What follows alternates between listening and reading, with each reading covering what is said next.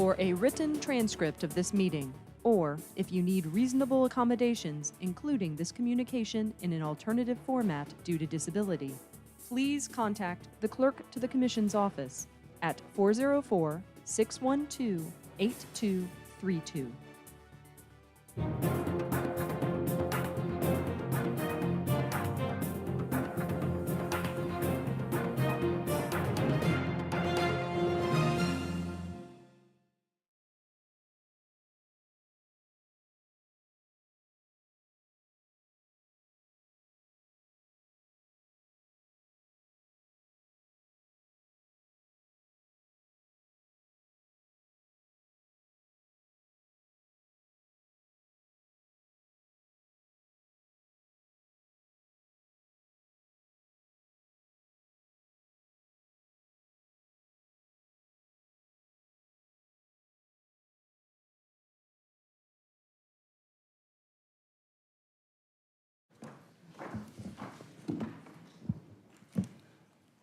All right, good morning, everyone, and welcome to the regular meeting of the Fulton County Board of Commissioners. Today is July 13, 2022. It is 10:01 a.m.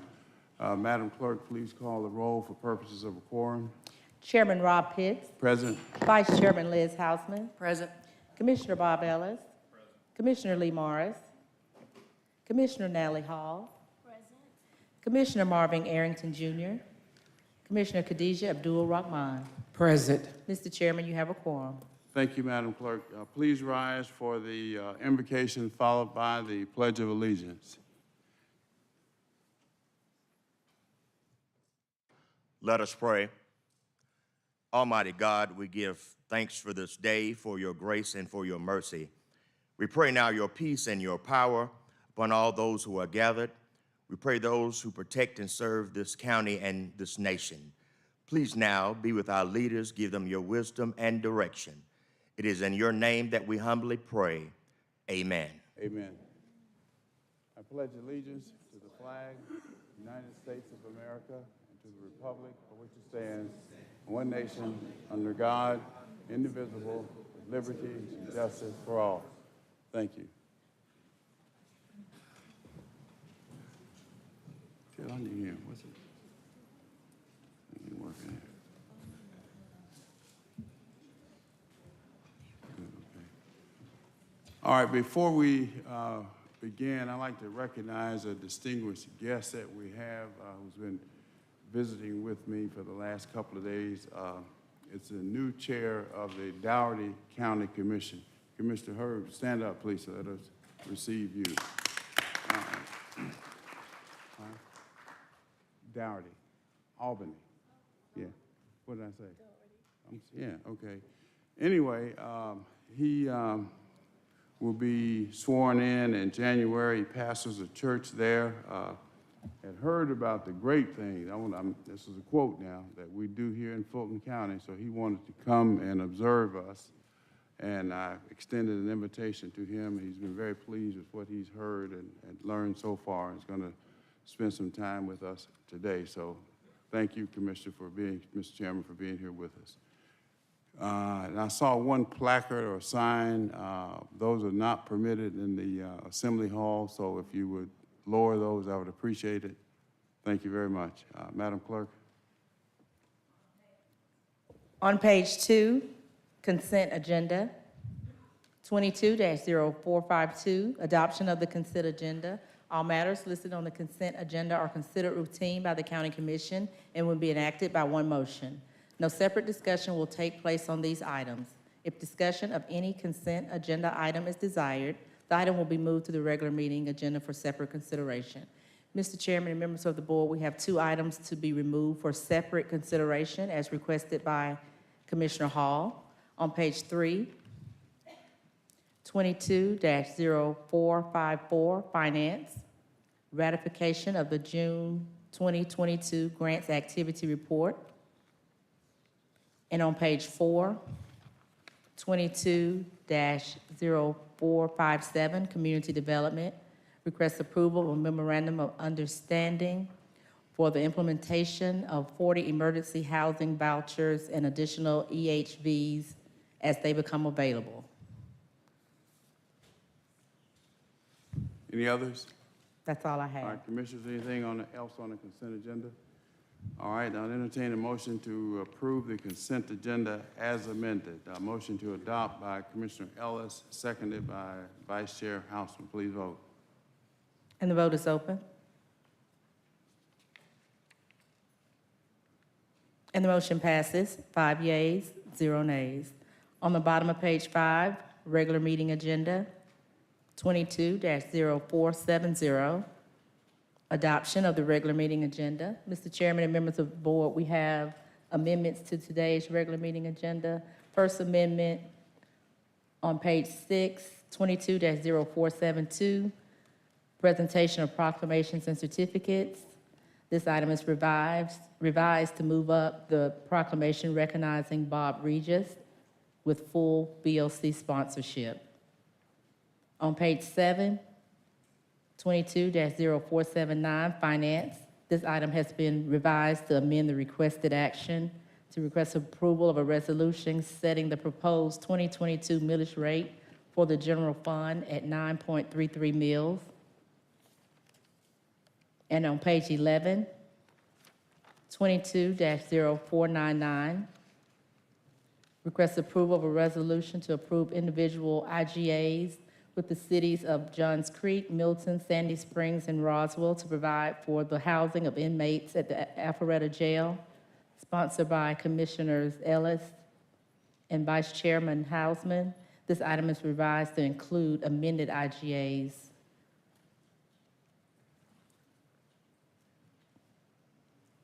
And those are all the amendments I have for today. All right, Vice Chair Houseman. Yes, thank you, Mr. Chairman. I'd like to request that we move up the tax assessor's report to be heard when we discuss the millage rate, since they're connected. Which page? Well, it's item 22054, which I believe is on the last page, to be moved up with 220479. It can go after the millage rate discussion, that's fine, but I just think that they're related. Okay. No objections? Anything else? All right, That's it. motion to adopt the agenda as amended. Motion to adopt by Commissioner Hall, seconded by Commissioner Abdul Rahman. Please vote. And the vote is open.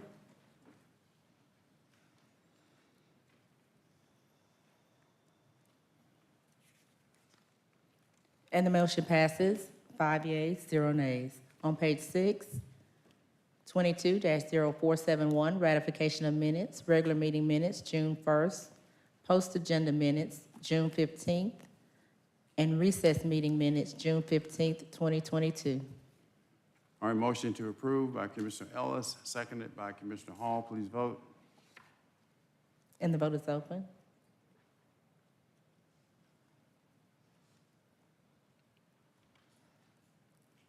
And the motion passes, 5 yeas, 0 nays. 22-0472, presentation of proclamations and certificates. The first proclamation is recognizing Bob Regis Appreciation Day, sponsored by Commissioner Hausman with full board support.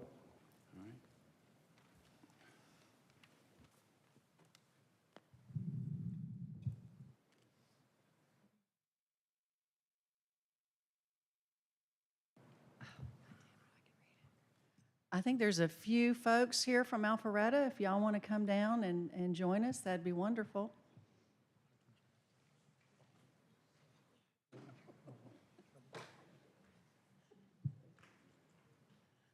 I love your suit.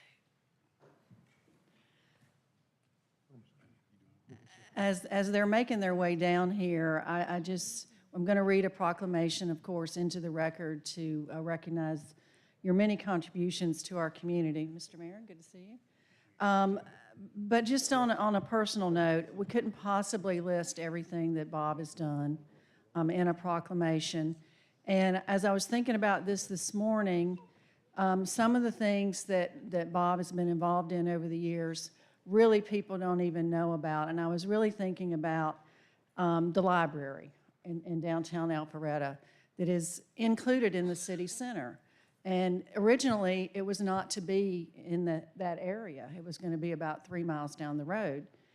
And so as we were trying to determine exactly what we were going to do, I went to Bob and we just brainstormed about how we could possibly fit our library into the new downtown. And we put a square peg in a round hole there to make that happen. But what an impact that's been on the community. And it's things like that Bob has been involved in. And you're working to the last possible second. We've got jail items on today. And Bob has been very instrumental in making that happen as well. So we're losing a gem in you. We really are. Wish you all the best, but it's a bittersweet. Got a great replacement that's here, but we're going to miss you, Bob.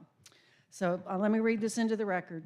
Whereas Robert Bob Regas began what would become a long and decorated career in public service by applying for a temporary job in the Fulton County Tax Commissioner's office selling automobile tags in 1975 upon graduating from Georgia State University with a degree in business.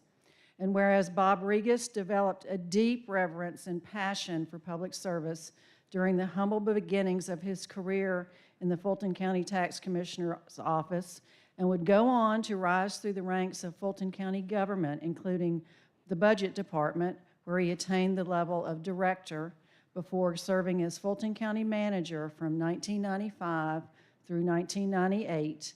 And whereas upon the conclusion of his tenure with Fulton County government, Bob Regas continued to work in public service by joining the city of Alpharetta in the role of interim city administrator, where he quickly impressed the city council and then Mayor Chuck Martin, who altogether recognized his talent and passion and canceled a national search to offer him the permanent role of city administrator. And whereas Bob Regas has continued to serve in the role of city administrator since 1999 and has overseen and managed a period of unprecedented growth where the once small city has doubled in population, becoming one of Georgia's most desirable cities to live, work, and raise a family. And whereas among Alpharetta's many accomplishments under the leadership of Bob Regas include the developments of the amphitheater, the new Alpharetta City Center, Avalon, Gwinnett Technical College, and the Alpha Loop. And whereas Bob Regas has remained an indispensable friend and partner to Fulton County government throughout his tenure with the city of Alpharetta, and whereas Bob Regas will conclude his distinguished career, celebrated an unparalleled tenure of public service on August 1st, 2022, and leaves both Fulton County and the city of Alpharetta better because of his service, and will be missed by his city and county colleagues alike. Now, therefore, be it resolved that the Board of Commissioners of Fulton County recognizes and commends Robert Bob Regas for his unwavering commitment and dedicated service to the citizens of Fulton County and Alpharetta, and does hereby proclaim Wednesday, July 13th, 2022, as Bob Regas Appreciation Day in Fulton County, Georgia.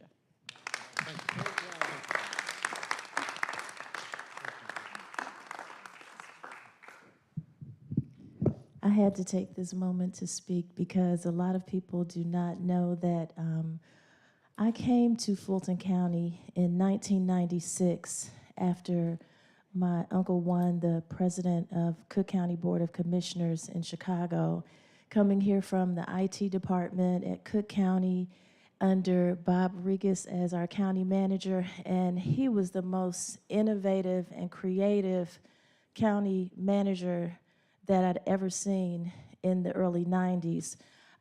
My team and I worked under Tom Cullen, who was the director of the IT department at that time, and we were given carte blanche to be innovative.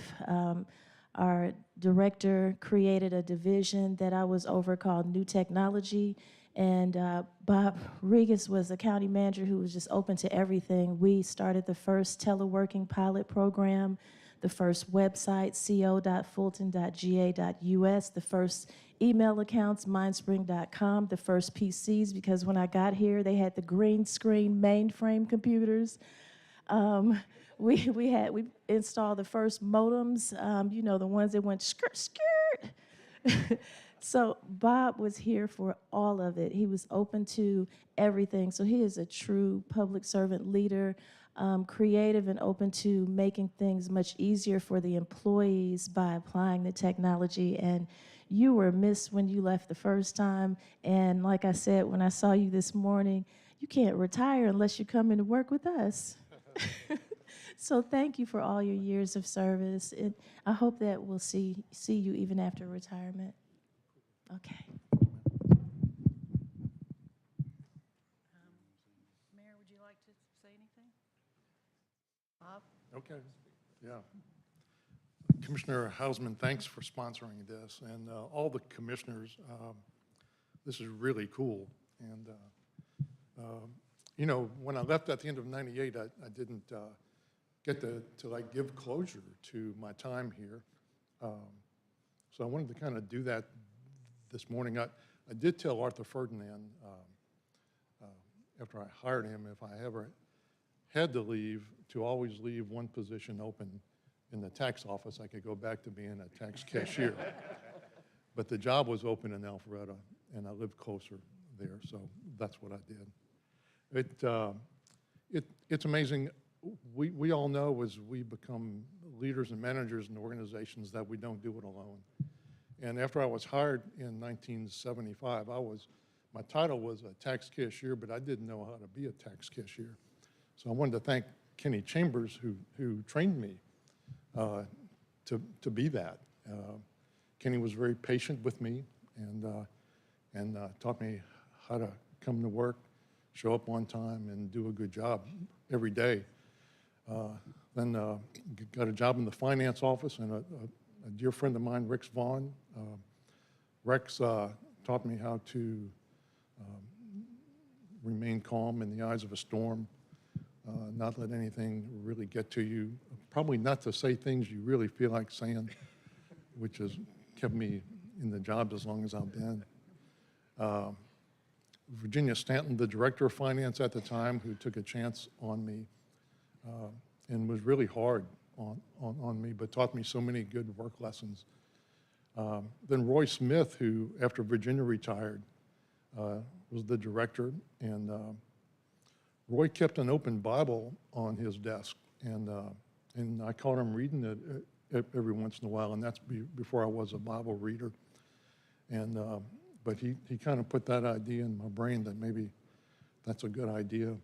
Sam Brownlee, one of my mentors, who was the county manager, and whose place I took as an acting county manager in 1990.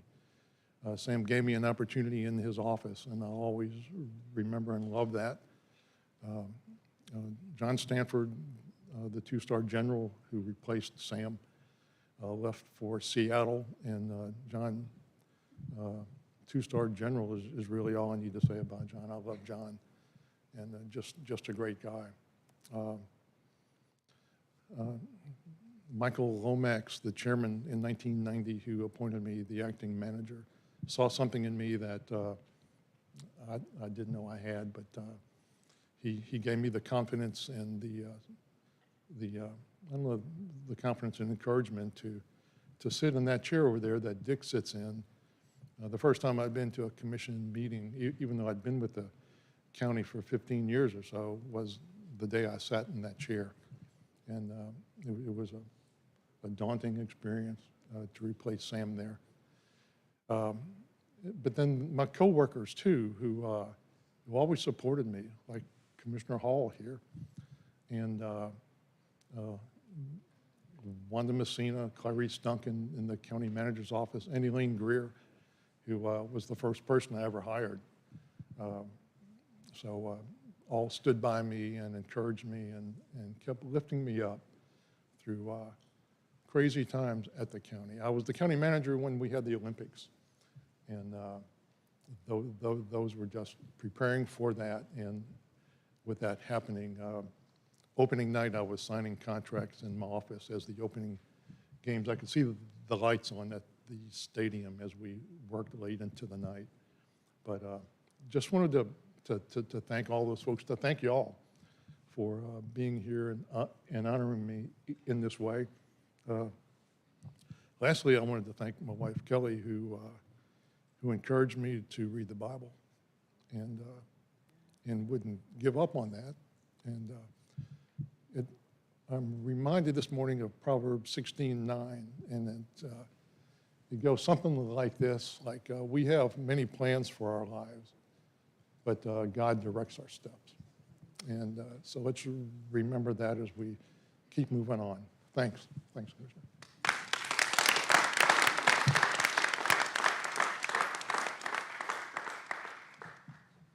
Hey, man. Great.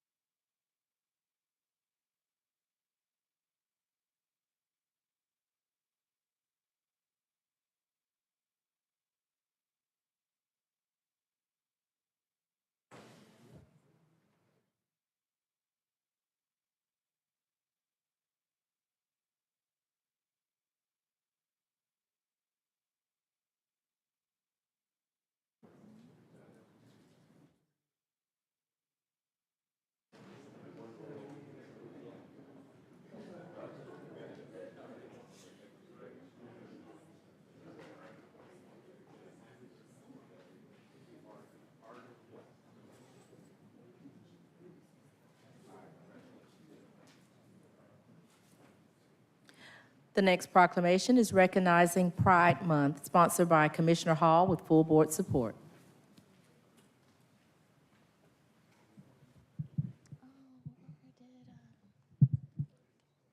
Come on down.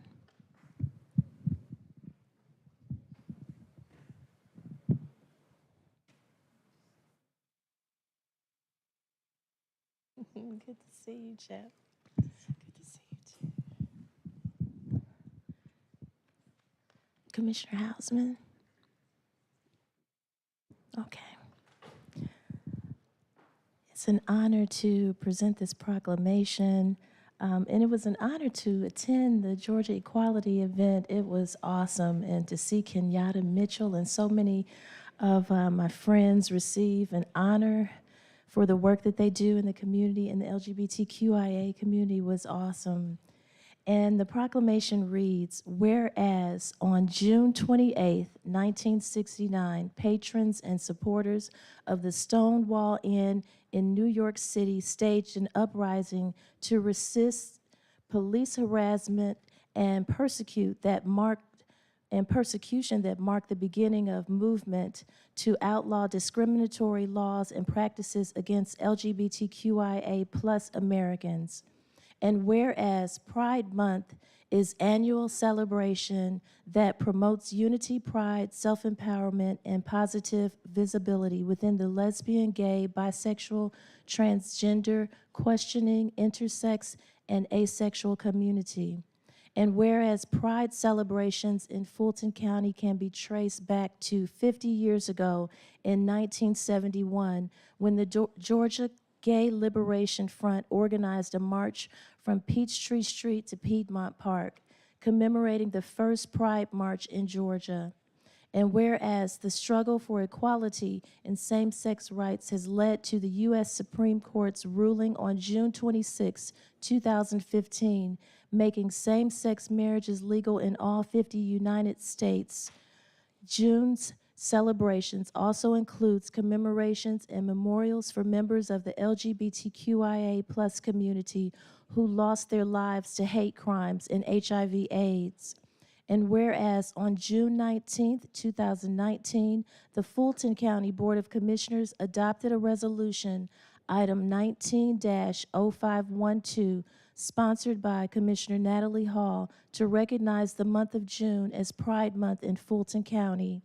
And whereas Fulton County recognizes that discrimination and exclusion continues to exist in the daily lives of the LGBTQIA plus individuals and families, and supports the LGBTQIA plus community by recognizing June as Pride Month. Now therefore be it resolved that the Fulton County Board of Commissioners memorializes the historic accomplishments of the LGBTQIA plus community commends their tremendous contributions to the local community and beyond, and recognizes their continued struggles, and does hereby proclaim the month of June 2022 as Pride Month in Fulton County, Georgia. Congratulations, Chef.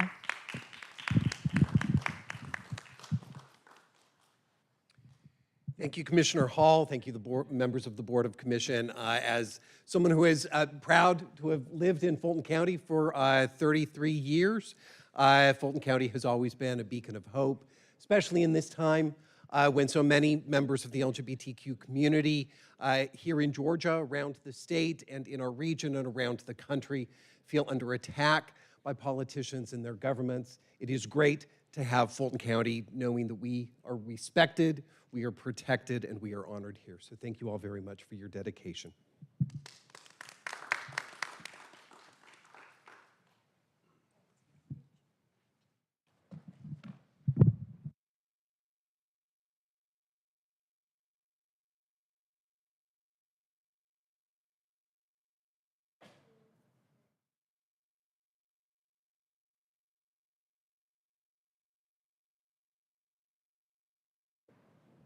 The next proclamation is recognizing Project You First Appreciation Day, sponsored by Commissioner Hall.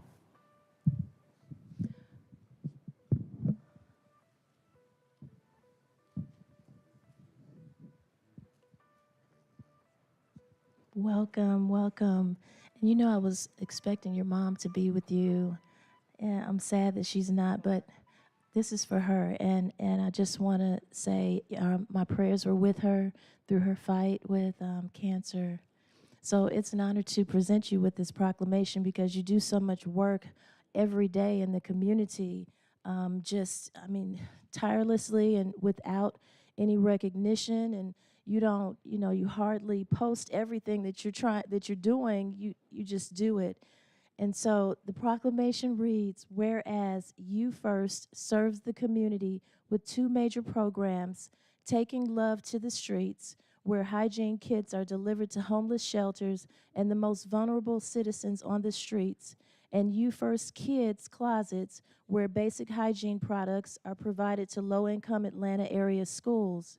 And whereas over the past 8 years, You First, founded by Erica Wright, has provided over 1 million hygiene items to fellow citizens experiencing homelessness. And since the COVID-19 pandemic began, You First has distributed over 300,000 hygiene love bags, 20,000 pairs of socks. Oh, this number doesn't include what you gave me. And 5,250 feminine hygiene products to our most vulnerable citizens in Metro Atlanta. And whereas You First has expanded their gifts across 29 states and as far as Paris, France, and during the pandemic partnered with Aetna and distributed over 1.5 million face masks, and in 2020 drove over 6,000 miles, sharing over 13,000 hygiene love bags in 12 states en route to Skid Row in California. They took another road trip in 2021 from Atlanta to New York in 9 days and shared 10,500 love bags with homeless individuals. And whereas You First continues their monthly outreach events by providing love bags, sack lunches, and facial masks to over 3,000 men, women, and children, including those in local homeless shelters and those living without walls. You First also continues its contribution to the City of Atlanta warming centers during inclement weather and implemented their first You First Kids program and provides hygiene items to care closets for students in public schools who receive free or reduced meals. Now therefore be it resolved that the Fulton County Board of Commissioners recognizes You First for their efforts to preserve the health and dignity of our fellow citizens who are less fortunate, and does hereby proclaim Wednesday, July 13th, 2022 as Project You First Appreciation Day in Fulton County, Georgia. And I think that's supposed to say the 15th. Congratulations, Erica.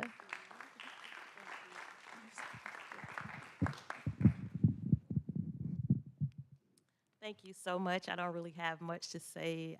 This is just the beginning. We're just getting started. On behalf of myself and the entire U First team, we're just grateful to be able to be at the table to serve the community.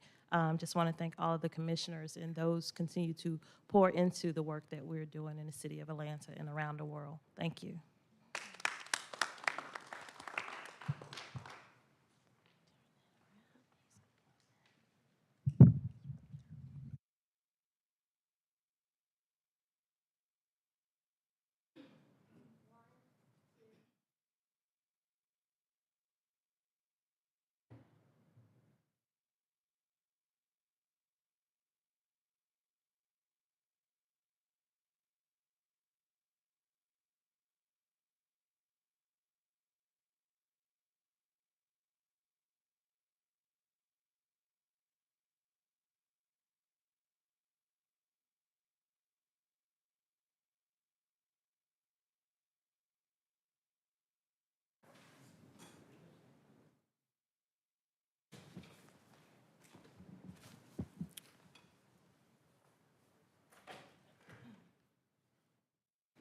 All right, Madam Clerk.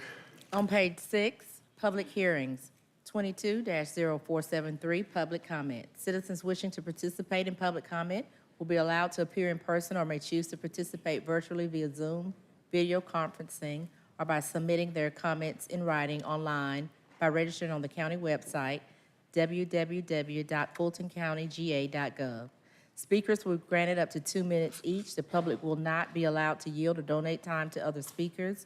The public comment portion of the meeting will not exceed 30 minutes. In the event the 30-minute time limit is reached prior to public comments being completed, public comment will be suspended and the business portion of the BOC meeting will commence. Public comment will resume at the end of the meeting. Mr. Chairman and members of the board, we will start with the speakers here in Assembly Hall. We have received 19 speaker cards. Will the first 6 speakers please come down? Council Member Keisha Waits, Lily Ponce, Roberta Myers Douglas, Shantae McLaughlin, Jimmy Hill, and Denise Rubin.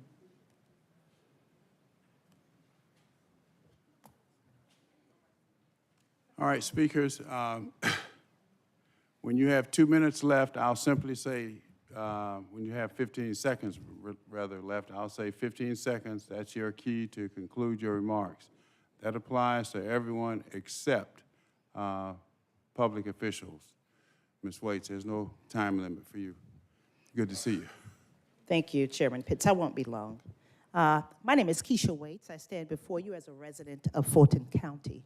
So it's a pleasure, as well as have mixed emotions, given the legislation that I'm here to speak to.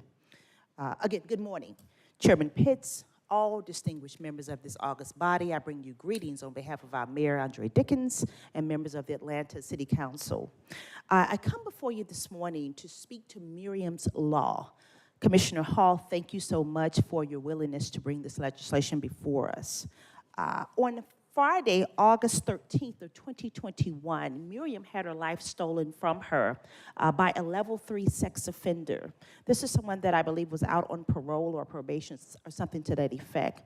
There's someone that will be here to speak to that effect. But essentially, the City of Atlanta passed an urging resolution directed to the Georgia General Assembly to change the laws to ensure that individuals at a level 3 in terms of the sex offender registry would never be let out to do what he did to Miriam in terms of taking her life from her. So I just simply ask for your favorable support this morning for Miriam's Law. Again, I thank you for your service to all of us here in this Fulton County, and it is my hope that you will pass this legislation this morning. Thank you so much.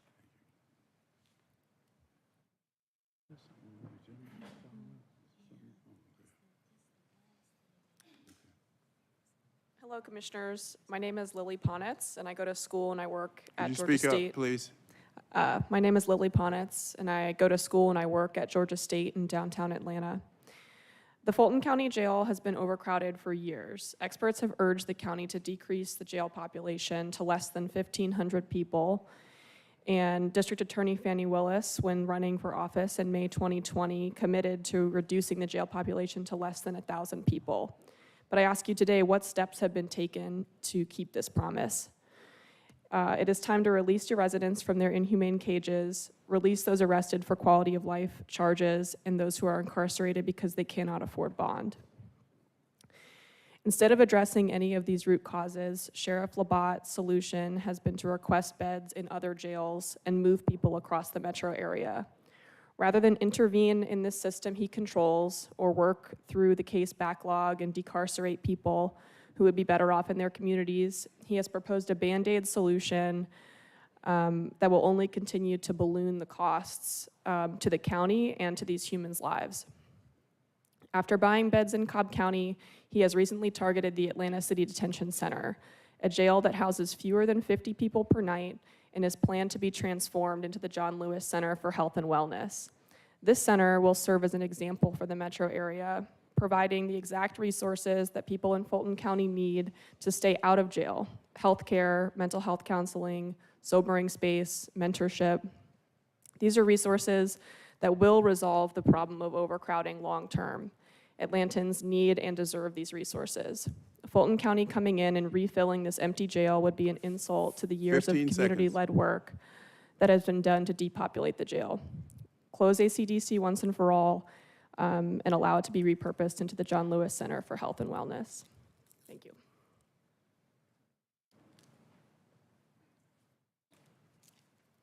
Good morning, Commissioners. I'm Roberta Myers Douglas. I'm the Vice President of State Strategy with Legal Action Center, which is a national nonprofit law and policy organization based out of New York, Washington, D.C., and here in Georgia, where I am. I've pretty much called every one of your offices, and I also want to thank those of you who have spent time trying to identify the solutions that could be implemented to decrease the population of the Fulton County Jail.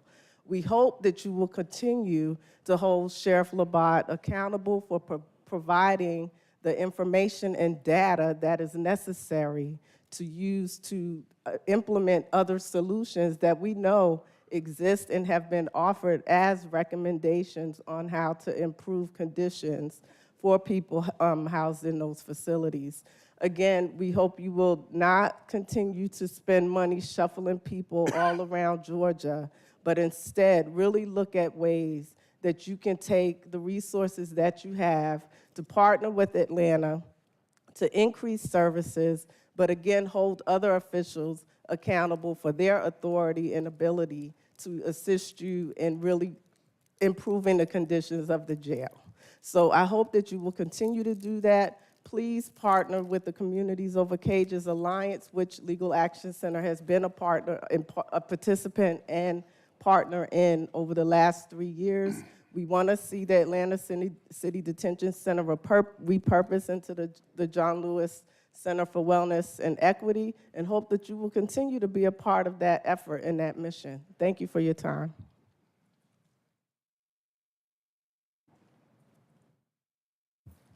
Good morning. My name is Shantae McLaughlin. Do you want me to wait till the timer starts? Okay. Commissioner Pitts, you asked me for 2 minutes of my time every day while I worked your re-election campaign. I'm going to give you 2 minutes of my time. 5 years ago, when I was at the Fulton County Women's Detention Center, I shared with you, Commissioner Hall, Commissioner Arrington, it's good to see you. I worked on your campaign as well. I shared with you the conditions of that jail. I shared with you the torturous conditions. I shared with you how they handcuffed me to the bed. I shared with you how I delivered triplets and they took 2 of my children and trafficked them. I live with a mental health diagnosis, and they've tried to say that it's because of my mental health diagnosis that I don't know what happened. I am 100% on my medication. I have no homicidal thoughts, no suicidal thoughts, nor do I own a weapon. And I would like to know, why has there been no investigation into my children, Malcolm and Melina, being missing? There were 200 cases of cruel and inhumane treatment to minority women with mental health in the Fulton County Women's Detention Center. That class action lawsuit settled about 2 months ago. That was 2018 until present. I was there in 2016 and 2017, and you know my story. I've shared it with you in person. Commissioner Hall, I've written you letters. and you told me that you would get back to me, and I'm sure that, you know, in all fairness to you, I know that there's only so much that you can do. But I want to know why there's been no investigation into finding my children. Thank you.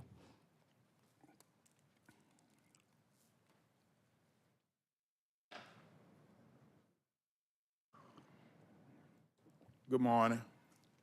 God is good. My name is Jimmy Hill. I guess when you spoke about the sign, Commissioner Pitt, you were talking about me.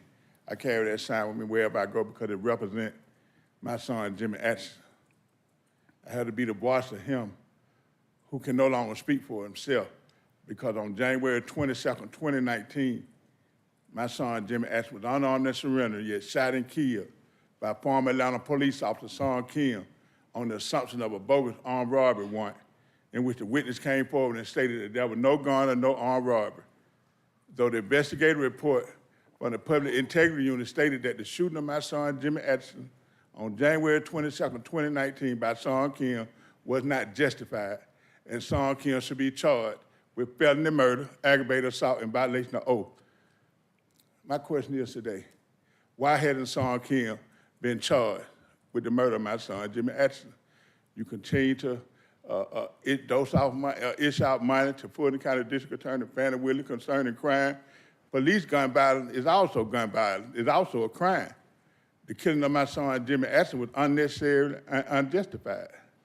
So I ask you today, do anybody on this panel care about police brutality, or should I say, do anybody on this panel care about the lives of lower-income black men such as my son, Jimmy Atchison? My son, Jimmy Atchison, was a young black man who had a promising future, who leaves behind 2 small children who will be raised without their father. So I ask you today, wrong is wrong, no matter who said it or who does it. And Fulton County District Attorney, Fannie Willis have been wrong. 15 seconds. You are not wrong because you refuse to say anything. You continue to remain silent on the issue. Does anybody on this panel have any integrity, dignity, character, or godly principle to do the right thing? Justice for my son, Jimmy Atchison.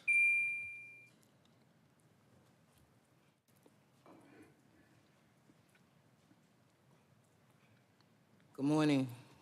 My name is Denise Rubin. I'm an organizer with Women on the Rise. I've been working on a campaign to close the jail for about 3 years since being home from prison.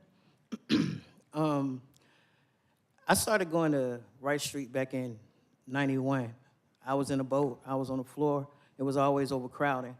So I don't see where leasing or giving ACDC to Fulton County would be a good idea.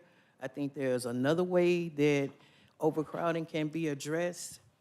At this point in Atlanta, we need to invest in our community, people over profits, and try to find a way to use ACDC as a center for health and wellness to provide resources and services for people like me, people with mental health issues. We need to invest in our people, and I'm asking not to allow Labatt to acquire ACDC, and let's change it into a center for health and wellness so we can provide services to people in need and the unsheltered people and people that need mental health services. Thank you. Next 6 speakers, please come down. Asia Morgan, Ali Abdullah, Sandra Burkhart, Mecca Herskin, Emily Backus, and Dominique Grant.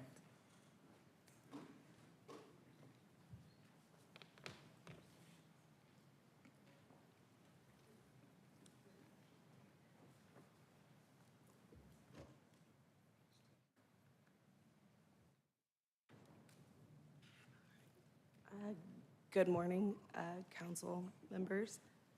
Speak up, please. Is that better? Yes. Good afternoon, council members. My name is Asia Morgan, and I'm here on behalf of Miriam Abderab and her family to speak on passing Miriam's Law.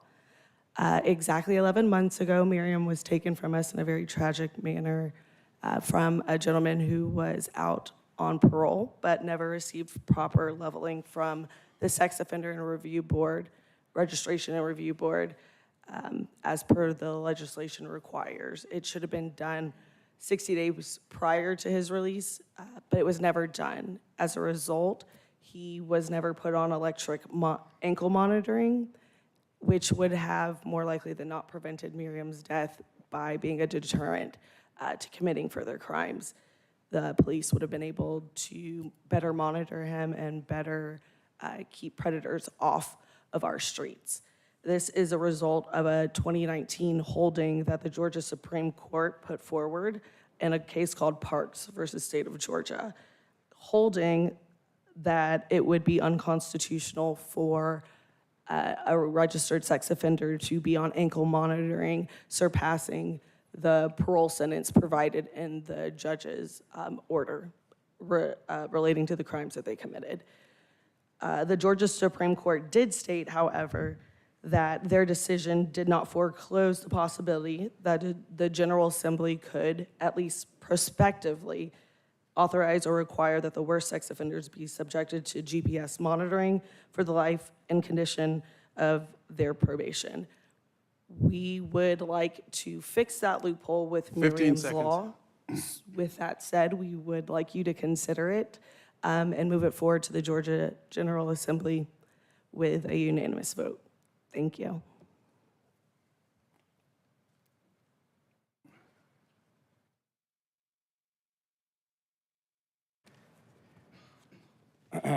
Good morning, Fulton County Commissioners. My name is Ali Abdurrab. I'm here to speak on Miriam's Law.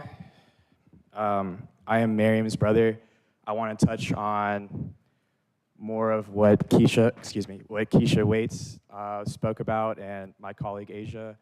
I'll talk about the background a little bit more.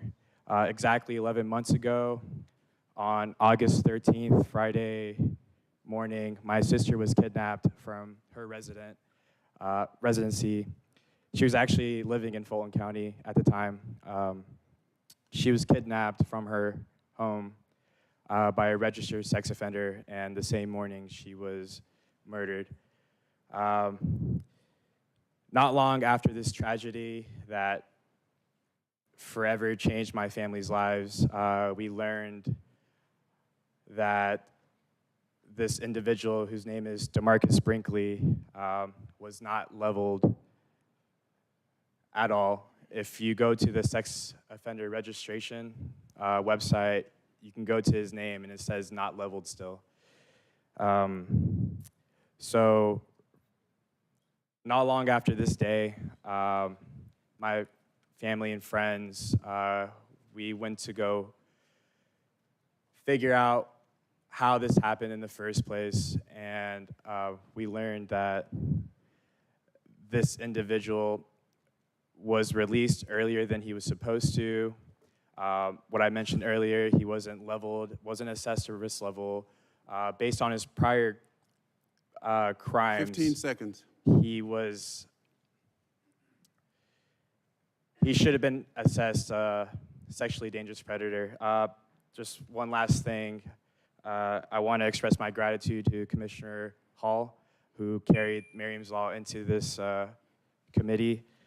Just want to say thanks, and thanks for showing your support. Thank you.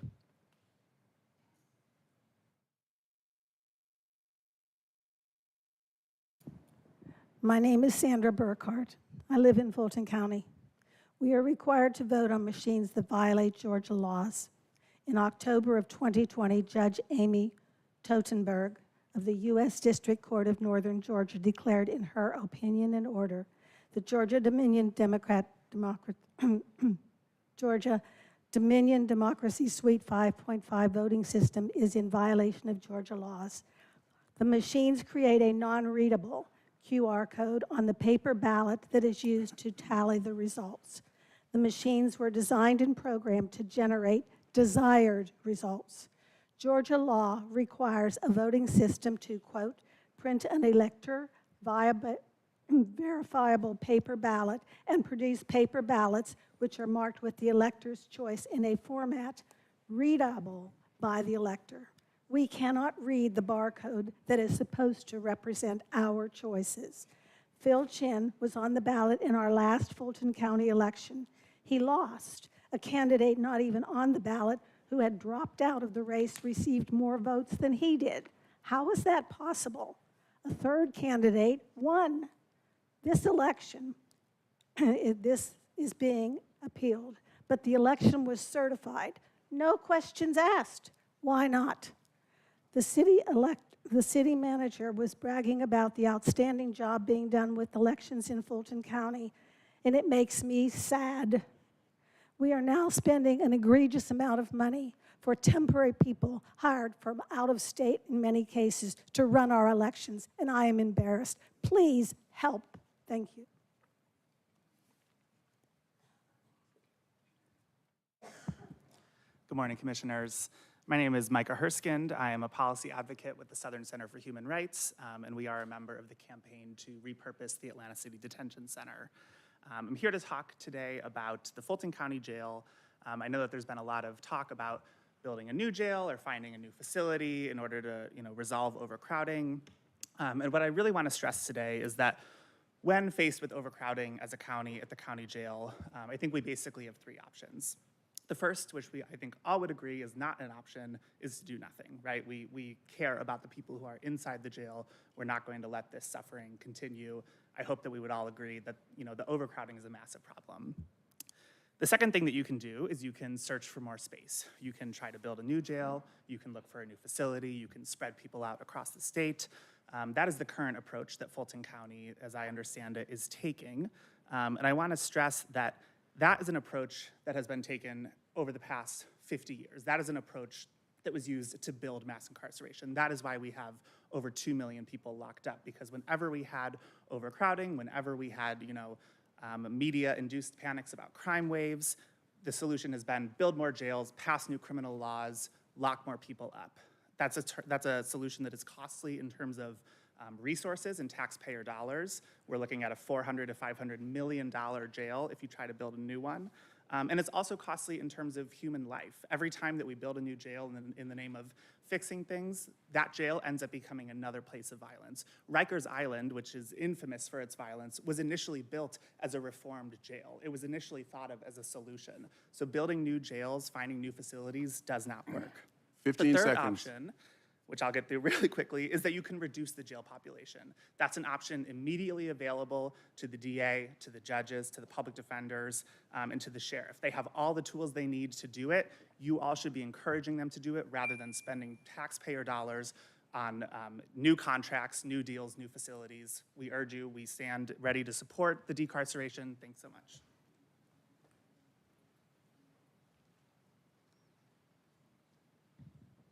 Good morning. My name's Emily Backus. I'm an elementary school teacher in Atlanta Public Schools, and I'm here with the Communities Over Cages Coalition to ask the Commission to oppose any plan to lease Atlanta City Detention Center to Fulton County.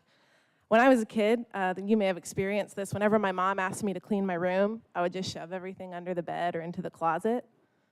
Didn't make my room clean, but it made my mom think that it was. Giving Sheriff Labatt another jail is just giving him a big old bed to shove his mess under. It doesn't keep us safe, but it might make us think so. It's been tried before. In 2021, Fulton County leased 500 beds from Cobb, and it did nothing to solve these fundamental problems at the jail. As Micah mentioned, reducing the jail population is a morally just solution to the overcrowding problem. Sheriff Labatt has not provided data about who is in the jail, but we know that many people there are being detained because they cannot make bail, which is a criminalization of the poor. Atlanta City Council has the opportunity to approve a resolution by Councilmember Waits to turn ACDC into the John Lewis Center for Wellness. I did a little bit of Googling about the history of the Fulton County Jail, and it was quickly evident that 50, 60 years ago, civil rights leaders were detained in the jail. You've done some work to expunge those criminal records, but you can further change that legacy by opposing any plan to lease the jail and to support Councilmember Waits' plan to turn it into the John Lewis Center for Wellness. Thank you for your time.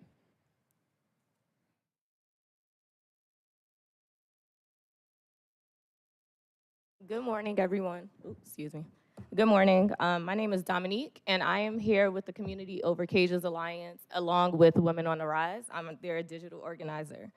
I'm originally from the Bronx, New York, born and raised, and I moved to Georgia probably about, I don't want to say, but a while ago. And I've been in the city of Atlanta for quite some time.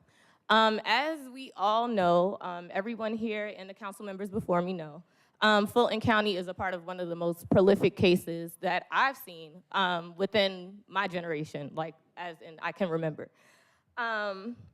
What I've noticed and the questions that I'm noticing the community has is, one, if with these prolific cases, what is being done to treat people? How is Fulton County planning to decarcerate people? There's been rumors in the news about a multi-million-dollar rapper asking a nurse to smuggle in something, which is alleged, but we're not understanding how that can happen to someone of that magnitude without them receiving treatment. And again, this goes into the thought of, okay, so what are we doing to help people? How are we treating people and not putting them in prisons? I don't believe that spreading people across the country is the right thing to do. I don't believe that taking people away from their families is the right thing to do when you can simply provide solutions, provide treatment, mental health treatment, drug treatment, anything regarding addiction. So I'm just here to say, I urge you guys, I beg you guys on behalf of millennials, us on the social media, we're watching, we understand, and we're sometimes discouraged and hurt because we are told to vote, and our council members and our elected officials, especially ones of our race, aren't always representing us. Thank you. Last 7 speakers, please come down. Bria Taylor, Ruth Walker, Maggie Goldman, Devin Barrington Ward, Keanu Jones, Teresa Godfrey, and Shirley Davenport.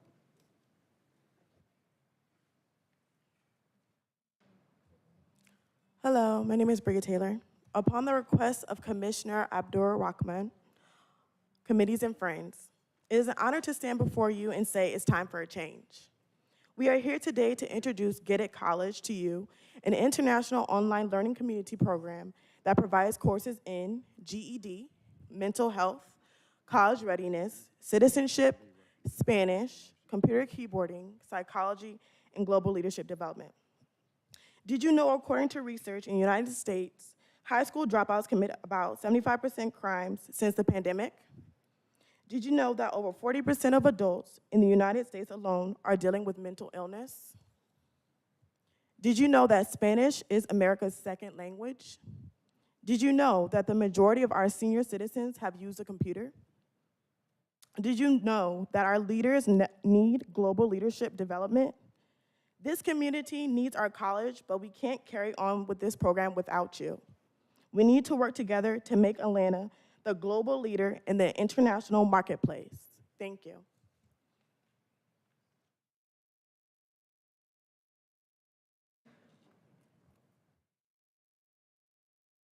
Greetings, everyone. Happy New Day. My name is Ruth Walker. Miss Liz, you're over D1, and that is part, and one of your responsibilities is the water. And I know you are all about private sectors and all of that. And our water has the worst water quality in Atlanta. And it's privatized to Suez, which is Water United, but they're really doing a horrible job with our water quality. So I want to know what you and Bob Ellis are doing about that since y'all are over water. Let's see, what else? Mr. Marvin. So I hear more about your legendary pool parties and what's going on in the West. I need all y'all to really help this gentleman with South Fulton because you got all the money in Alpharetta and Milton. Y'all have all the money. And he's over here struggling in South Fulton. I only can hear Marvin's sap. We ain't never gonna make it this way. We're really not. And so, Ms. Hall, your job is D4. And Atlantic Station is beautiful. But Donnelly Hollowell looks like, what? It looked like a bomb got dropped. So how is this the same Atlanta? Let's make it make sense. And Mr. Morris, you're over Buckhead. You know, there used to be an all-black community called Macedonia Park. And affordable housing is supposed to be your thing, but make it make sense. None of us can live there. Let's see, and Miss Khadijah, you the people's champ. I love you, you know what I'm saying? Because you really be out there with the people, the Minded Six. You really know what's going on. I'm sure Miss Liz, Mr. Bob, none of them drive through the hood. We all part of Fulton County, but none of us can live in Alpharetta, Milton, Johns Creek. How does Fulton County got 15 cities with that much wealth disparity in 15 seconds. So I'm just wanting to know what's going on with the city of Atlanta? What is going on with these job responsibilities? Let's make it make sense, because Georgia clearly does not like poor people by the actions. I still have not received all my help. And it's like, what's the emergency money for if y'all really not out here doing your job responsibilities? Please make it make sense.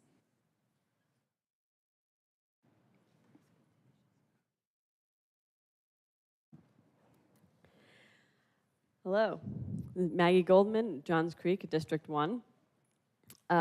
Today I'd like to speak in favor of this public defender item. It looks like an agreement between the Public Defender's Office and the United Way to support a select group of chronically homeless individuals released from Fulton County Jail and providing transitional housing with case management. The people that are chronically homeless or have mental health issues actually need our help, and I'm very much in support of more actions just like this one to keep people out of the criminal justice system if they don't actually need to be there, but there's just nowhere else for us to bring them. I'd also like to support this behavioral health item. It says medicated assisted outpatient treatment clinic program for the purpose of integrating strategies to provide medicated assisted outpatient treatment of substance abuse disorders for Fulton County residents. I used to live in Midway Woods, just outside of Winona Park in Decatur, and we had a neighbor who was quite senior and had no income to speak of, no health insurance, could hardly find his ID on a regular day. And he would get picked up by the DeKalb Crisis Mobile Unit and taken to the 13th floor at Grady, and he would be put back out in 3 days and had no access to medication, no way to keep himself stable. And so I hope a program like this will help people like my former neighbor. I'm also I'm going to be very interested to see what the Assessor's Office has to say today. I'm sure they won't be speaking on the issues that I have with the Assessor's Office, but we really need to do more to make sure that we are properly assessing properties, especially in the city of Atlanta. The criteria used on the property record cards has not been updated unless you actually happen to go and update it yourself. So I'll be sending you guys a lot more information about that.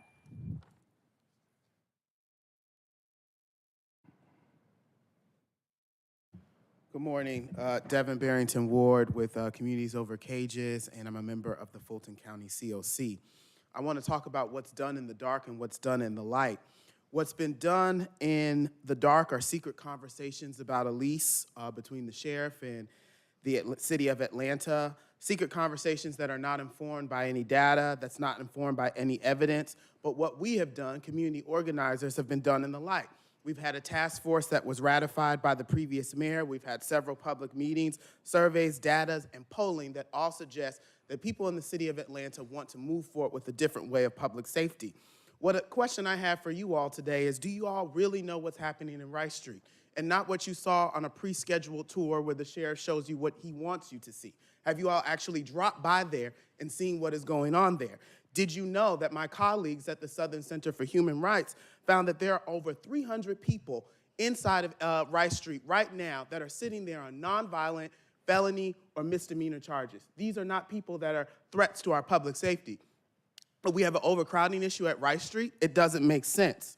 The sheriff is holding people that the court has also ordered could be released. Why is he doing that? There are staff at the jail that are sneaking in contraband. Why would we expand the footprint of the problem? See, I also understand that Fulton County has approved a feasibility study for a new jail, but also where is the feasibility study for a crisis mental health center? Where is the feasibility study for a sobering center? Where is the feasibility study for free substance abuse programs that actually meet the need of the people here in Fulton County? I will close with this. Warning comes before destruction. We've all heard that in church before, right? 15 Those seconds. of us who go. And so the destruction that we are facing is a public safety strategy that overly relies on police, prisons, and jails instead of services, resources, and an investment in our people. You all have been warned. Thank you.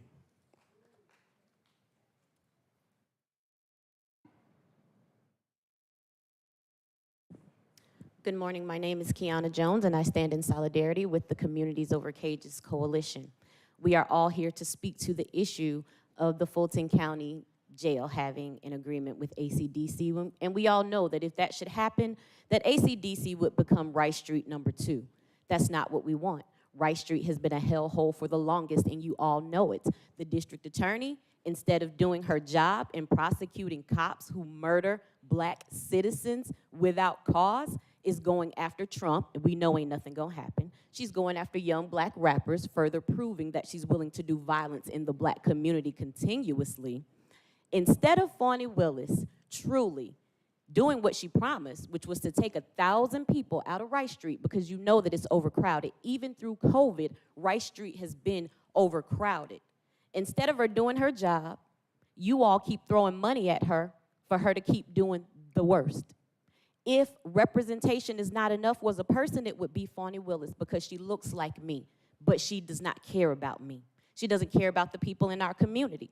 And if we continue to allow Sheriff Labatt to run Rice Street Jail the way he's running it, and for Fulton County to be what we see, you're gonna continue to hear people complain. You're gonna continue to get people questioning who you are, what you're doing here, and why the hell you decided you wanted to represent somebody but do them a disservice. The people of Fulton County deserve what they voted for. They voted for the representative. If you're gonna be that representative, then stand up and be that. If you don't wanna be that, stop taking money. Go ahead and step off. Stop waiting for your prestige, stop clout chasing, and 15 stop seconds. approaching the families of victims of police brutality, then leaving them when you think you can't win their case, Marvin Arrington, because I know the family of Jarvis likes. All of y'all need to do what you were elected to do. Stop wasting money on these jails and support your community.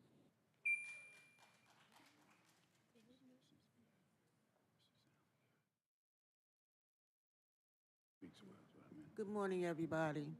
My name is Teresa Godfrey, and I happen to be a formerly incarcerated person and who's been in jail for some of the same things that we're coming here to say today in reference to how people should be treated, but more likely, how can they have an answer so they don't have to come back that way? The people that we're talking about in ACDC are not hardened criminals, level 3s and things like that. We're talking about people who have traffic citations, people who are homeless, streetwalkers and things like that. People that have low level but need help. When we think about people that need help, I can go in my car and I can pull out my United Health insurance card and go see a doctor and don't have to pay no copays. But we're talking about people who are in a position where they can't even get into a system. And with the pandemic, people that could have been seen can't be seen. So that makes it much harder. Who would like to wake up in front of their $500,000 townhouse and catch me sleeping out there on their sidewalk? Who wants to see that? When the only thing that needs to be done is to find them some solutions. That's what we want for ACDC. We want to give people solutions where they can come get ID, to go get a job, or come and get child care or some type of job training. Some people don't even know how to fill out a resume. When I was an employment counselor in Raleigh, they would come in, 15 seconds. okay, thank you. They would come to my desk and I would say, well, what did you do? They would, oh, well, I was a drug dealer. Oh, so then it means you know how to count money. You knew how to do good customer service. You know how to keep people coming back. And so when they seen their, I'm coming right off. When they seen their resume, they would sometimes break down and start crying because they didn't know Thank you, ma'am. that that's what they look like. Thank you. Mr. Chairman and members of the board, we have 6 speakers on Zoom and 6 email comments. Okay, we're at 33 minutes now, so how many more? 6 on Zoom and 6 email comments. All right, quickly, let's get it over with. Good morning, Commissioners. The first person to speak is Ben Howard. Greetings, Commissioners, and greetings, one and all. Ben Howard, Senior Advocate, Public Policy Analyst. They say one should give credit where credit is due, and so I tip my hat to all who have successfully killed the senior citizen movement in Fulton County, Georgia. During Older Americans Month in May, you made sure this assembly hall was not filled with hundreds of seniors from senior centers and from organizations like QLS. You made sure that the wait time would be as long as 40 minutes when one calls the star line at 404-613-6000. You have kept it a secret that 404-624-7560 is disconnected, that the Council on Aging is defunct, and that all 4 of the Council on Aging seats were vacant at Friday's meeting of the Commission on Elder Affairs. It is my hope that as senior citizens try to cope with taxes and home repairs and life, that we remember the time when life was better under different senior citizen management in Fulton County, Georgia. The next person to speak is Candy Muldowney.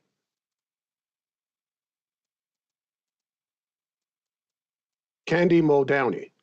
Hello, can you hear me? Yes, we can. Okay. Good morning, Commissioners. The question I have today relates to agenda item 22-0480. My question is, who decided to put forth such an incredibly irresponsible item? No one in their right mind would place before you such an item to vote on. So my question remains, who proposed this agenda item? Was it the elections director? Was it the county manager? Who submitted this? Let's walk through some of the reasons why this is so egregious. First of all, whoever submitted this item is asking for more money again, 11 million just for staffing. This is irresponsible at a minimum. Secondly, after all we have been through, that person thought it was a good idea to bring Happy Faces back into the picture more, requesting almost $2 million. I guess it's worth reminding everyone in the company that we're talking about here. Happy Faces is secured by Now account, which Stacey Abrams has ownership in. They also, to this day, haven't paid poll workers the money they were owed from last year's municipal elections. Just wait, it gets better. 2 of their hires were fired by the county for alleged destruction of voter applications. Oh, wait, there's more. The county did an internal audit of the Happy Faces contract. The results were so exceptional that Commissioner Hall made a comment that we've, quote, fired people for less, end quote. To summarize, someone put forth an agenda item today 15 with the seconds. company that has a major conflict of interest with the candidate on the ballot for this year's election. The company can't pay their employees on time and in full. The lack of quality in the hires were clearly called out as an issue in the Carter-Jones report. The county's own internal audit revealed the substandard nature of this contract. Thank you, ma'am. And filing Thank you. some of their employees. Thank you. Next Thank speaker. you. Next speaker. The next speaker is Felicia Mobley. Felicia Mobley. Next. Okay. The next speaker is Michael Harrison.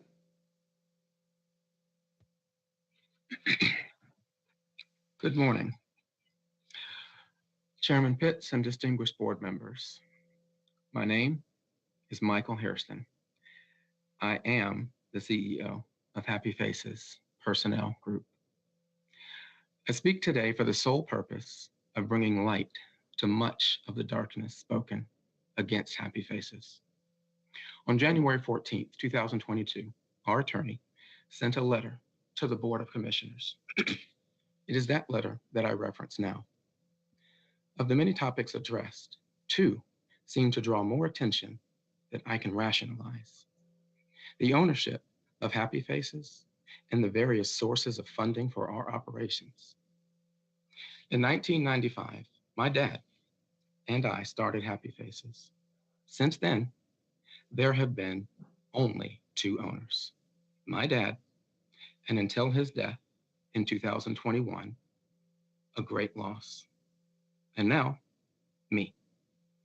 During our entire existence as a corporation, we have never received funding from any source other than our banks. We have no affiliation nor receive any funding from any political party, politician, or even a distant cousin. We have always been, are now, and Lord willing, will continue to be self-funded, a result of spirit-led leadership. Not overly exciting, but it's the truth. Peace and grace to you all. All right, next The next person to speak is Kevin Muldowney.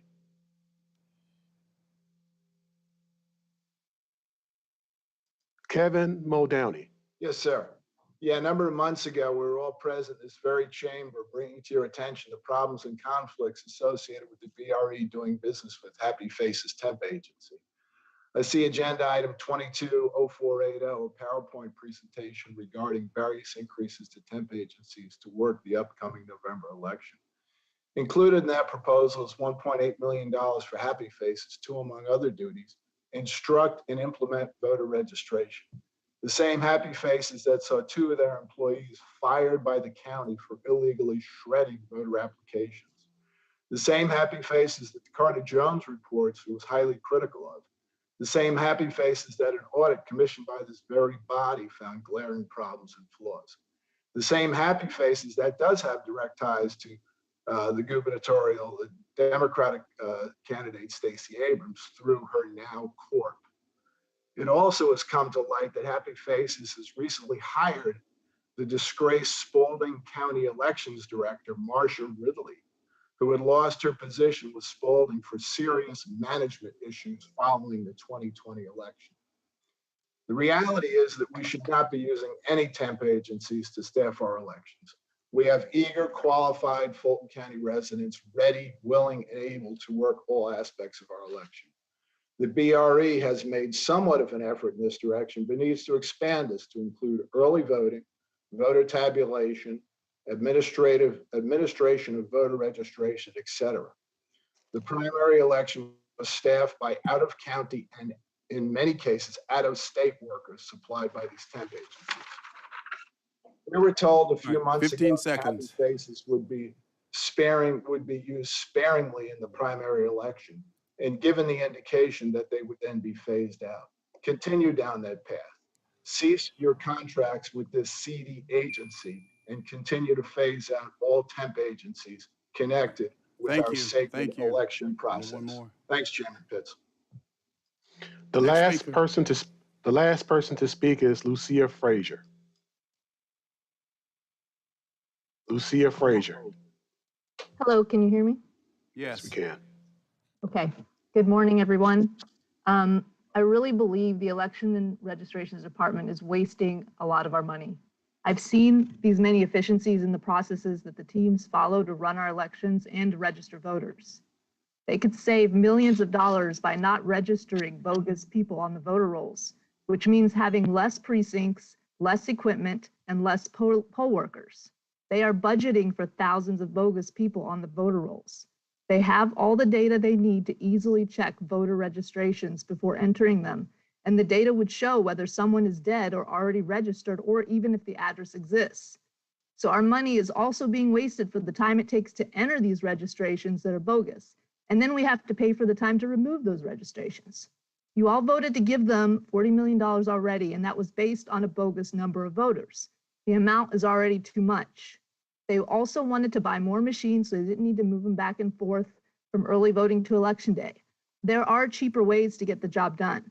I don't see anyone there working to reduce cost.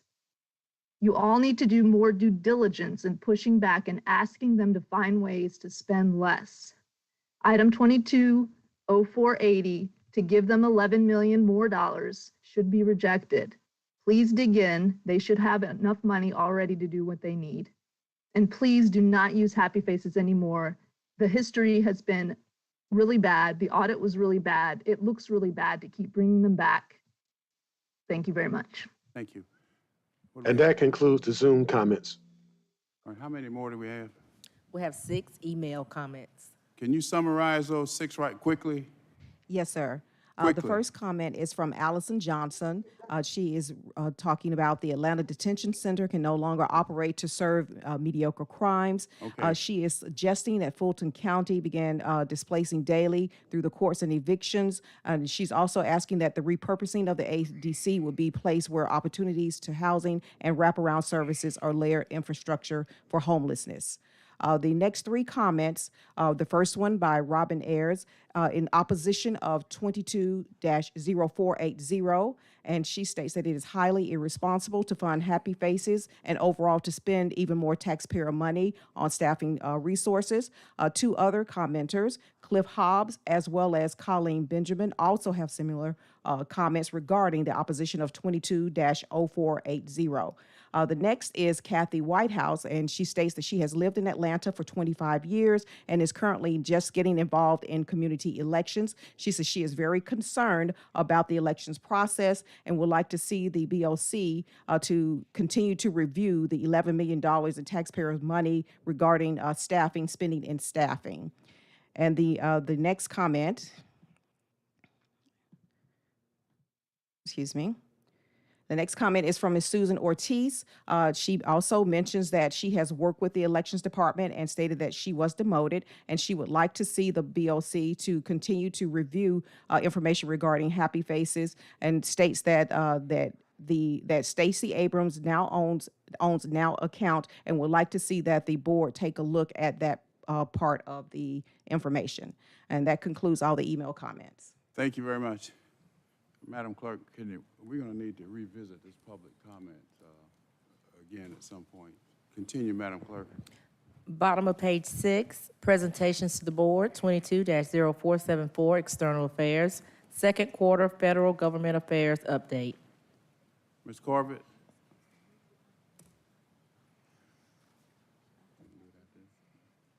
Ms. Corbett. Good morning, commissioners. I'm very excited that today we have back our team from McGuire Woods who are here from Washington. They spoke with us last quarter to give an update. They have only been working with us for about 6 months, but we've been very hard at work on a number of issues of federal importance. As you're aware, there's been a lot of movement in Washington on issues such as infrastructure, economic relief, continuing COVID response. We have talked with members of our federal delegation, so I'll turn it over to them. But Ms. Calhoun and I are glad to answer any questions. Welcome, gentlemen. Come on up. Thank you, Mr. Chairman. We're excited to be back. Could we go to the next slide, please?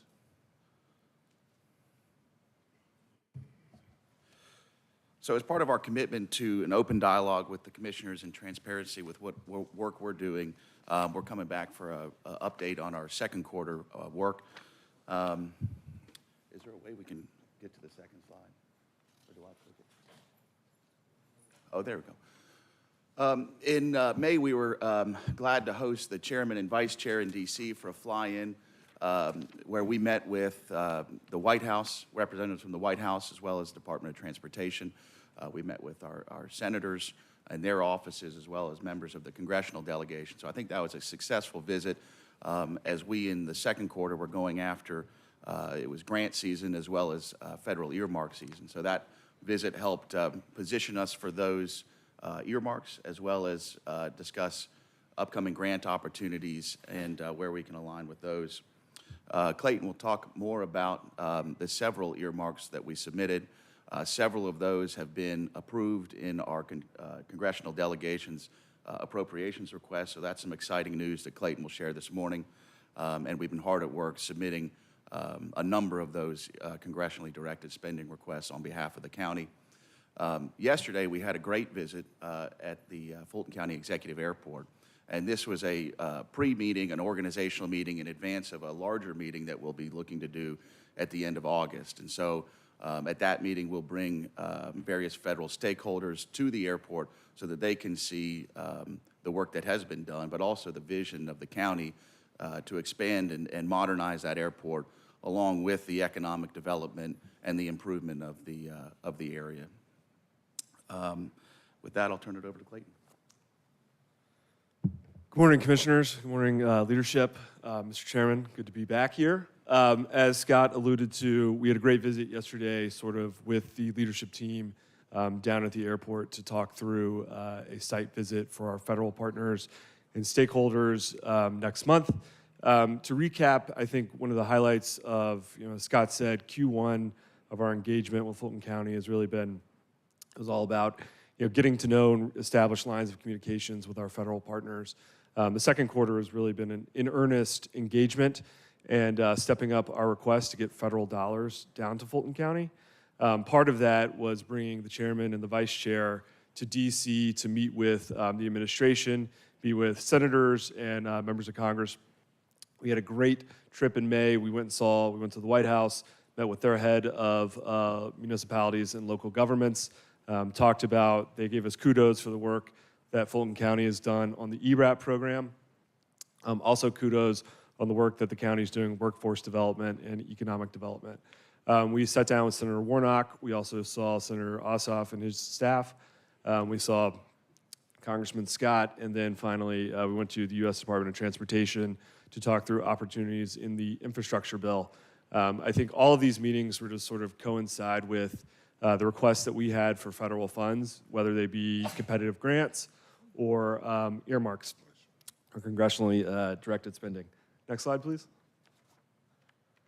On the congressionally directed spending front, earmarks as they are called, we have some very exciting news. Last time, I think last year before, the county was not able to secure any earmarks, but this time we've been able to really move that process along. We've advanced to the next stage of getting into the appropriations bill. It's about $8.5 million for the Friendship Pump Station in South Fulton. We've gotten into the next round from Senator Warnock, $6 million for the airport terminal, $2 million for a customs building at the Fulton County Executive Airport, and we are still waiting to hear back on a Dream HHS facility in North Fulton from Congresswoman McBath. And then the one from Congresswoman Williams' office was declined to advance, but we are going to stay on those requests. We've had a lot of, I think, very, very good movement on all of these fronts, and in sort of making sure that we are doing everything we can to get dollars to Fulton County. We're requesting this money via congressionally directed spending, but also via grants, and to make sure that all the money that's coming down over the next 5 years from the infrastructure bill will flow into Fulton County. Next, I'll let Scott talk through sort of our next steps and what you'll be hearing from us next quarter. One thing that we'll be focused on, as I mentioned, is the end of August. We'll have a larger visit to the airport with federal stakeholders, and we'll be sure to let all of your offices know as that approaches, and we have a date and times and information for that. I also wanted to mention that we're working with the Department of Transportation to make sure that our grant applications are as strong as they can be going forward. There will be an airport improvement grant coming out in the next couple months that we can go after, and as well as other grants that we're monitoring to be released for infrastructure spending through the bipartisan infrastructure law. So that concludes our update for today. Happy to answer any questions you have, and we'll be around today. Yep. Are there questions? Commissioner Morris, followed by Vice Chair Houseman. And just before questions, I Sure. also want to mention really quickly that in addition, we've focused a lot on infrastructure today, but certainly have talked a lot with the team about other federal priorities, including justice reform issues or our mental health issues. We were very pleased. My colleague Jeff Cheek saw a significant increase in our Ryan White and HIV elimination dollars. So we wanted to just highlight all of those other areas of federal interest as well. Commissioner Morris? Well, thank you for that. I appreciate those comments. I was going to ask about any opportunities in the mental health, behavioral health arena, which is going to be a continuing emphasis for us. But notwithstanding some of the comments from the public this morning, I'm reminded that that some of the folks in the jail are not the kind of people you want released to get down to some artificial number, and we've got to support the sheriff in his efforts in all of this. And I'm wondering, we're going to have potentially a huge expenditure in the future in this county, whether we do a new jail based upon that feasibility study, some kind of significant improvement to Rice Street, which is difficult to imagine, but they're going to be huge dollars, and I don't know if there's any opportunity to get some federal money, either through infrastructure bills or otherwise, but I'd love to have you all see about that down the road. Commissioner, I'll just quickly respond and say that is something we've talked about. Generally, jail facilities are not something we've seen major grant funds. However, there are other ancillary costs related to operation of the justice system that can be competitive grants. So we have talked as recently as this morning with a staff member from Senator Warnock's office. There's a lot of interest in the diversion center, for example, accountability courts, many other programs related to jail. I think all of us share the goal of reducing or managing the jail population, but certainly, as you pointed out, there has violent criminals, require some additional, a different kind of justice. So we have to keep an eye on and balancing all of those issues. But I'll let these guys respond with any further comments. It's something we will certainly look into and let you know what opportunities arise. Clayton, do you have anything else? Yeah, I understand the divided country about these kinds of issues, and it is terrible that we incarcerate so many people in this country. Such an incredible percentage of the folks incarcerated in this world are incarcerated in this country. And I don't know if it's going to be on any of the material that's presented, but I think I remember, Alton, a stat from one of the ORCA meetings that 58.5% of the folks in the Fulton County Jail are charged with the most violent crimes, the murders, the rapes, the folks that slice your neck for a couple of bucks in your pocket.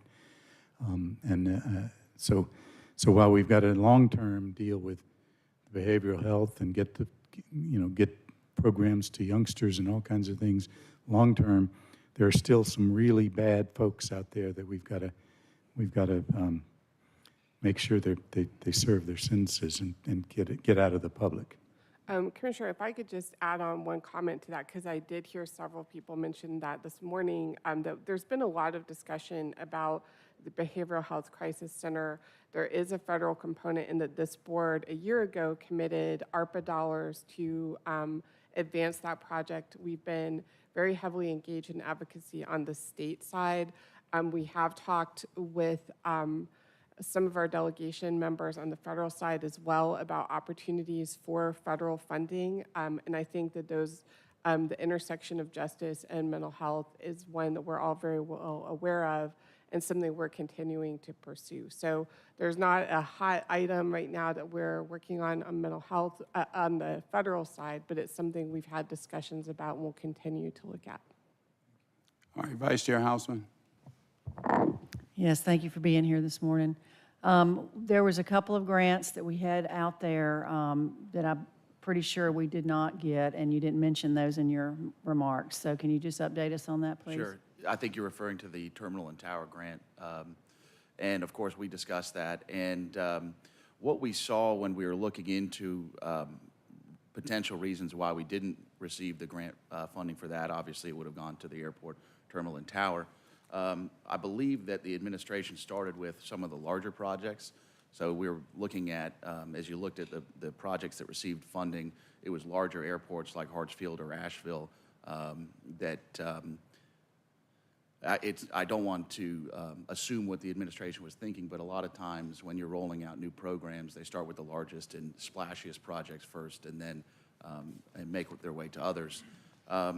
However, this terminal and tower grant will be available each year for the next 4 years. And so, as I mentioned, we're already working with the Department of Transportation after we received the notice that we didn't receive the grant. We've already reached out to them to try to do an after-action meeting to see how we can strengthen these grant applications for this grant next year, but also other grants going forward, because this won't be the last grant that we're going to apply for out of the bipartisan infrastructure law.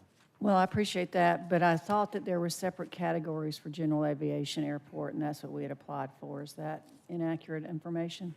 I'll have to get back to you. I don't know offhand if there was a separate submission, but I'll find that out and I'll let you know. Well, I look forward to hearing what was the feedback from our grant and, you know, how we can be more successful in the future, not just with this one, but with all of them. Okay. If there's magic words or magic programs, we need to know that so that we can make sure that we're, you know, asking for the right things. And obviously there were some kind of issues. I did hear the Secretary of Transportation on Sunday News show this past week saying that another round of general aviation was going out this week. So do we know for sure that we didn't get, have we gotten a denial letter or a no, or just didn't get an award? We have not gotten a denial letter or a no. We just, as they released the round of funding, we were not part of that list. Am I correct in that? Okay. Yeah.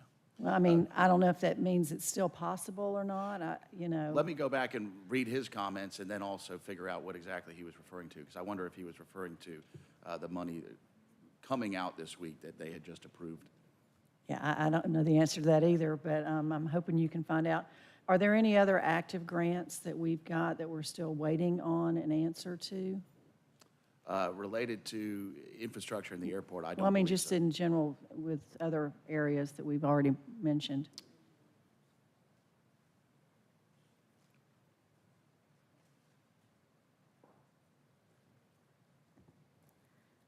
Good morning, Fran Calhoun, the IGA manager. Commissioner Hausman, we'll send those to you. We do have one grant that was just recently submitted, and for the life of me, I can't recall the name of it. We are in progress with a grant with the juvenile courts that will be, we submitted part one of it just last week. It's a collaborative grant with our arts department, and so I'll send that to you. All right, thank you. Thank you. And then I know while it's not our application, MARTA has put in for some of our transit projects. Do you have any update on any of that, perhaps? No, but we'll certainly ask. We do know that they did submit, but we don't have any update on what they've received or if they've Okay. gotten any kind of notifications. Well, I know that several of us offered letters of support in that, so I'm assuming that they also went to our congressional partners for help. So, yeah, I'd love an update on that. Thank you. We'll get that to you. Thank you, Vice Chair. Anything else, Ms. Corbett?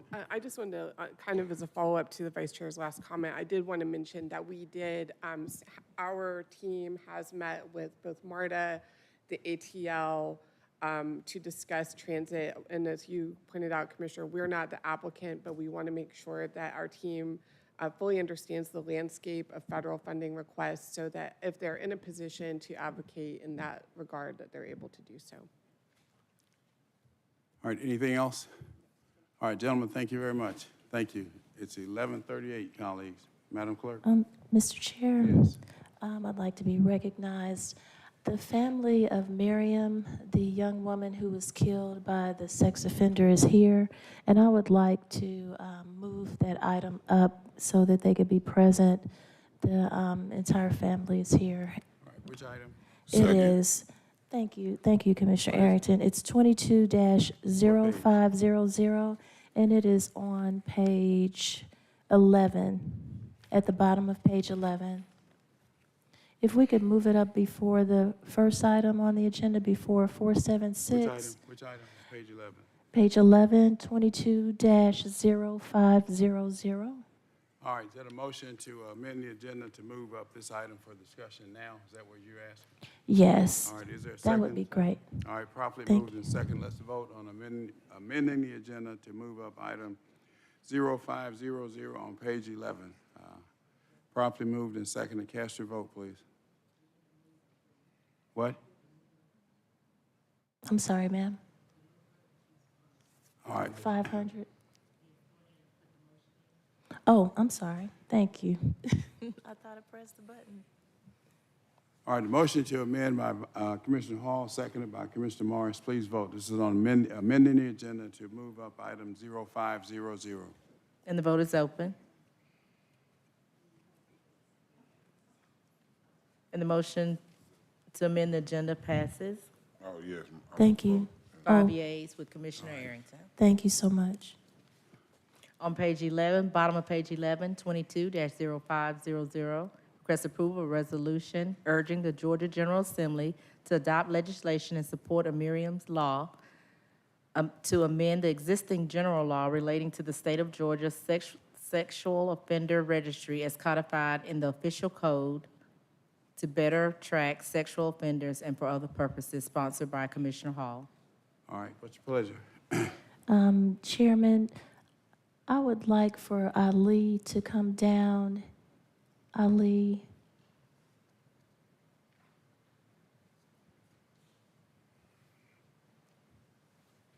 He is Miriam's brother. He had 2 minutes to speak earlier and was not able to finish to explain more about what has already taken place as it relates to this law. And we did have the esteemed Atlanta City Council member Keisha Waite speak earlier, but what I think was not completely expressed was the fact that the City of Atlanta has already approved a resolution sponsored by Council Member Waits and in favor of just urging the state legislators to revisit and approve Miriam's law.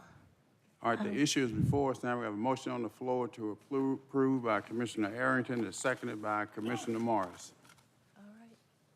Thank you for giving me a little bit more time to go over the law. So I'll explain the law a little bit more. It's a two-part policy. One part of it is to identify sex offenders by markings on their IDs or driver's license.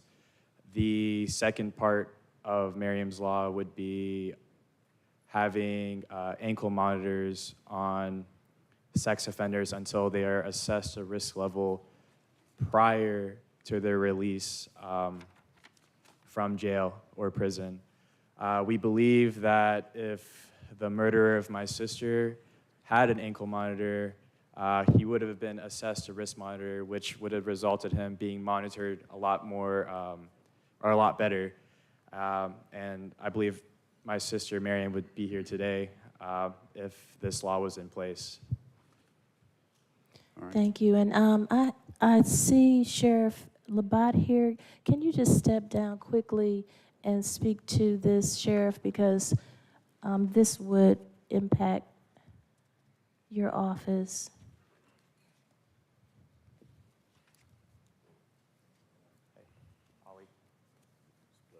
And I'll be quick, I'll be brief. I fully support this. Quite simply, in case you don't know, Fulton County, we have nearly 2,000 offenders on our sexual register, offending the most in the state. And to that extent, the only amendment I would say is, instead of saying ankle monitor specifically, use the verbiage electronic monitoring, because that allows us to keep up with the technology. And so we even have more or better technology now that I agree would allow us to track much quicker, much more accurately, and so I certainly support. Thank you, and so I would like to amend the resolution to say electronic monitoring, Yes. Sheriff. All right, without objection, we'll make that amendment to electronic. Commissioner? Thank you. You want to be heard? I do. I have a question about the level 3 rating that it was mentioned in the comments that that wasn't done in this particular case.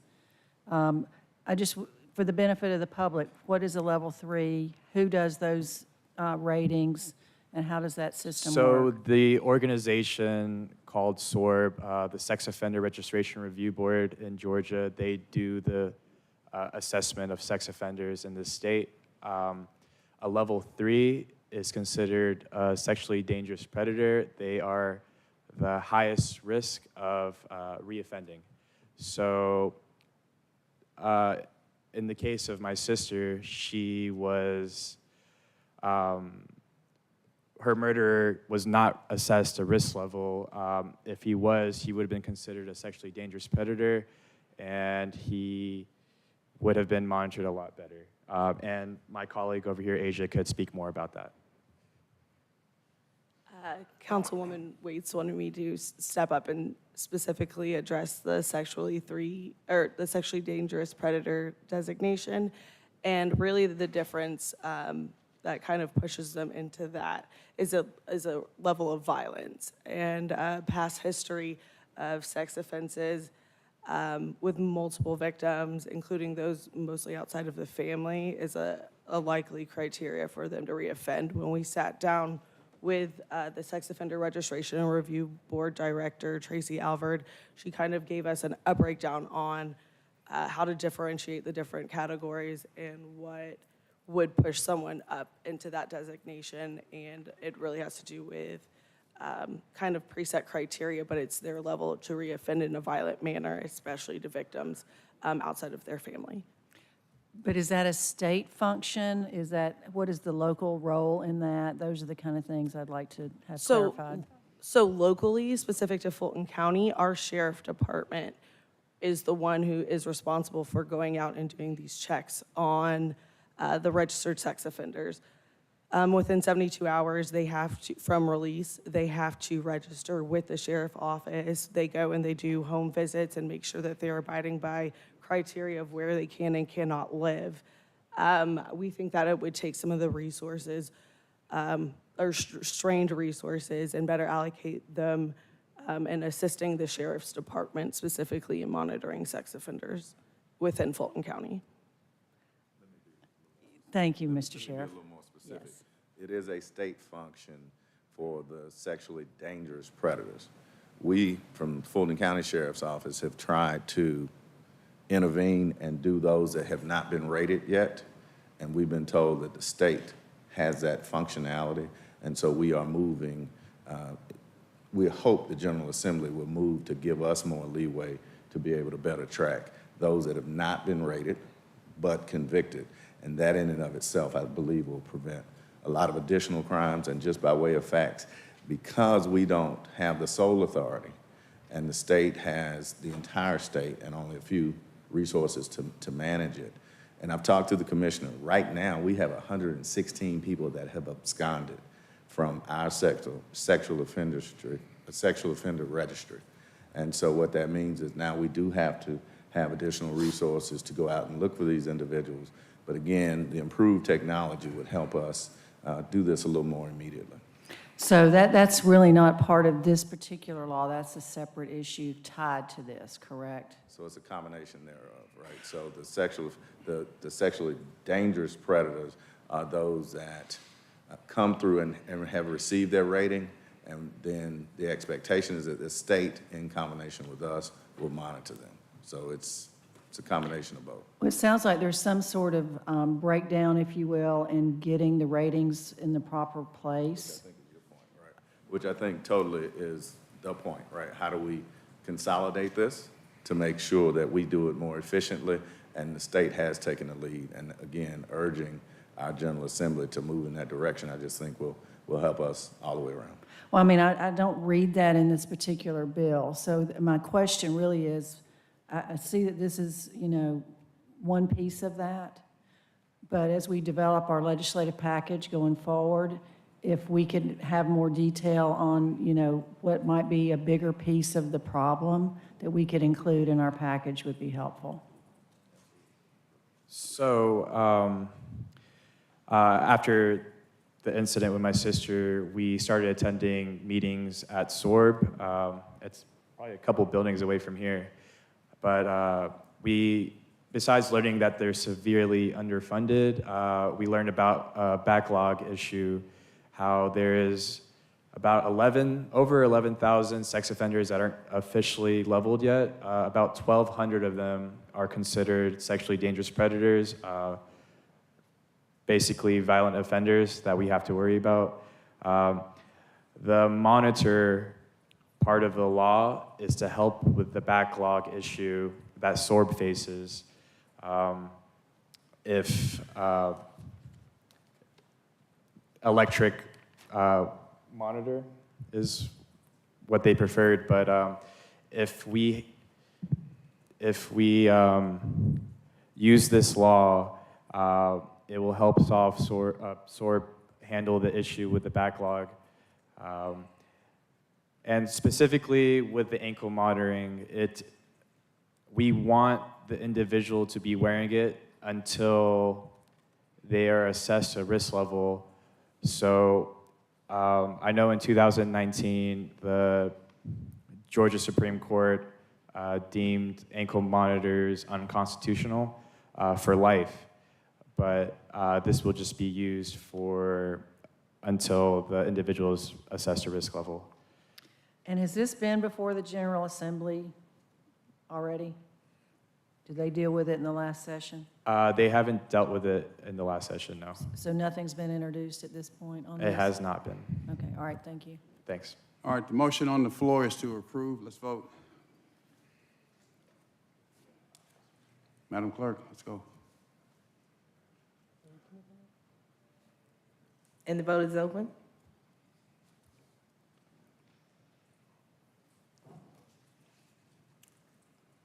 And the motion passes, 6 yeas, 0 nays. Next item. Back on page 6. Thank you. At the bottom, the county manager's items, open and responsible government, 22-0475, presentation of COVID-19 operational response update. All right, Mr. Manager. Yes, sir. Good morning, Mr. Chairman and Commissioners. I think we have a succinct report, but one that does deserve your attention in terms of the trends. The daily cases are above 250, the positivity rate above 20. Those are new recent high points, and I think Matt and Dr. Paxton are available to comment further on that. They're probably underreported significantly, as you've asked in previous meetings, due to home testing. In fact, last time we had this positivity rate, I think we were in the 20,000 cases or so per day, so keep that in mind. The unvaccinated still account for 90% of all hospitalizations, but it's pretty clear from all the documentation that's out there now and conferring with Dr. Paxton that the BA5 and 4 variants are obviously much more likely to be transmitted. And we are in a red zone in terms of transmission rates now, but not fully red due to the hospitals not being overcome at this point. We do have over 50 new cases reported among employees, so that also is going in the wrong direction, and we're going to take a more aggressive approach to messaging around the prevalence of COVID, the importance of vaccinations, and masks. We'll have continued efforts, obviously, in the courts, jails, tax, and also adding senior day, where interactions with the public is most intense, but are not recommending going back to any kind of across-the-board mask mandate at this point. ERAP continues and is going well. We do not anticipate any further reallocation from federal or state resources based on information that Dr. Rochelle's gotten recently, so that program will likely end for us in September.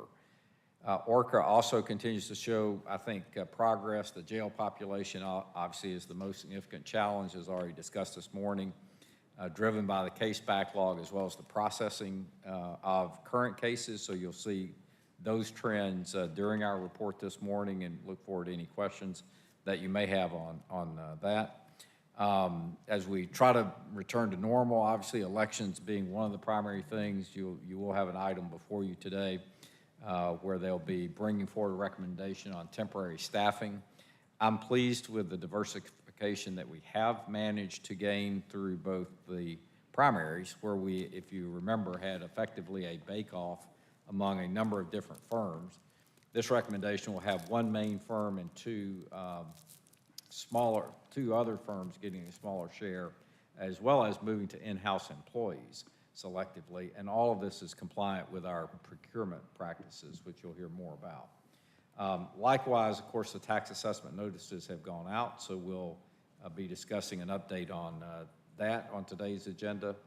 And lastly, I want to just say we continue to focus on senior services. So you're going to see two things on there, the agenda today, both for enhancements to alternative transportation, but also a program that we started before the pandemic to update every senior center in terms of paint, carpet, equipment, and the like, and we are now kicking that back into gear. We remain in good stead with ARPA fund allocations. Again, no real changes in this report. A $20 million reserve for future unknowns at this point. Of course, as you know, we've received our second payment. Someone asked me recently, do we know what we're doing with that second payment? As you recall, we have already allocated all of the dollars. So all the dollars you have seen before and approved their usage. It was a matter of receiving the actual cash in hand. So we do have plans for and have for some period of time. We'll talk more about the larger budget during the discussion of the millage rate. We will be recommending staying at 9.33. That generates about 4.3% more revenue than the current budgeted amount, which we think is a modest way to address the inflation pressures that we have, and also recognizing other issues that are down the path in terms of expense pressures in 2023 and beyond. So all that being said, we continue to move back to normal, I think, with some significant issues facing us, but keeping a watchful eye on COVID. So I'm going to turn it over to Matt, and again, I think Dr. Paxton is available, Matt, for some additional comments just on these two variants and the spread that we're seeing. Thank you, sir. Thank you, Mr. Manager. Morning, Commissioners. We're going to be brief. Doug Schuster is actually going to start us off with a few updates on slide 3. Then we'll be switching to slide 9 for an update for Dr. Paxton. Doug, please go ahead and commence. Yep. Good morning still, Commissioners. As the County Manager pointed out, a couple things. The data this week generally lags because of holiday reporting. So our numbers are probably a bit higher than what is reported. Our 7-day average of 258 is what we are, and 19.8 on percent positives. And last January, when we were over 20% or at 20% positive, we were at 2,200 cases a day. Wastewater analysis has supported this assumption, so that's a pretty staggering number of cases out there. 90% of hospitalizations and deaths in Fulton County still come from unvaccinated population. So that is our greatest protection from severe illness and death.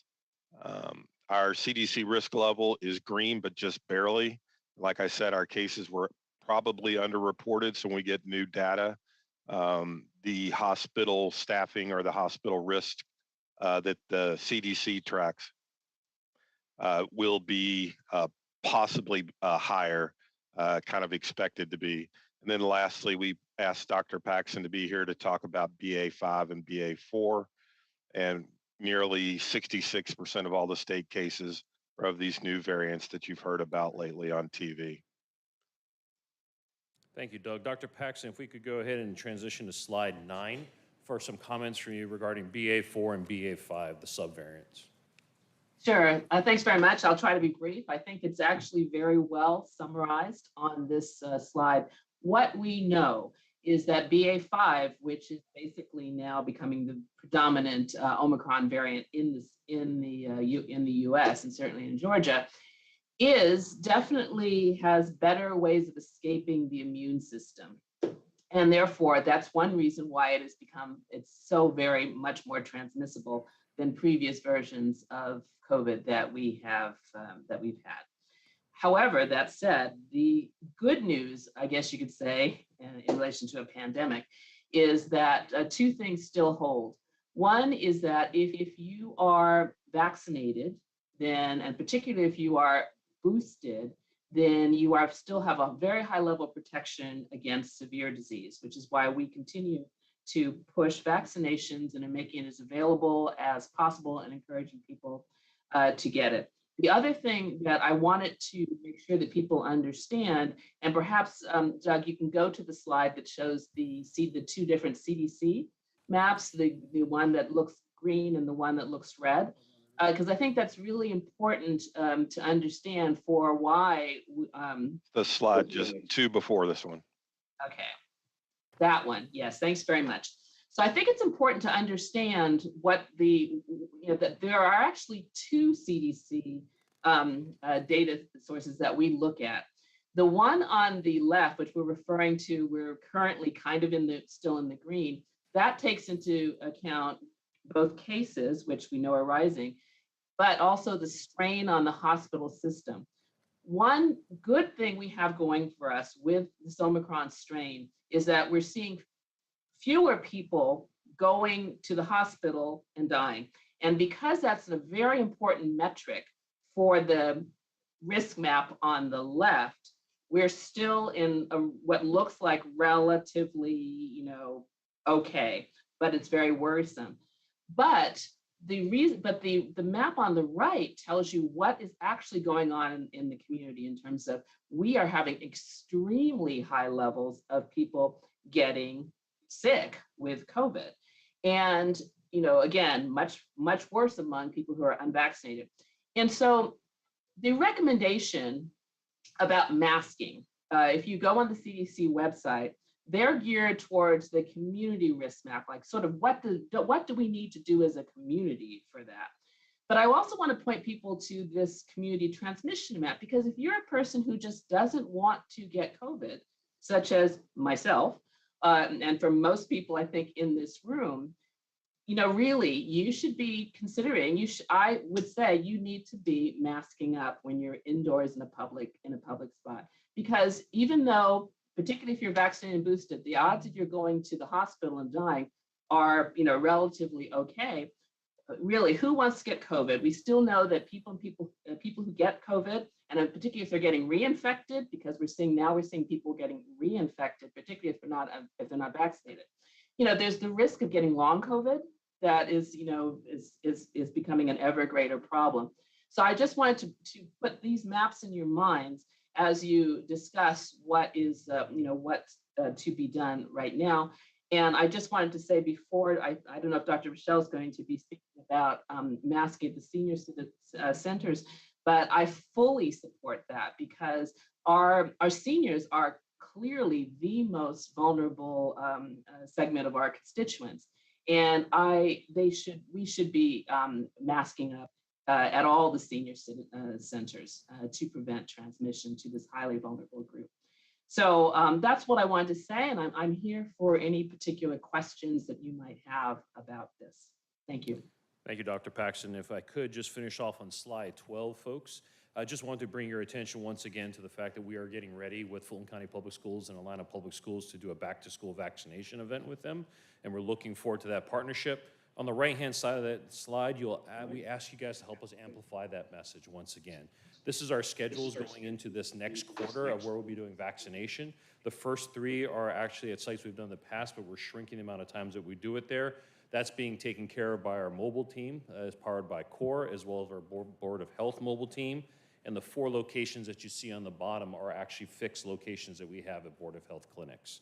So we ask you guys to help us get that message out. If people need their boosters, or if they have not been vaccinated yet, please go ahead and go to one of these locations to take advantage of that. With that being said, Mr. Chairman, open back up to you. All right, Commissioner Hall, question? Mr. Chair, I was just looking through the presentation concerning COVID and vaccinations and all things health, and the only thing that I see that's missing is information about monkeypox. I received my first text message from a resident concerned about someone who it was close to them thinking that they have monkeypox and wanting to know how to address it, where to go, what to do. And I had no information from Fulton County Board of Health side. So if you could just provide some update and information about that, and also if you can send something to my office via email that we can utilize to educate the public about monkeypox, because apparently it is here. I'll let Dr. Paxton go into further detail, ma'am, to that point.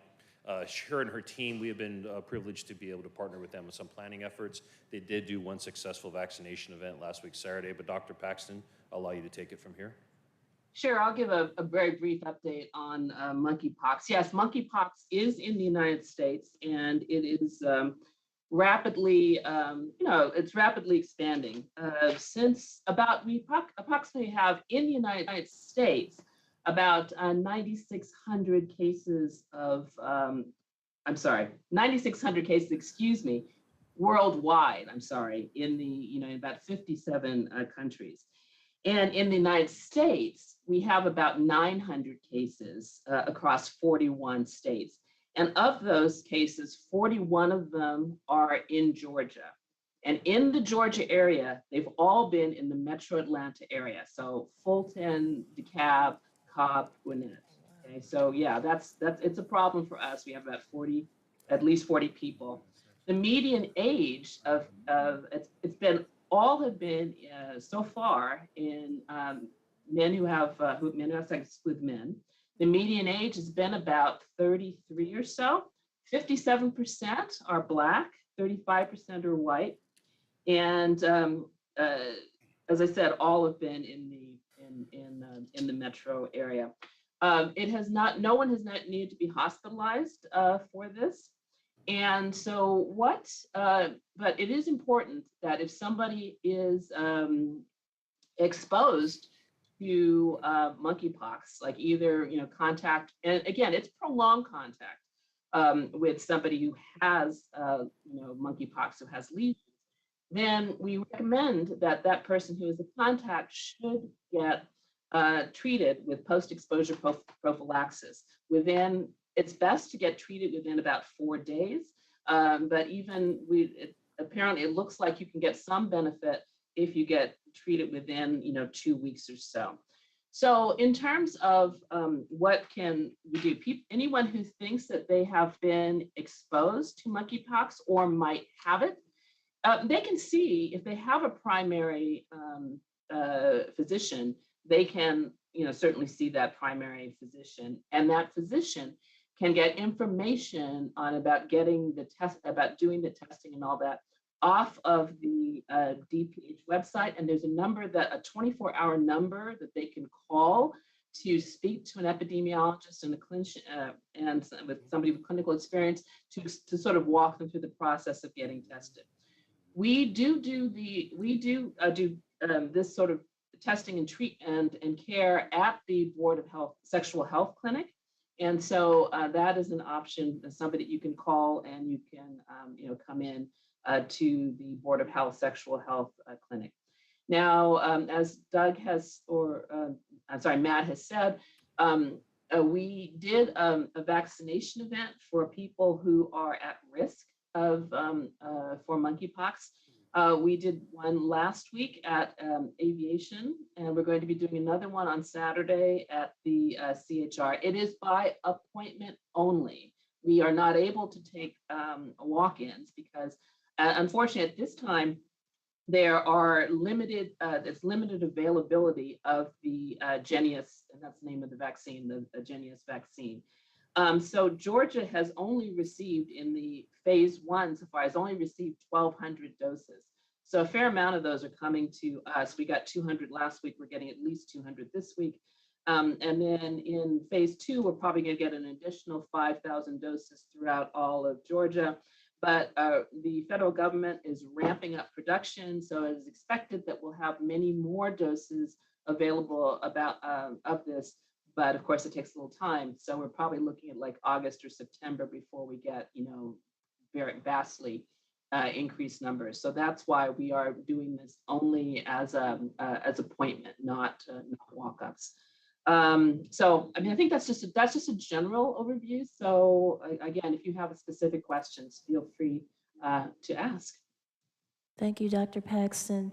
So you mentioned transmission. How is this transmitted? Because I've heard so many things that are very frightening, from saliva to the open sores on their skin and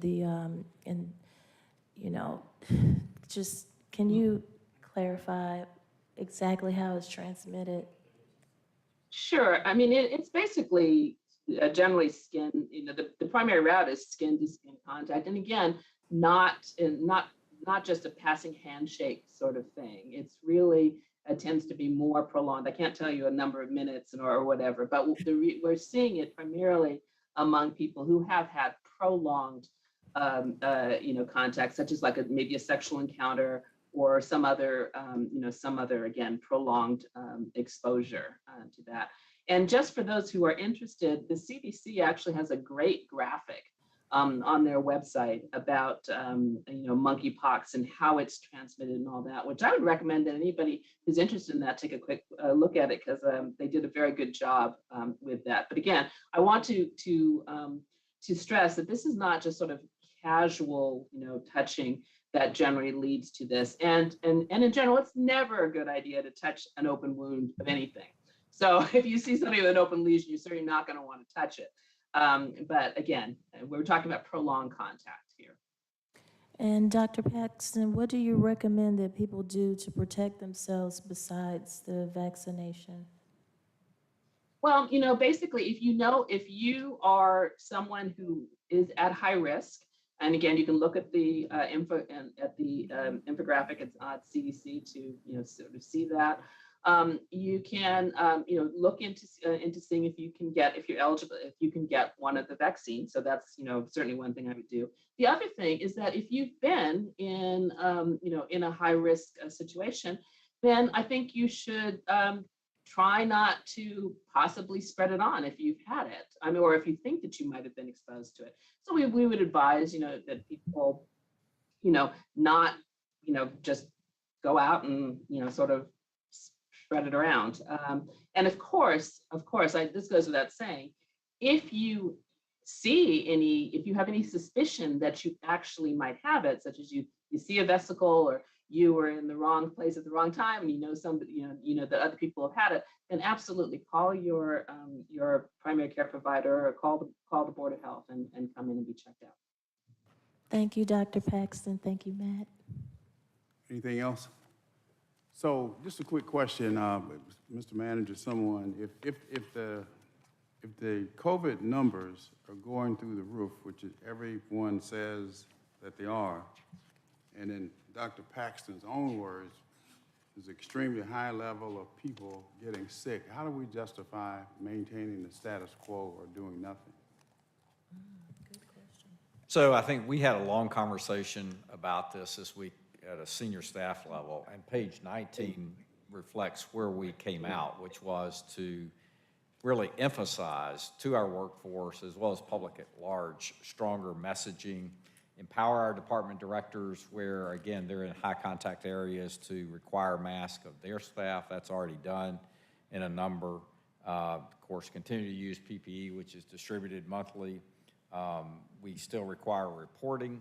So we still continue to do a number of things that we believe are a common sense approach, but I think the collective view that we held after much discussion was society itself, whether if you're looking at the crowds at Hartsfield-Jackson or in the local mall or at your favorite restaurant, are not only back, but back without any precautions as it relates to things like masks. So we don't think that there's really a will in society to impose mandates, but there's certainly every opportunity to emphasize, again, these common sense approaches. Now, the one that we decided that we would take a specific action is in our senior centers and in Senior Day. And Dr. Rochelle, maybe you could comment on that, and then we'll take any questions that are implied in the overall question that you asked.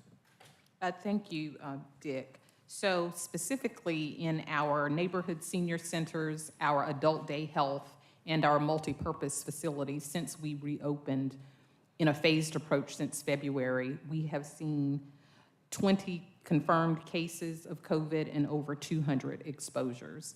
This does impact our daily operations by way of cleaning and temporary closures until we can get staff tested. We know that many seniors experienced extreme isolation, so we think that at least in adult day, where we have the most frail individuals, if we have staff and participants wear masks, that we will minimize some of this impact, and we will be able to continue programming and minimize isolation. All right, Commissioner Houseman, Vice Chair Houseman. Yes, thank you. I think we should all be concerned about this, obviously. I just wanted to share that I was at a meeting this week at Wellstar for the Wellstar North Fulton Advisory Council, and this obviously was a topic. What they're seeing there is higher cases, but very limited hospitalizations associated with it because there are such good treatments available now. So, you know, it was a very short time, a duration of a stay if they were seeing patients hospitalized of approximately 3 days. And nothing as severe as what we've experienced before to date. So while, yes, everyone's concerned, the treatments seem to be very effective, which is good news. Okay, mine was just an observation. Anything else? All right, continue. Yes, sir. We'd like to briefly discuss Project ORCA, and I ask Alton Adams to do that and determine if you have any questions. So, Alton. Thank you. Good morning, Commissioners. I'm going to very briefly take you through the update on Project ORCA. I will go to first start with page 27, which is a summary of our progress to date. The very left-hand column is where we started in December of last year. And the very right-hand column is where we stood after last week. And so as you can see, we started with 148,000 cases. We are down to 86,000 cases. We continue to make steady progress. One of the things that I do want to point out is that while the case count continues to decline, the pace of decline is slowing a bit. And that may in fact be a reflection of where we are in the season. July tends to be a slower month, and we expect that we'll continue to see a slower rate of decline in August as well, a combination of conferences and vacations and the like. But what I would say is overall, we continue to make progress on the reduction of the cases. Page 28 gives you a quick update on the last 2 weeks. And as I mentioned, a bit of a slowdown in the pace. Here again, I wouldn't read too much into the variance column for the last 2 weeks. As I've mentioned in the past, that was done in a linear fashion, and we are going to see some ups and downs as we move forward. I would take you to the right-hand side, which says that our target, even in that linear fashion, was 44,000 cases project to date, and we've exceeded that particular target by some almost 18,000 cases. So continue to move in the right direction. The next slide talks to the capacity of the court. And in short, what we did was we looked at the throughput of the various parts of the court system in 2018 and 2019 as a bit of a baseline. And we're now comparing how well we're doing in terms of case throughput today. And the reason that's important is because this is an indicator of how close we're getting to the pace of case resolution that we had pre-COVID. And so, as you can see, doing very well on civil cases, in large part due to the fact that we're using a lot of our virtual technology to address civil cases. We're not where we were in 2018 and 2019 yet when it comes to criminal cases, but what I will say is that the numbers are improving. So if you look at April, for example, Superior Court, we were at 46%. In June, we're at 51%. With state court and criminal, we're at 42%. In June, we're at 75%. So we are getting back to where we were in terms of our ability to move cases through the system. Not there yet for a number of reasons that we've discussed in the past, but certainly increasing the rate of disposition. The next slide talks to the closed cases for both ORCA and post-ORCA. Not a lot to kind of describe here, but this just kind of gives you a sense of the cases broken down between ORCA and what we'd call kind of business as usual in the court system. The next slide, page 31, talks to our hiring progress. Pretty straightforward in terms of how we're tracking. We continue to have some challenges, as you're aware of, in terms of hiring marshals and deputies. But at this point in time, it hasn't constrained our ability to actually move the cases along. The next slide talks to some of the process enhancements. As I've mentioned in the past, we continue to work on ways to move cases faster through the system. A combination of case triage where the district attorney and the public defender sit down and find a way to focus on the cases that are perhaps easiest to resolve in the short term, or where they can in fact agree on next steps. We recently launched a courtroom management system, which is going to allow us to have visibility into the usage of all 54 courtrooms here at Fulton County, and then be able to use those courtrooms for additional calendars, which is particularly important both for ORCA as well as non-ORCA. As I mentioned, we've added additional Zoom rooms at the jail. We added 2 for each floor. It increased our capacity by 60%, and those Zoom rooms came online 2 weeks ago. We continue to use our evening hearings, initially for bond trials, or bond hearings rather, and we're in fact going to be looking at other ways to use that additional capacity.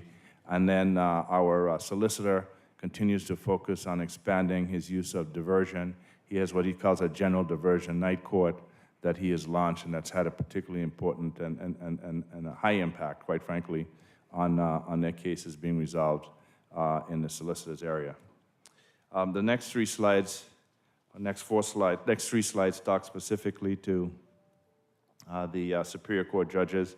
The first slide, page 33, gives you a sense for the number of individuals who are in jail by judge. And that's important because, as you know, there is a big and continued focus on trying to reduce the jail population. This gives you a sense for how those individuals are distributed across the Superior Court judges. The next slide talks specifically to disposed cases as part of Project ORCA. In Superior Court, the next slide after that talks to state court disposed cases by judge as part of Project ORCA. And then finally, on page 36, just to give you a sense of things that we continue to be focused on and continue to impact the ability of the system, both ORCA cases as non-ORCA cases. Clearly, there continues to be an increase in violent crime, which means we have more individuals coming into the system. That impacts the jail population. The increased percentage of individuals who are in the jail for violent charges means that court cases will take, in fact, longer to resolve, that there will, in fact, be more jury trials required. I mentioned the sheriff and marshal recruitment, and one of the things that we continue to be very focused on is the uptick in COVID cases. It has an impact in a couple of different areas. One, it impacts our ability to bring juries into the court in a safe way. It also impacts our ability to make sure that we are transporting individuals to the courthouse in a safe way. In fact, the last 2 cases of COVID of individuals from the jail, they actually contracted in the courthouse as opposed to being contracted in the jail. So it's something that we need to continue to focus on to make sure that we're bringing people safely. So I will stop there. I know I've covered a lot, but happy to take any questions from you at this point. All right, got quite a few questions. Also, it's 12:23. So Commissioner Ellis, Vice Chair Houseman, and Commissioner Hall. Yeah, thanks for the update. I got several questions going back through some of the slides. But while you're on that issues and risk, and I'll get to this, I think issues and risk, you can add to that the slow throughput of criminal cases on this ORCA stuff. I think that is one of the biggest risks that we've got altogether, and I think it's manifesting itself right now in a lot of stuff we see. Just noting on page 27 and slides 27 and 29, I do want to commend the work of the magistrate court and the solicitor and the civil arena for the Superior and the state court in terms of the throughput there and being over and sort of meeting the numbers that we expected to see. So I think that is a positive thing. I think what is not such a positive thing, whether you look at it linear, horizontal, vertical, or whichever way you want to look at it, you know, the throughput on our criminal cases is a problem. I want to just understand page 33 on this custody cases by judge. If I add up the numbers across this page, I come up with 1,577 people. So are these custody cases by judge, these are specific custody cases that tie into ORCA data? Is that correct? No,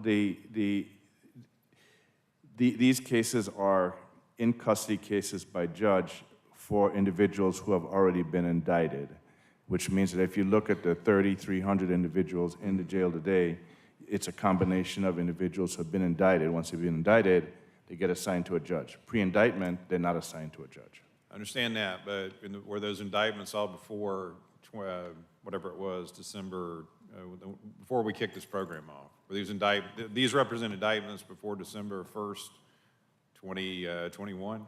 No, these represent indictments. These are overall indictments. So it's the entire. These are basically based on the individuals in the jail today, regardless of when they were indicted. Okay. Now, I had asked for some separate data to try to get a sense of, okay, we had this ORCA project designed to sort of get at, you know, these cases as of a certain date, right? However we defining that. And I'd asked for, okay, how many people do we have in custody that relate to those cases? You follow me? I do. I do. And the number I got was 1,386. This was as of a couple of weeks ago. So my point being with this is we've got a significant population of folks that tie into what we targeted this program for, right? To move these cases through the system. That is correct. Right. We started with 150,000. We're at 86 today.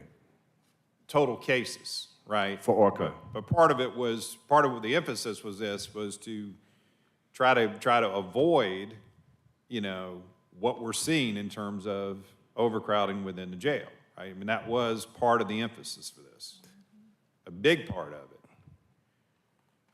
You know, in addition to that, I mean, we've been hiring consultants to work on this stuff. You know, from 2016 to 2022, we've dumped off almost another $100 million in terms of general fund budget into the whole court system as a whole. We've dropped in $75 million on this, and you know, we got, you know, whatever the number is, you know, 1,300 something people relating to these pre-ORCA cases, or ORCA cases, they're sitting in the jail. And we're going to have to consider other expenditures for, you know, for the overcrowding. I mean, I understand that there are, you know, kind of issues with, you know, criminal stuff, and then we put stuff up here about, you know, potential risk or, you know, potential uptick in COVID cases, which I recognize that, but then, you know, and you tell me the summer was slow, but we, you know, the time we should have been making hay and putting it in the barn, we weren't. You know, it looks like for me. I mean, so I'm sort of tired of hearing, you know, kind of the same refrain on this, and I'm looking to see more throughput on this because I'm also told, and you can correct me if I'm wrong on this, that over, and I don't know what the stretch of time was, that our average length of stay in jail has gone up 67% over the past few years. Is that an inaccurate figure? Over the last, well, I don't know about the 67%, but it has gone up. But the biggest uptick started with COVID because we didn't have jury trials and the court system shut down for the most part. So as a result, you would expect to have the average length of stay go up over that 2-year period. So that is correct. That's all right. So our average length of stay is up somewhere, whatever that number is. That's correct. Right. And, so that shouldn't be the case. I mean, it was probably too long even before, it was too long even before we went into COVID. In my estimation, we had people sitting in there too long. Now it's gone up, whatever the number is, I got the number 67. We've dropped, more money in this to try to focus on it, but yet we seem to be, not necessarily making, a tremendous amount of headway with it. And then if I look at slide 30, and I'm glad to see this, I guess you could interpret it different ways, but I'm not so convinced if I look at sort of the lower bars on that talk about the post-ORCA cases, that, that doesn't necessarily provide me that much confidence that we're not also seeing a buildup and a backlog there on those cases. So that we're going to be, adding to the pile, so to speak.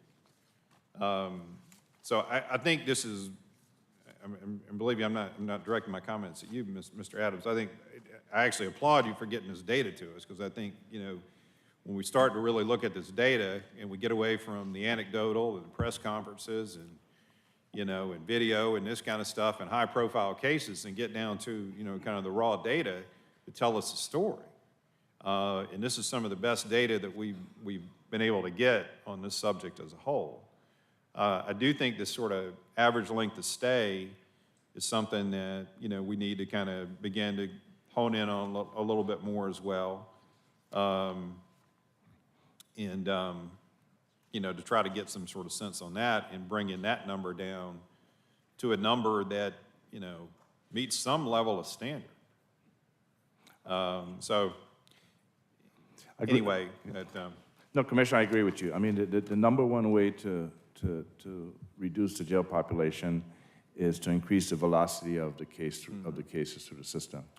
And your point's well taken. We will, until we get to the pace that we were at pre-COVID for the cases that are non-COVID related, we're still going to be building a bit of a backlog, almost by definition. And that's why I said I think we're moving in the right way. But I do want to kind of remind all of us that we had something called COVID. It shut down the system.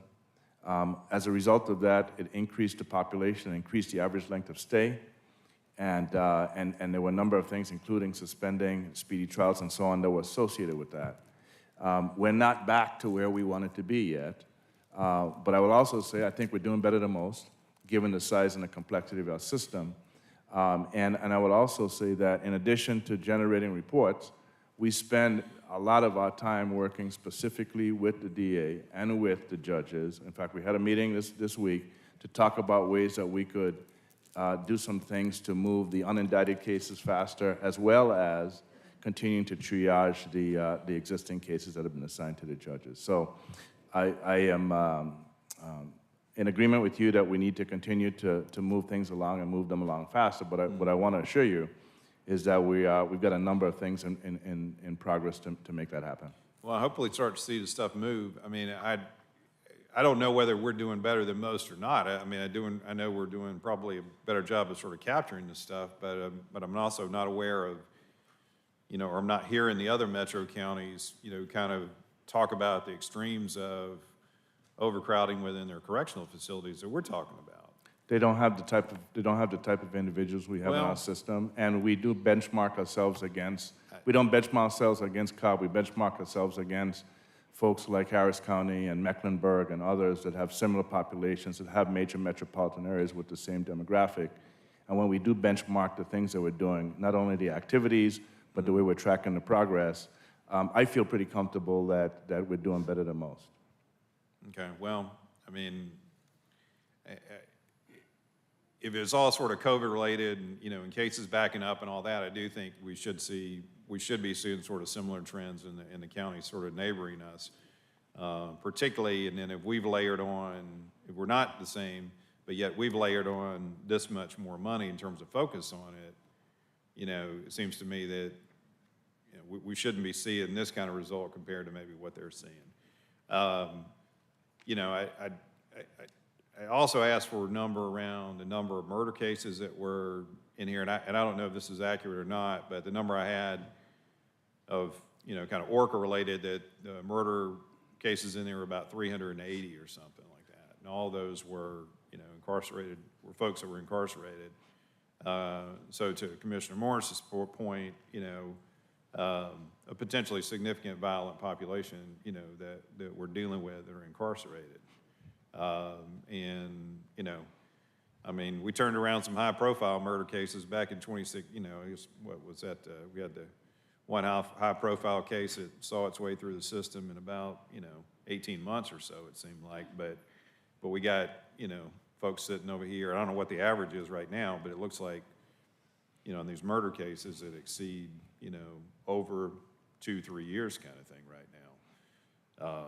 So that's another concern in terms of looking at that, and certainly those cases, as we know, are not going away. So, you know, again, I think this is great for us to kind of continue to really look at it and hone in on this, because, you know, what we're seeing right now should not be what we're seeing 2 to 3 years down the road.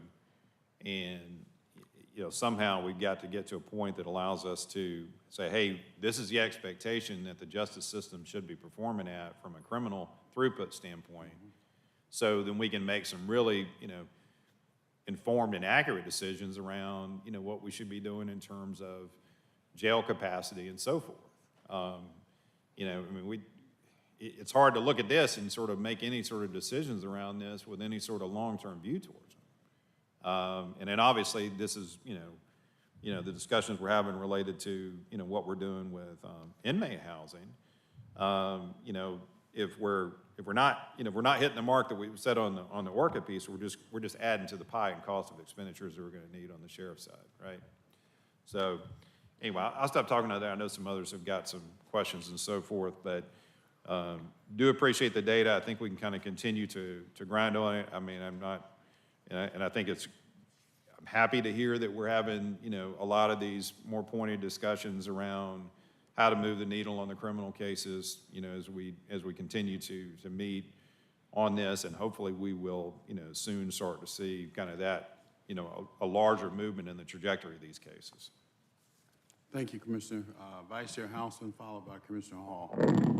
Yes, thank you, Mr. Chairman. And I just want to follow up pretty much on the line of questioning you just had.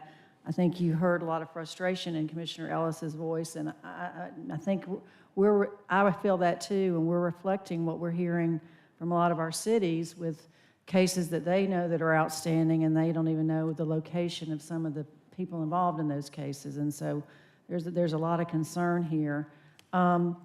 You've got post-ORCA and ORCA. Should we assume that everything past December, so everything of this year, is in the post-ORCA category? That is correct, yes. All right, and then when we first established this, we heard a lot about having to meet deadlines for indictments and charges, or the cases would have to be, you know, dismissed. Are we keeping track with the new cases and making sure that, you know, we're not missing those deadlines? We are. And it's a little more nuanced than that. There was a requirement that individuals be brought forward for a bond hearing. Doesn't necessarily mean they were going to be released. It means that they were eligible for a bond hearing. So a bit of a nuance to that particular concern. Well, I mean, there's a lot of conversation about the population in the jail, and that's warranted, and it is a terrible situation. But to blame the sheriff when he's really just the houser of these folks, you know, he doesn't really have a lot to do with getting them out of our system. He's just responsible for making sure they're secure while they're going through the process. So to me, that's a little unfair to point all the blame at the sheriff. I do agree that You know, it's a system-wide issue, and I know y'all know that, but for the public's benefit, for all of the arrows to be pointed in one direction is simply not fair. You've got a lot of data here on the judges. Are all the judges included in this? I can see a few names that I know are not on this list. There may be some who are part of family court, they're not here. I think Commissioner? they've changed Yes, who's so on family court. they rotated, yes. So I'll double check, but this reflects the judges who are, this doesn't include family court. Yeah, I don't think it includes the business I'd like for you to go court back as well. and double check that everything Yeah. is properly noted. And then I'm over here on the financial analysis, and Yes. I know we've just gotten new money, or a second wave of money. It looks like in addition to the $75 million that we've already allocated for court backlog, we've got another $18.3 million here. That's how much we've used of the 75 million. Okay, so we are not at this point talking about adding any additional resources to this category. No, because we're actually underrunning significantly the spend for a number of reasons. Hiring and that kind of thing? Hiring primarily because the biggest part of the budget was personnel. All right, I'd like to see how we're doing as far as the financial flow, cash flow issue, how much underruns you're talking about. I think Okay. that's useful information as we go forward with perhaps adjusting our focus areas a little bit along these lines. So, all right, thank you.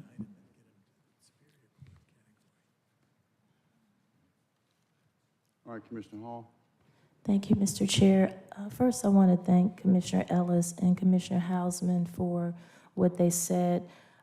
Today, we saw quite a few constituents and residents attend the meeting and speak earlier today, and it was very unfortunate, and it really was saddening to see the constituents speak and be so misinformed. And I wish that every single one of them who were here earlier speaking was here right now to hear the report, the ORCA report, because this shows that this Board of Commissioners, the judges, the district attorney, the sheriff, the solicitor general, and many more, the COO, the CFO, everyone has been working on trying to address the caseloads, the jail overcrowding, and everything else to do with the business process, re-engineering of this process to ensure that people are released in a timely fashion and that we don't have inhumane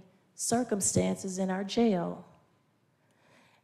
And so with that, let's make it make sense.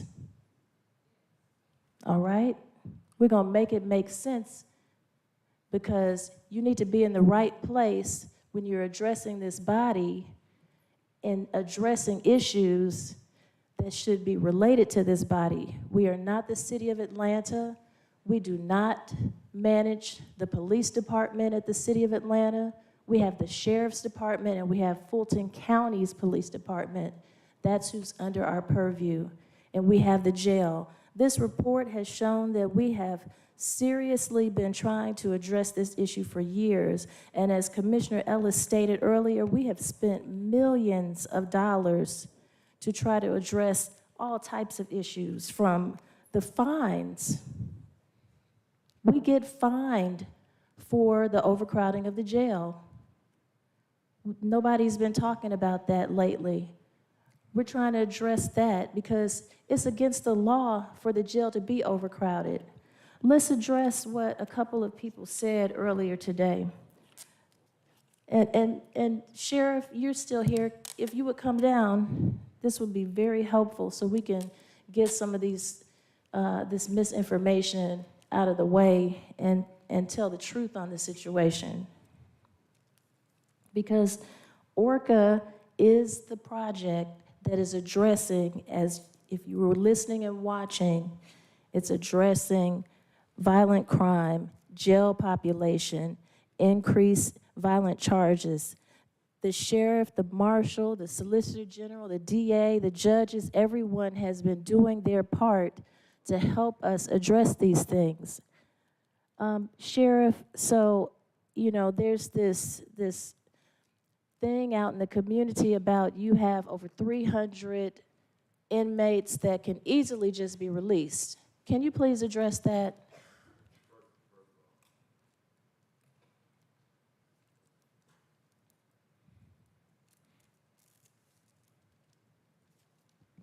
Fine.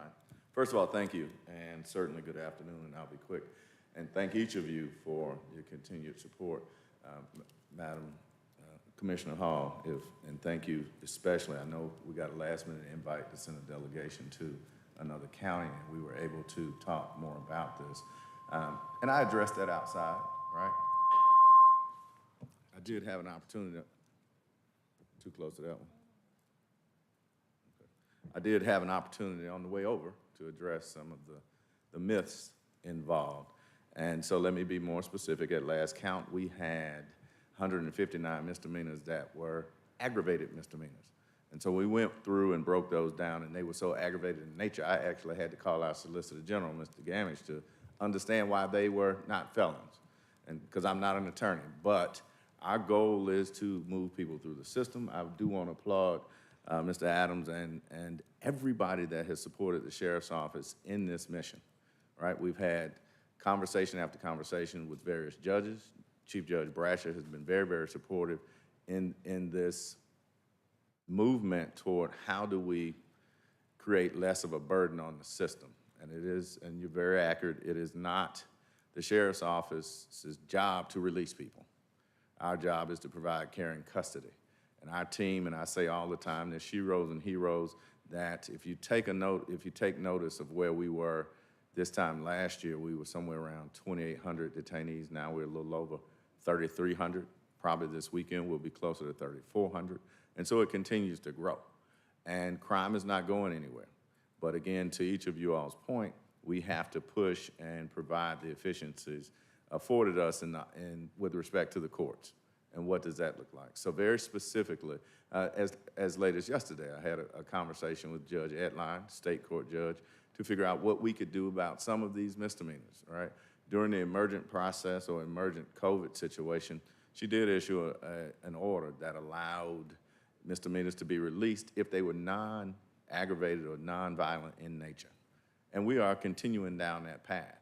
And so I've asked for the judges, an opinion from the chief judges across the board with respect to making sure misdemeanors are processed quickly and won't have to spend a night in jail. And then the other thing that we're doing is exploring electronic monitoring, as I mentioned earlier.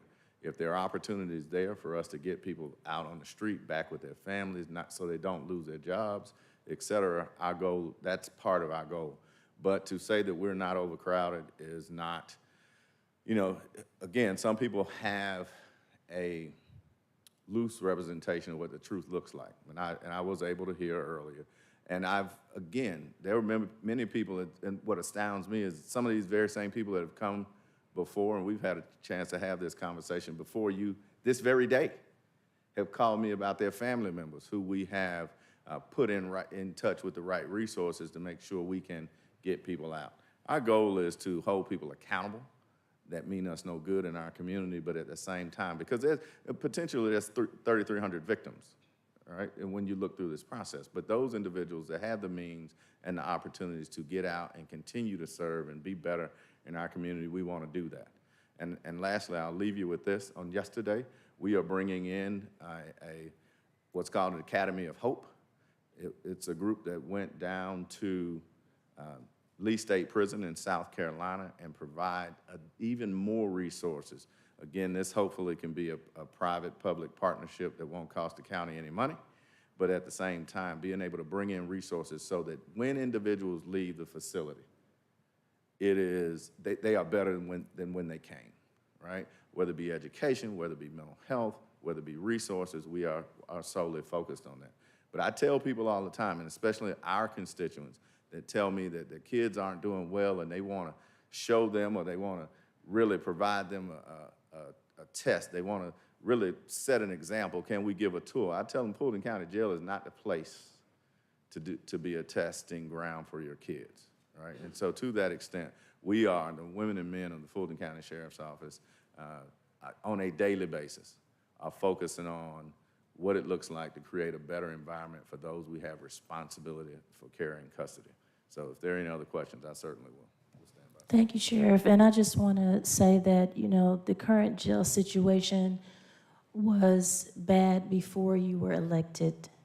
And it is something that you have inherited. And it is, and we all acknowledge that it is currently an inhumane environment with inhumane conditions. But I want it to be known that you came in the door even before you were sworn in, trying to look at the situation and figure out how to address it and how could we relieve some of that. And I want to make it clear that ACDC is not the only option. No, we have not had any backroom conversations. We were very public, sending letters to mayors about ACDC. Nobody did anything behind closed doors and backroom or anything. There are letters, everything we put in writing in government is open record. Anyone can have access to it. Letters have been written to, starting with Shirley Franklin, about ACDC from Fulton County. And we were part of Keisha Lance Bottoms, the former mayor's ACDC task force, and all the committees that she had. We were all part of that, attending meetings with all of the residents. Many of the people who spoke earlier today were part of those committees.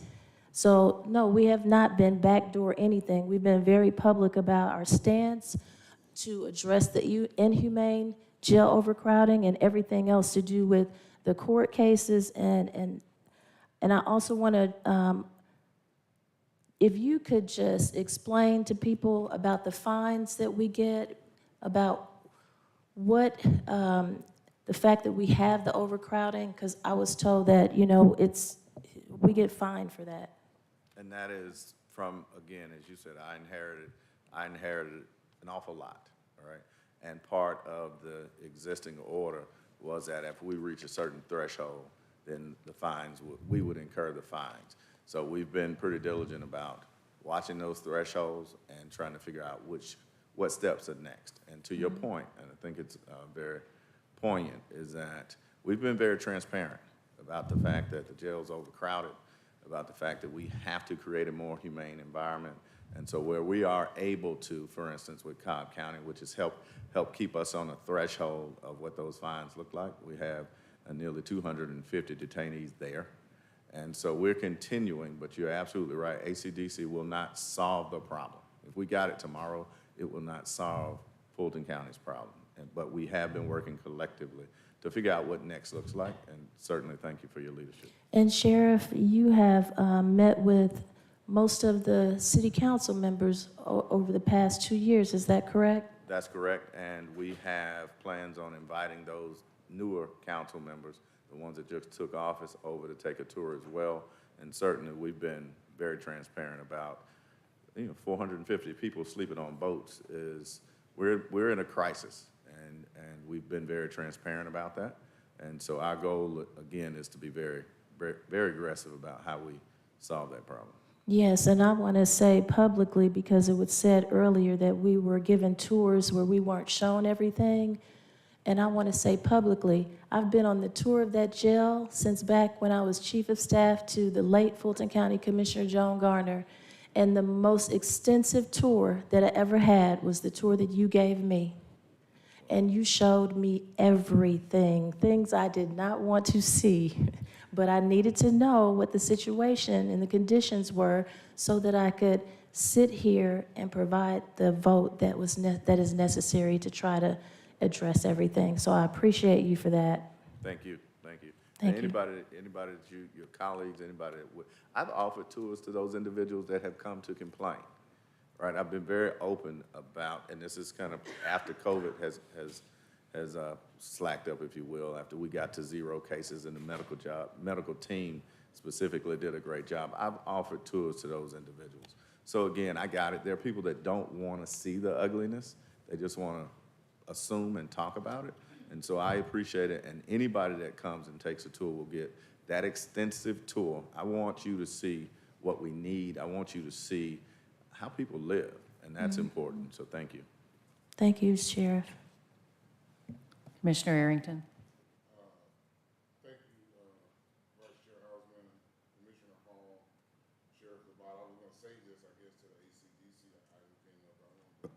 just go on and speak now. You know, it is easy to jump on the bandwagon without the facts. The truth is, we've spent over $10 million on pre-arrest diversion. We've spent multi-million dollars on mental health. And so to come down here and make the accusation that we are not doing what we can and not looking at alternatives, you make yourself look crazy. You don't know the information, but if you want to come and ask, then you can come and ask what's going on. Sheriff Labatt said he's willing to give tours, but to come down here and do that is just crazy because people laugh at you because you're not making any sense. And so it may have made sense for the city of Atlanta to shut down their jail because they only held people that were committing misdemeanor crimes and traffic offenses. The people at the Fulton County Jail are not there for committing traffic offenses and misdemeanor crimes. They're there for felonies, felony crimes, right? Maybe there's some that are nonviolent, maybe there's some, but as you see, from the amount of money that and resources and people, everybody is trying to work towards reducing the backlog and reducing the number of inmates in the jail, the overpopulation in the jail. Nonetheless, the number is still increasing. So that means we have to do more. We're looking at another jail. Does it make sense if you are a Fulton County resident, do you want us going spending your Fulton County money in Cobb County to house inmates? Wouldn't you rather that Fulton County money stay in Fulton County to house inmates? And if you're so concerned about those inmates, why are you not concerned that 450 of them are sleeping on the floor? If you're concerned about them, get them up off the floor. Or don't come complain when we try to make reasonable steps to get them off the floor. And I haven't thrown a pool party since the 90s, young lady. That's 30 years ago. I don't even think you're that old. I don't even think you're that old. Just a minute. Hold they it. were legendary. Yeah, they were legendary. But try Jesus, because I might disappoint you. Just a minute. All right, any other questions for the sheriff? I might fall short, but he won't. Anything else for sheriff? All right, Mr. Adams. Well, that concluded my formal presentation. I was just taking questions. Sir, for Mr. Adams? So I think I do have one, Mr. Adams. That is the feedback that I get in listening to people. I'm certainly no expert in any of this, but a lot of fingers are always pointed at the judges. The sheriff is a keeper, and the report here. But where are we with respect to publicizing the performance of the judges? We talk about that. Well, the charts that I showed you, as well as more information, is actually available on our website.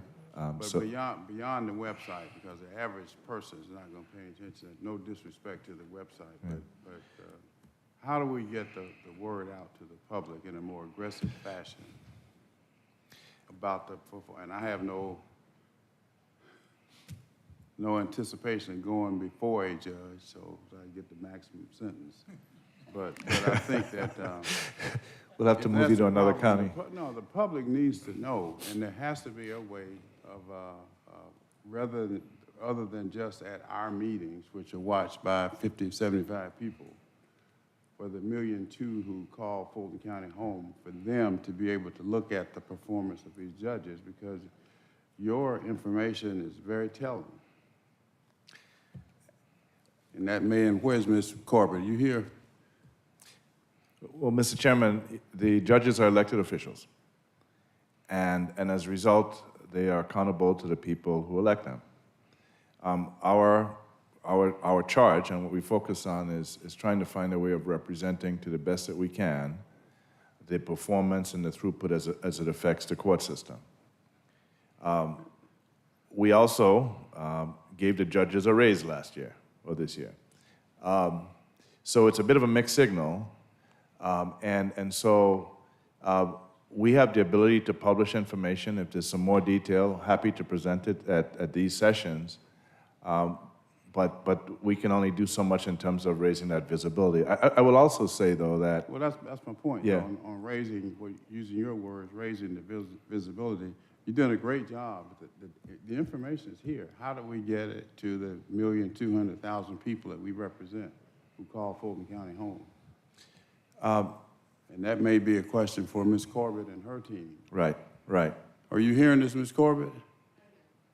I will also say, though, if I can, Mr. Chairman, that the judges are one part of this process. And while I know that there's uneven performance in terms of the judges, I think just like it's unfair to point to the sheriff and say that he's the one that's responsible for the population in the jail, it's also, I think, unfair and inaccurate to say that the judges are the reason why we have the issue we have. It's a combination of things. It's a combination of the rise in crime. It's a combination of COVID and how it impacted the system. It's a combination of the length of stay because these are more serious. So it's a whole range of things. And I personally am very sensitive to pointing out or pointing to any particular judge and saying that they're the reason why this is happening. So well, I'm not that sensitive to pointing because I mean the facts speak. If what you presented is factual, and I have to assume that it is, all I'm saying is let the public reach their own conclusions after they see what we're putting out there, and we're not putting it out there from my perspective. Okay. I mean, we tend to babysit the judges. They ask for more money, they got more money. They got this, they got that, but it's just so telling to look at it. Mr. Manager? One suggestion, Mr. Chairman, and of course this would require the AJC to do so. But I do find it interesting that there's a daily or certainly a weekly rendition of the comings and goings at City Hall of Atlanta. I don't know why this issue is not equally important to Who Shot John at the City of Atlanta. And so I don't know if we could propose that, and maybe Jessica could respond to it. Obviously, the AJC would have to find it of interest. But that would be something that would be a routine reporting with some visibility that then probably also makes it to the media as well, the TV media. And I'd even go a step further. If the AJC will not print it as they do with what's going on in City Hall, you know, who got a new office at City Hall, that nonsense. We pay for it. We got $75 million for the judge for ORCA. We run an ad, a monthly ad or a weekly ad. Whenever you make these reports, print it, pay for it. okay, we can work with Jessica and figure out what the appropriate way is. I'd just like to respond quickly and just let you know that the AJC reporter in this room let me know that he is interested in this story. But I won't name him by name, but also wanted to mention that I hear Mr. Adams' concerns about painting an inaccurate picture of blame of an issue, but certainly time and energy is put into preparing these reports, and I think that we can do more, Mr. Chairman, to make sure people see them. I think it's about transparency and not about blame or assigning blame, but we can certainly do more. And if any of you, I know many commissioners hold public meetings, if that's, that may be something that you're interested in including in some of those meetings as well. But we can, we'll work on some communications ideas to increase visibility into this data on our site, and we will work with the AJC and others to tell But that I don't story. want to leave this up to chance. When can you have us a plan of action? I will have a communication plan at your next meeting if that's helpful. No later than our next meeting. All right, Yes, sir. Commissioner Hall? Yes, Mr. Chair, you said something that caught my ear about the number of viewers that watch FGTV. Sorry. I said, did you say something about the number of viewers who watch FGTV? I did. Okay, and I thought you said 75, and that's low. That's absolutely incorrect, because you have to take into account that people are watching on YouTube and Facebook. There are 3 stations across Fulton County through Comcast and Xfinity. And I don't know if you recall, but there was a time back when I was chief of staff and somebody tried to change the programming on FGTV, and the seniors came in an uproar with emails and calls saying, don't you change that schedule, because they were so used to the way that things were on FGTV, and there were certain programs that they watched at certain times, and there were a whole lot more than 75. So I just want to make sure that's clear, because, you know, I hate to have misinformation out there. No, I was talking Commissioner about Hall. FGTV, because we can see how many people are watching it, right? No, that's not the total number, though, sir. We can see some numbers, but as Commissioner Hall pointed out, there are more people watching because we don't have numbers on cable. Say But 50,000. many, I think the point you were making, Mr. Chairman, is appreciate that you, not all million people. Just a minute. I've asked in the past for us to document how many people watch FGTV and whether or not the expense of FGTV is worth what we pay for FGTV. And I've never gotten that, but that's not a discussion for today. I stand corrected. It was more than 75, but less than 50,000 watching. Thank you. Yeah. All right. Anything else at this time? But we will respect that report, plan rather, at our honor before our next meeting, Ms. Corbett. Anything else? No, sir, that concludes our report. All right, at this time, it is 1:05. I entertain a motion to recess for lunch, executive session, issues of real estate, personnel, and litigation. All right, motion to approve by Commissioner Hall, seconded by Commissioner Ellis. Let's vote, please.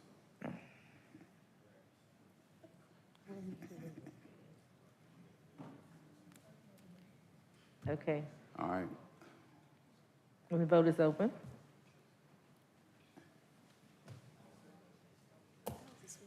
And the motion passes, 5 yeas, 0 nays.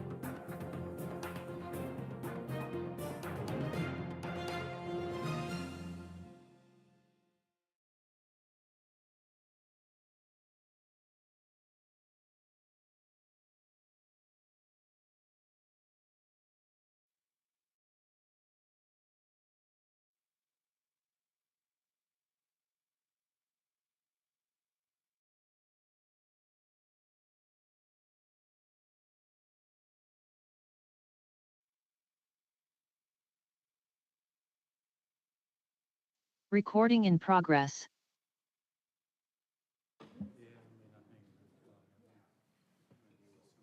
How long before you're ready on your, I'm ready. You ready now?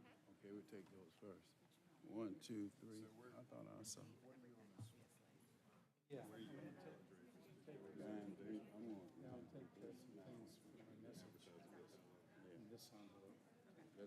That's where I am.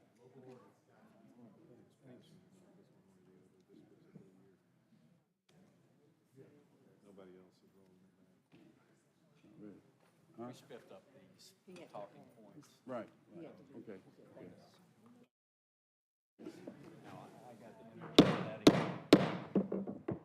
All right, without objection, we will resume the regular order of business. All right, Madam County Attorney, any items from executive session? Yes, Chairman. Is there a motion to approve the recommendations regarding representation set forth in items 1 through 4 of the executive session agenda? All right, motion to approve by Commissioner Lee Morris, seconded by Commissioner Ellis. Please vote. And the vote is open.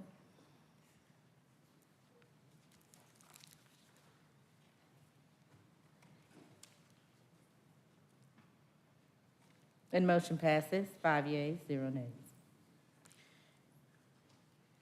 Is there a motion to approve the recommendation for settlement authority set forth in item 6 on the executive session agenda?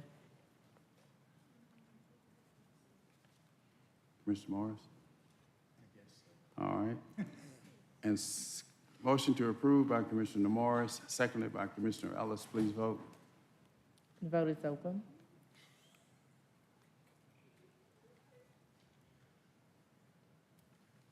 And the motion passes, 5 yeas, 0 nays. Nothing further. Thank you.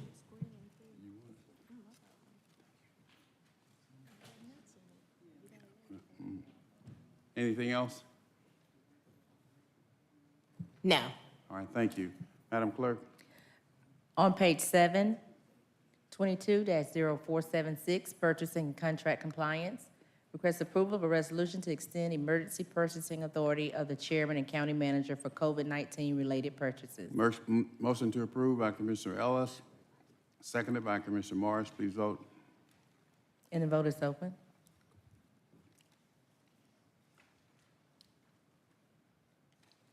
And the motion passes, 5 yeas, 0 nays. 22-0477, request ratification of emergency countywide emergency procurement. 6 with Commissioner Hall. All right, 0477, motion to approve by Commissioner Ellis. Again, the second by Commissioner Morris. Cast your vote. And the vote is open.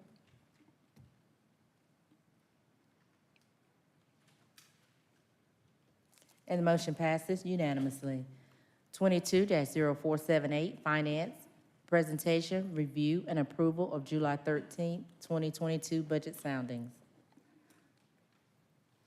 Motion to approve by Commissioner Ellis, a second by Commissioner Morris. Please vote. And the vote is open.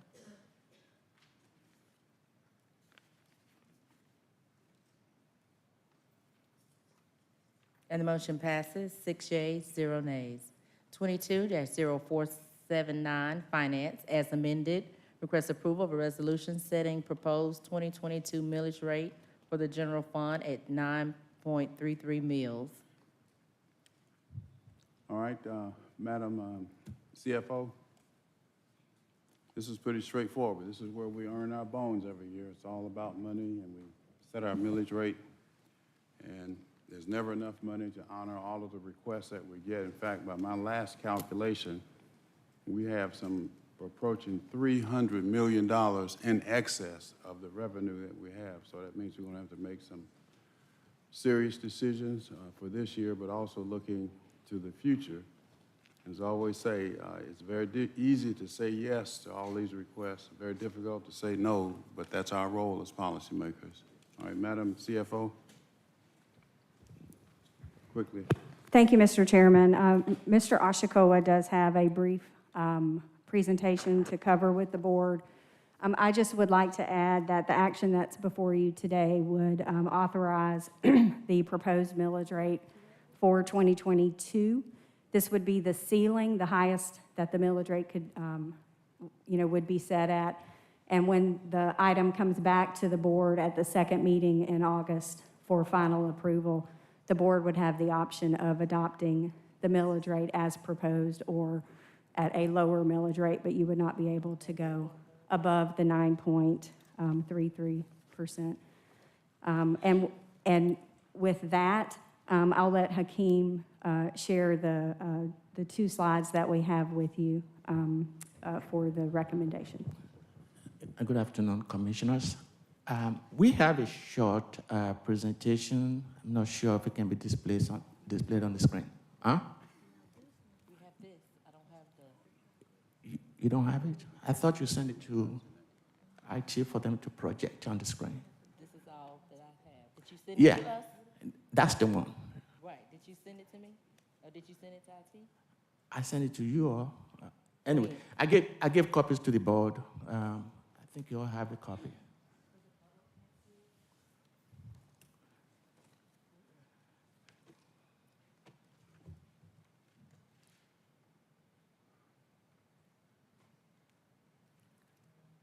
Hakeem, can you send it to me so I Sure. can send it up?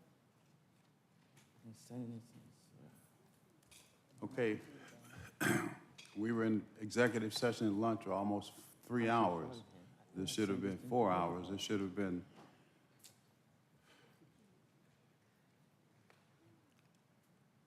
Do we have it or do we not have it? We do, Mr. Chairman. I've been sending this out since Friday. I thought maybe everybody has the same documents. So are you able to put it on the screen or not? We will as soon as he sends it.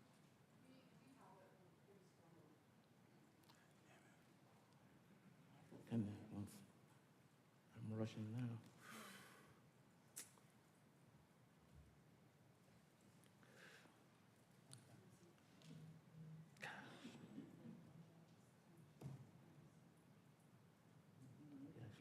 All right, how long will this take? Listen, Madam Clerk? I mean, is it 5 minutes or?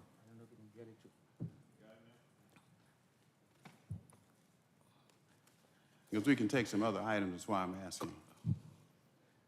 I'm just giving it to Shad to work on. And I really apologize for this, because I thought that with all the messages that I've been sending, this, I will have gotten to someone to be projected on the screen. So I apologize. Huh?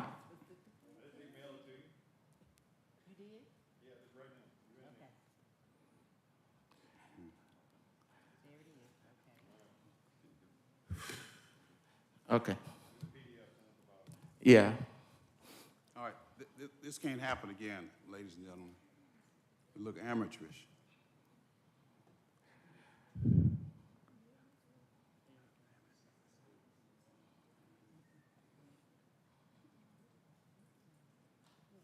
Thank you.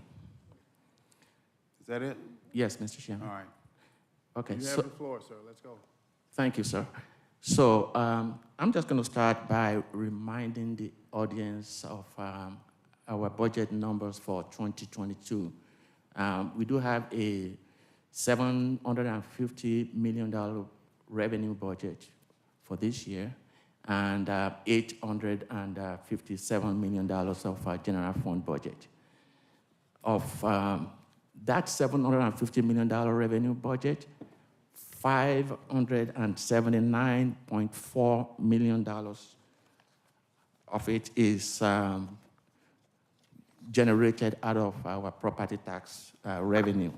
That amount represents almost 80% of our total revenue of $750 million. At the time that we prepared the budget and approved by the board, we made certain assumptions on how we're going to get to that $579.4 million revenue budget. One of the assumptions is that we're going to generate 3% billable growth rate in the digest from new growth or construction or reassessment. We also made assumption that we will be collecting 96% of whatever the tax commissioner bills this year. We'll collect them before the end of the year. And then any amount that we do not collect this year will become part of our prior year revenue out of property taxes in 2023. Usually, we collect 99% over a 2-year period. So you get 96% this year. So we hope, if everything goes well with the economy and that things remains as hopeful as we are looking at. As hopeful as we have right now. We hope that by the time we get to next year, December, we will collect 99%.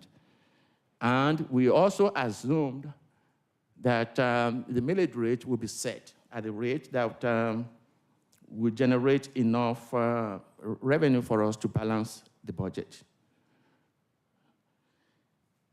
Then, upon receiving the tax digest from the tax commissioner, we analyzed, dissected, and reviewed the numbers. And based on what we saw, our gross digest is growing by 9.64% this year, 9.64. So we're going from 87.2 billion to 95.6. I have to say something about that. That's just gross. That is not what is billable. The amount included in that is the TAD billing, which is our tax allocation district billing. We do not get to bill for that amount. And that grows from 4.63 billion to 5.7 billion in 2022. Then also, we had to set aside some amounts for appeals. Because you have property tax, property owners, they do have the right to appeal the assessment. Last year, we had a total of $3.1 billion in assessments. And this year, all we did was to estimate that the amount will go up by the same percentage that the gross digest increased, which is we applied 9.64% to that $3.1 billion to get to $3.4 billion for the appeal. I want the board to know that this is just an estimate. And of course, when we make estimates, there's a possibility that the true numbers might come out a little different. But from what we've done in the past, from our experience, we think the $3.4 billion might be sufficient. If it turns out that we had appeal settlement higher than that, this amount of $3.4 billion, it will definitely throw off our projections as being presented to you today. So at the bottom of the page, we have two different analyses, one based on the rollback rate of 8.87, and then the other one on the millage rate that the county manager is recommending for 2022, which is 9.33.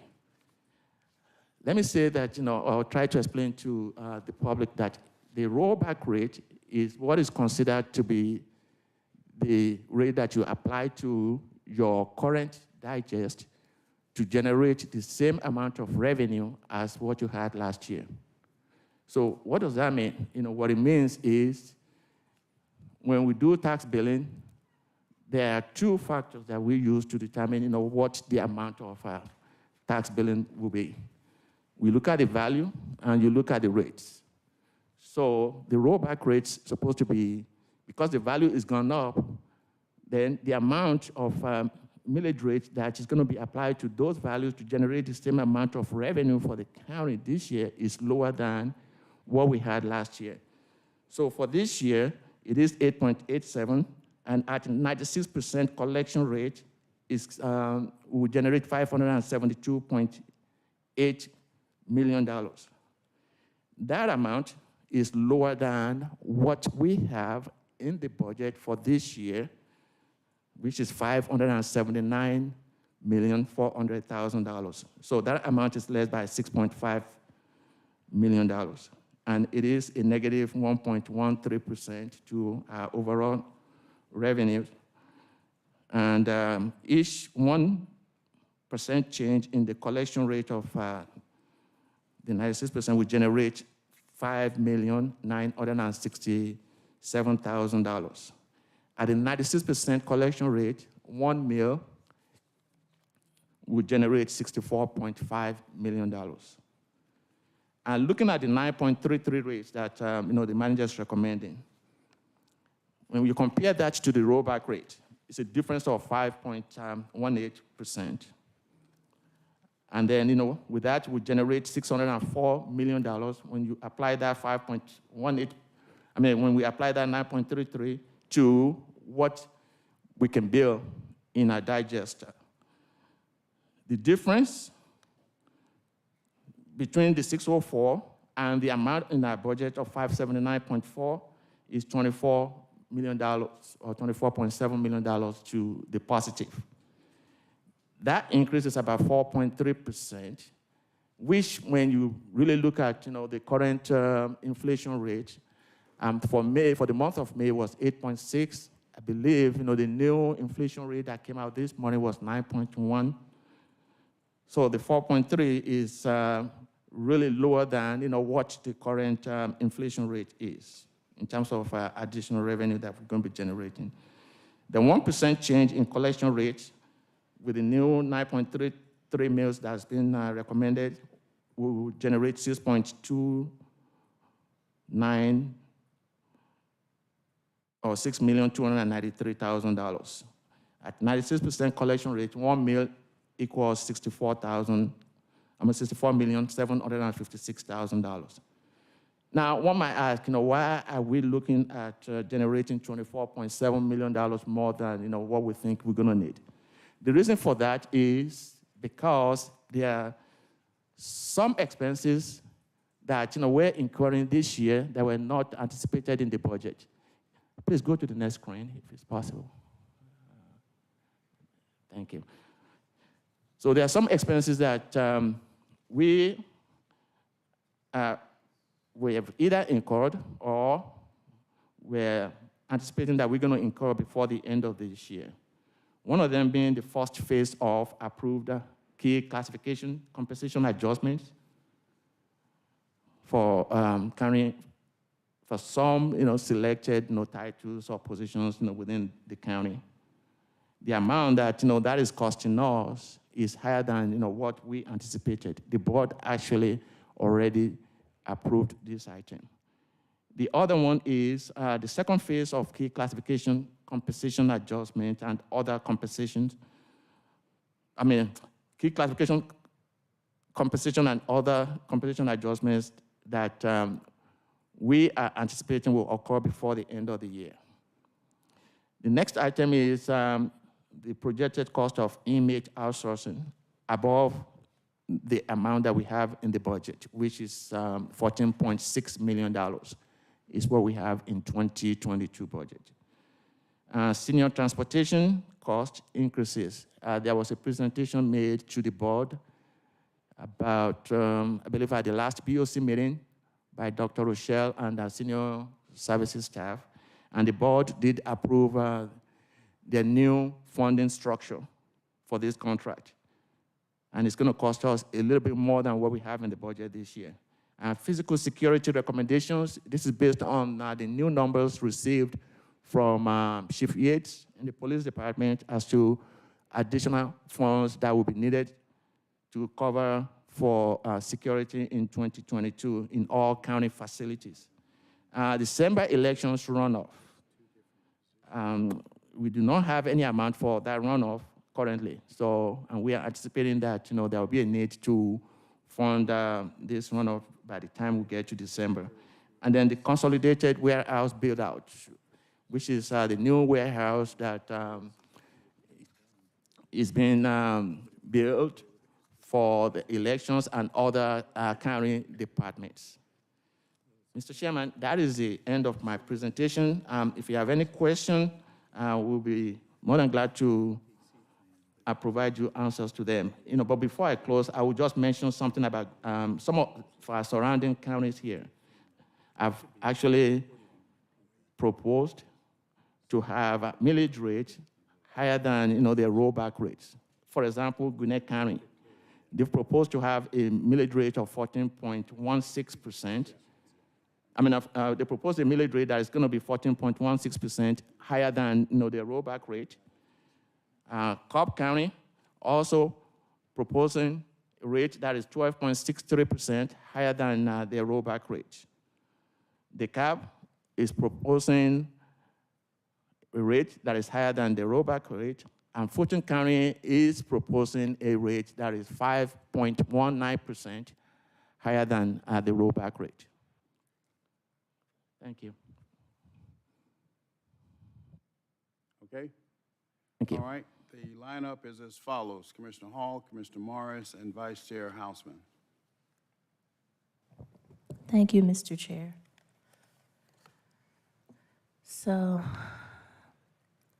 the thing that stood out to me in this memo, dated July 11th, 2022, subject 2022 millage rate recommendation and authorization for required advertisements resolution, is the fact that there's a sentence that says the general fund millage rate being requested for advertisement is the same as our current 9.33 mills, which is higher than the rollback rate of 8.87 mills, and that this is an increase. Can you explain that one more time? Because when I see anything that says we're increasing, I think increasing the bottom line, which is people's property taxes, and then I start thinking about all the seniors who call my office, who stop me on the street and in neighborhood meetings and tell me how they're struggling to pay their property taxes. And then I think about how we've had these amazing sales of astronomical pricing on housing over the 2 years with COVID, and how we obviously have been collecting a lot more money than we ever anticipated collecting during a pandemic. And I just don't understand how we could ever get to the point of saying we're going to increase a millage rate. And then with inflation and everything else, and then with the fact that we've had a lot of underruns. And by the way, I haven't seen a underrun, overrun report in a while. If that could be emailed to me in my office, that would be great. Oh, I'm sorry. Thank you, Vice Chair Hausman said if that could be emailed to all of us, that would be great. But I just can't see us increasing a millage rate. And then we also have to take into account that we have employees who have never returned to the office because COVID showed us that people could literally work from home. So we're saving on lights, water, space. I mean, there's so many different places where it appears we can look for money. And then I do recall that at some point there was a whole presentation to us saying that we had over 150 million of extra funding than we expected. So I just can't understand why we would do anything that would increase the bottom line, which would be our residents' property taxes. Can you explain that to me a little bit more? Commissioner Hall, the recommendation that's before you is to maintain the current millage rate, which is 9.33. It's not an increase in the millage rate. Under current state laws, if the county does not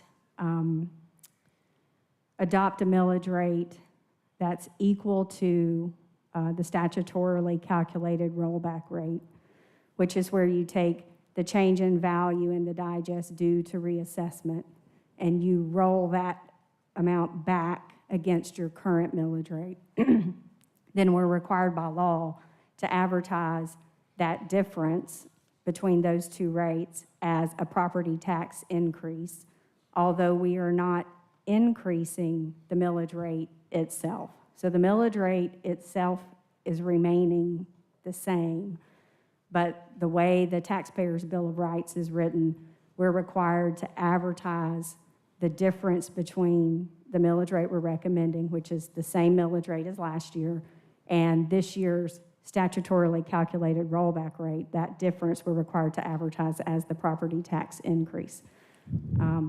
To your point about underruns and our fund balance reserve, yes, we did start the year with a fund balance, which we used a portion of to help balance out our 2022 budget.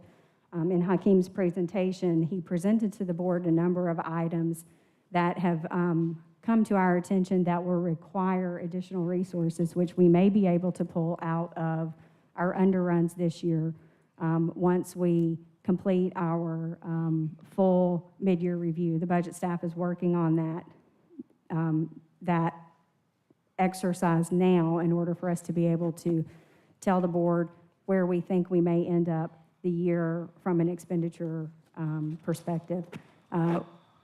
We are trying to look ahead somewhat in that we know that we have some expense pressures that are not in this year's budget yet. That's part of what's on the list that Hakeem just reviewed with you, as well as some items that we expect will require resources in the development of the 2023 budget. So for example, the first item on Hakeem's list, the funding for the first phase of our key classification increase, we funded that partially this year through the use of salary savings. In order to fully fund that in the 2023 budget, we will either have to go in and eliminate the vacancies that supported those salary savings this year or that generated those salary savings this year, or we will need to identify an additional source of revenue to cover those costs. So there are a number of expenses that we can see coming down the road that we need to be prepared for, and we are presenting the 9.33 millage rate as a way to prevent rolling back the millage rate this year and then potentially needing to do a substantial increase in the millage rate with the adoption of next year's budget in order to cover those expenses for items that the board has already taken action on and for some items that we expect to present to the board as part of the mid-year review that would require funding this year as well as next year. I mean, so that's a very long explanation for the basis for that recommendation. But the reason we have to advertise it as a tax increase is a statutory requirement because we are not recommending that statutorily calculated rollback rate. Okay, let me ask you one question. If the rollback rate is 8.87 and you set the rate at 9.33, will residents' tax bills increase? Some residents' tax bills will increase. One thing that we have to keep in mind is that we do have a floating CPI exemption in place, so it does limit the increase for the county's property taxes to, I believe the way it's worded is the CPI index or 3%, whichever is less. Lower. So the impact to property owner is somewhat mitigated. So if their property value increased, the increase to their taxes will be mitigated by that CPI exemption kicking in and exempting that increase down basically to that 3% threshold. And as part of the requirement for adopting a millage rate or proposing a millage rate that is above the rollback rate, we do have to do a notice of a property tax increase that requires us to identify what the increase amount would be. So the examples that we calculated to use for that advertisement show that on this is supposed to be an average property value. So on an average property with a fair market value of $437,500, the increase would be $66.70. And that's for a property that has a homestead exemption on it.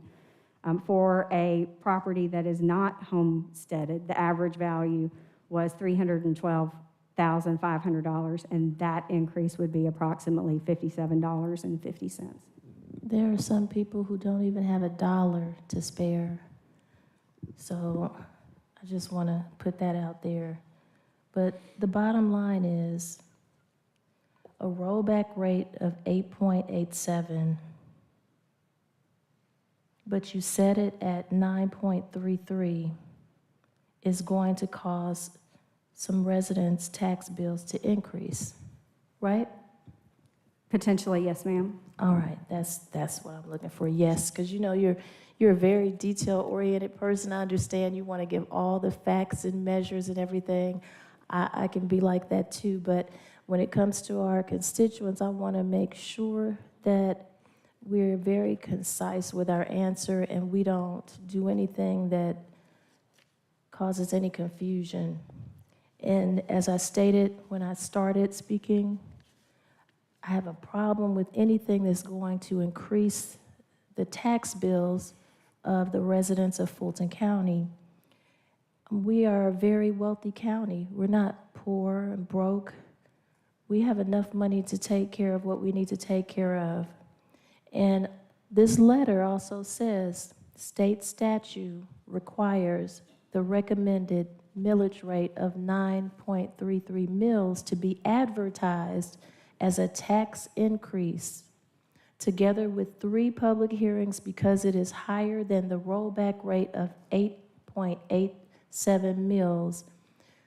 So I just can't see why we would increase anybody's property taxes, especially after all the news articles we just had not too long ago of seniors about to lose their homes and people doing all kinds of fundraisers, trying to raise money to keep seniors in their homes. I just don't understand how anyone, I mean, in inflation, just a couple weeks ago, I paid over $5 a gallon for gasoline. There's just too much that people are enduring right now financially. So that's just how I feel about it. Thank you. Commissioner Morris. Yeah, I just made a few random notes. I was going to talk about the fact that the floating homestead exemption does keep the increase down a little bit. I represent folks in 2 cities, Sandy Springs and Atlanta. In Sandy Springs, there is a floating homestead exemption for the county portion of the tax, the Sandy Springs city portion of the tax, and the Fulton County school portion of the tax. So those folks tend to not have an increase, absent any additions to their home or anything else, if they're homesteaded, above about a 3% increase, which could still be substantial and difficult. But in the bigger portion of my district, Atlanta, the floating homestead exemption applies to the county portion and the city of Atlanta portion, but it does not apply to the Atlanta public school portion of the bill. So that when my value goes up, I think a proposed $300,000 or $400,000 this year, I'll see a very significant increase, and my neighbors will see a very significant increase, and even that modest home where folks may have less income to pay that bill, they'll see an increase.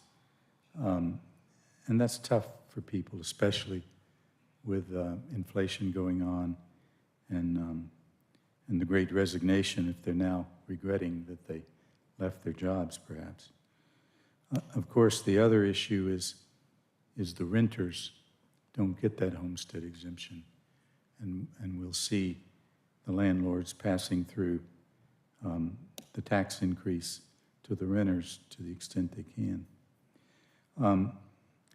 I just want to make it clear to the public that as I understand the first page, Mr. Oshikawa, Yes. We are looking at a 9.33 millage rate to collect $24.7 million more than we budgeted for revenue this year. Yes, Commissioner. But we've certainly made a lot of decisions this year to spend a lot more money. And while we haven't seen the underruns, underspends, it's always substantial.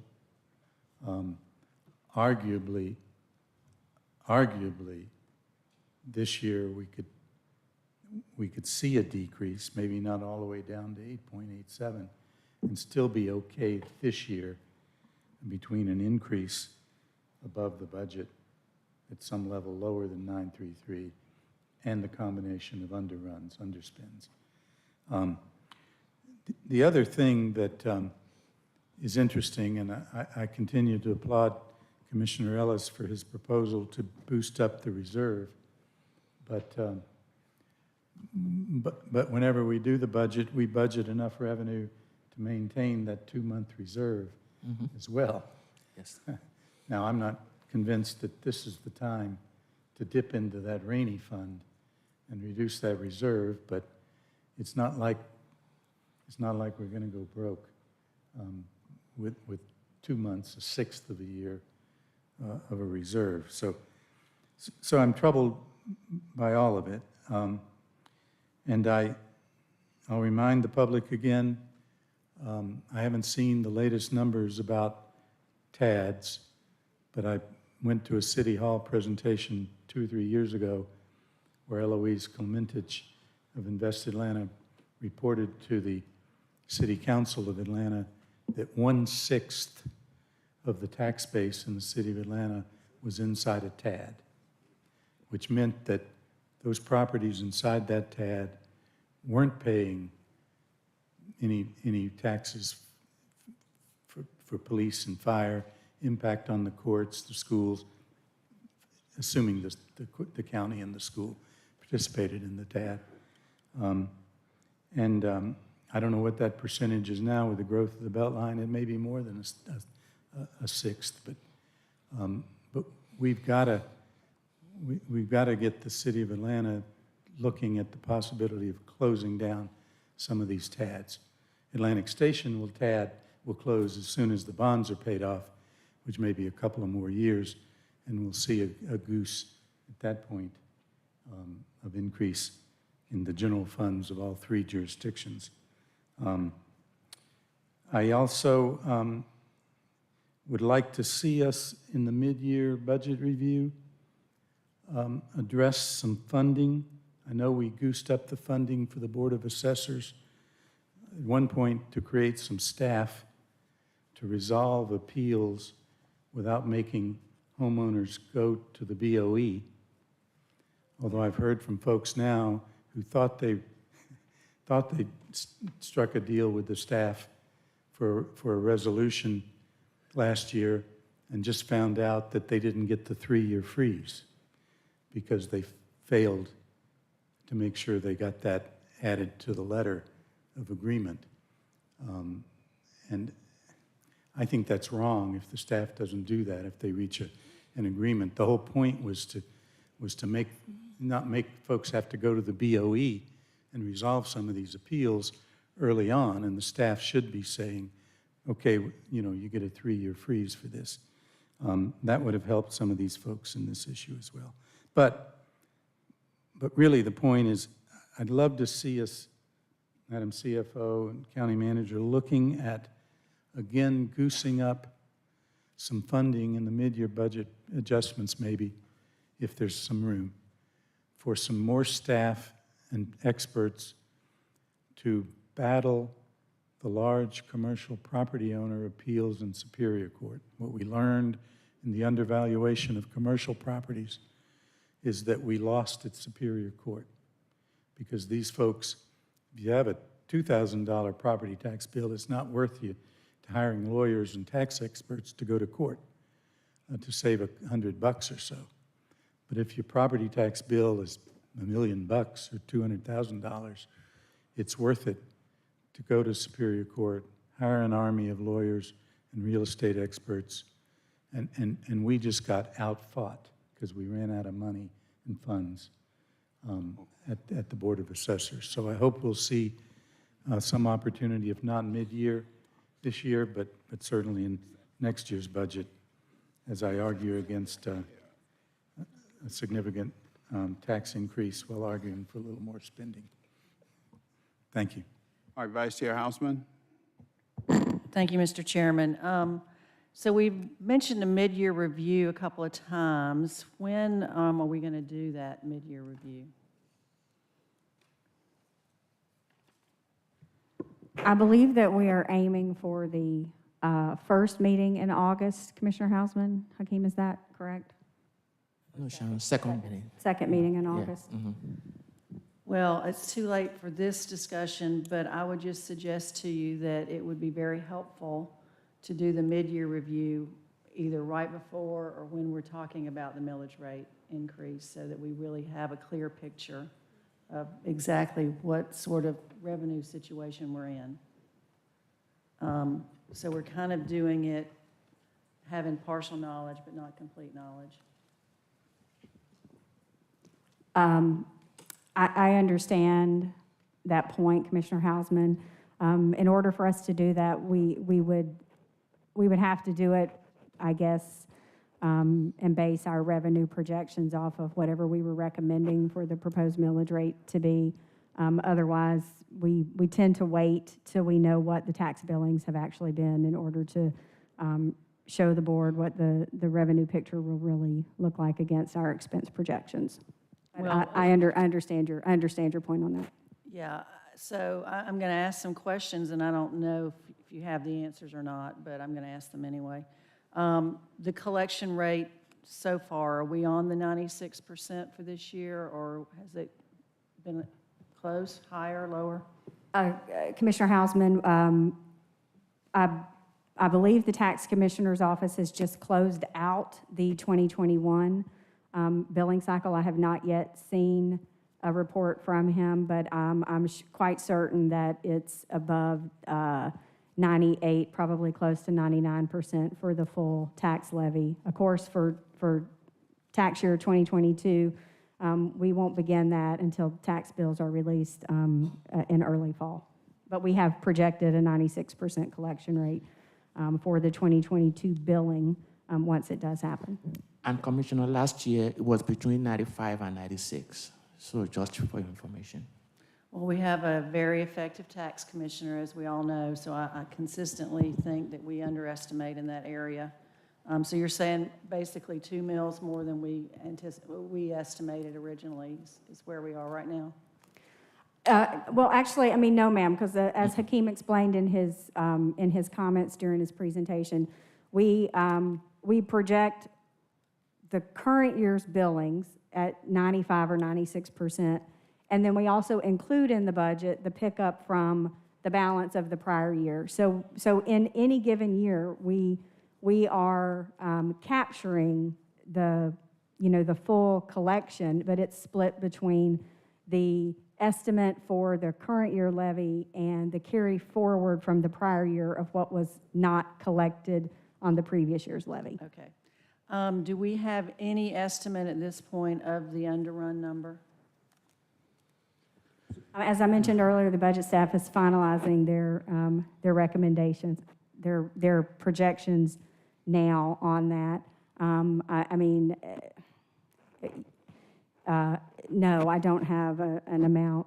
They were finalizing those numbers. They were to have their work to the budget manager by last Friday, and she's reviewing it this week. So we should have something for us to start looking at in the next 2 weeks. And we do have a list of items that we might be bringing up for our BOC to consider as part of our spending items this year. Like there are several BOC items from January that were not approved that we're bringing back for your review, because that is what you all instructed us to do. So we're still going to be spending some of whatever underrun that we have this year. We're going to be spending them on some other items. So if I recall, last year it was around 80 million. Is that accurate? At the mid-year, yes, that sounds about right. Would you anticipate it would be somewhere in that neighborhood again? With the changes that we've made on compensation this year, I'm not sure that I would say that it'll be in that neighborhood, but it should be should not be a small amount. I think we're easily in the $30 or $40 million range. Okay. So well over this 24 million that you've said that if we didn't roll it back, we would recover? Probably, yes, ma'am. I did my quick math of the 604 minus the 572 that's on this sheet, and that's 31 million. So I'm sure there's something else that came off of that to get your 24 million. Yeah, Commissioner, we're comparing that to what we have in the budget. We're supposed to have $579 million as our revenue for the year in order to balance the budget, not 572. So if we compare the 604 to 579, the difference is that $24 million. Yeah. I've been doing this a long time. I know I'm not the professional, and y'all do a really good job of managing our finances, but it's hard for me to follow. I just would hope there'd be a clearer way to present this to the public, but that's my only comment on that. I did look up, today they announced the new inflation rates. It's at 9.1%, highest since 1981. So, I share Commissioner Hall's concerns that this is the worst time to be considering adding to that burden that people are feeling in their everyday expenses, whether it's groceries or gas prices or medical prices or whatever clothing they may need to get for their family. I've never voted for a tax increase. I know y'all would be shocked if I suddenly changed my stripes and did it now, but people are hurting out there, and the thought of having to pay more in taxes, I think, is just nothing that I can support nor explain to anybody in my community. My assessment notice, I don't even want to tell you how much it went up. If I was selling my house, I'd be thrilled to death. But, then what would I do? Where would I go? How would I afford a new one? So, I'm just going to go out on a limb here. I'm hearing two other commissioners echo similar thoughts, and I'm going to make a motion that we set the millage rate at the 8.87 rate that would be a revenue-neutral rollback. I will second that. Press the button. Thank you. All right, there's a motion on the floor by Commissioner Hausman to set the millage rate at 8.87, seconded by Commissioner Hall. Let's see here. Commissioner Ellis, are you done, Commissioner? All right, Commissioner Ellis. Then I'll speak when at the Thanks, end. Mr. Chair. Well, just a few things on going back on the presentation. So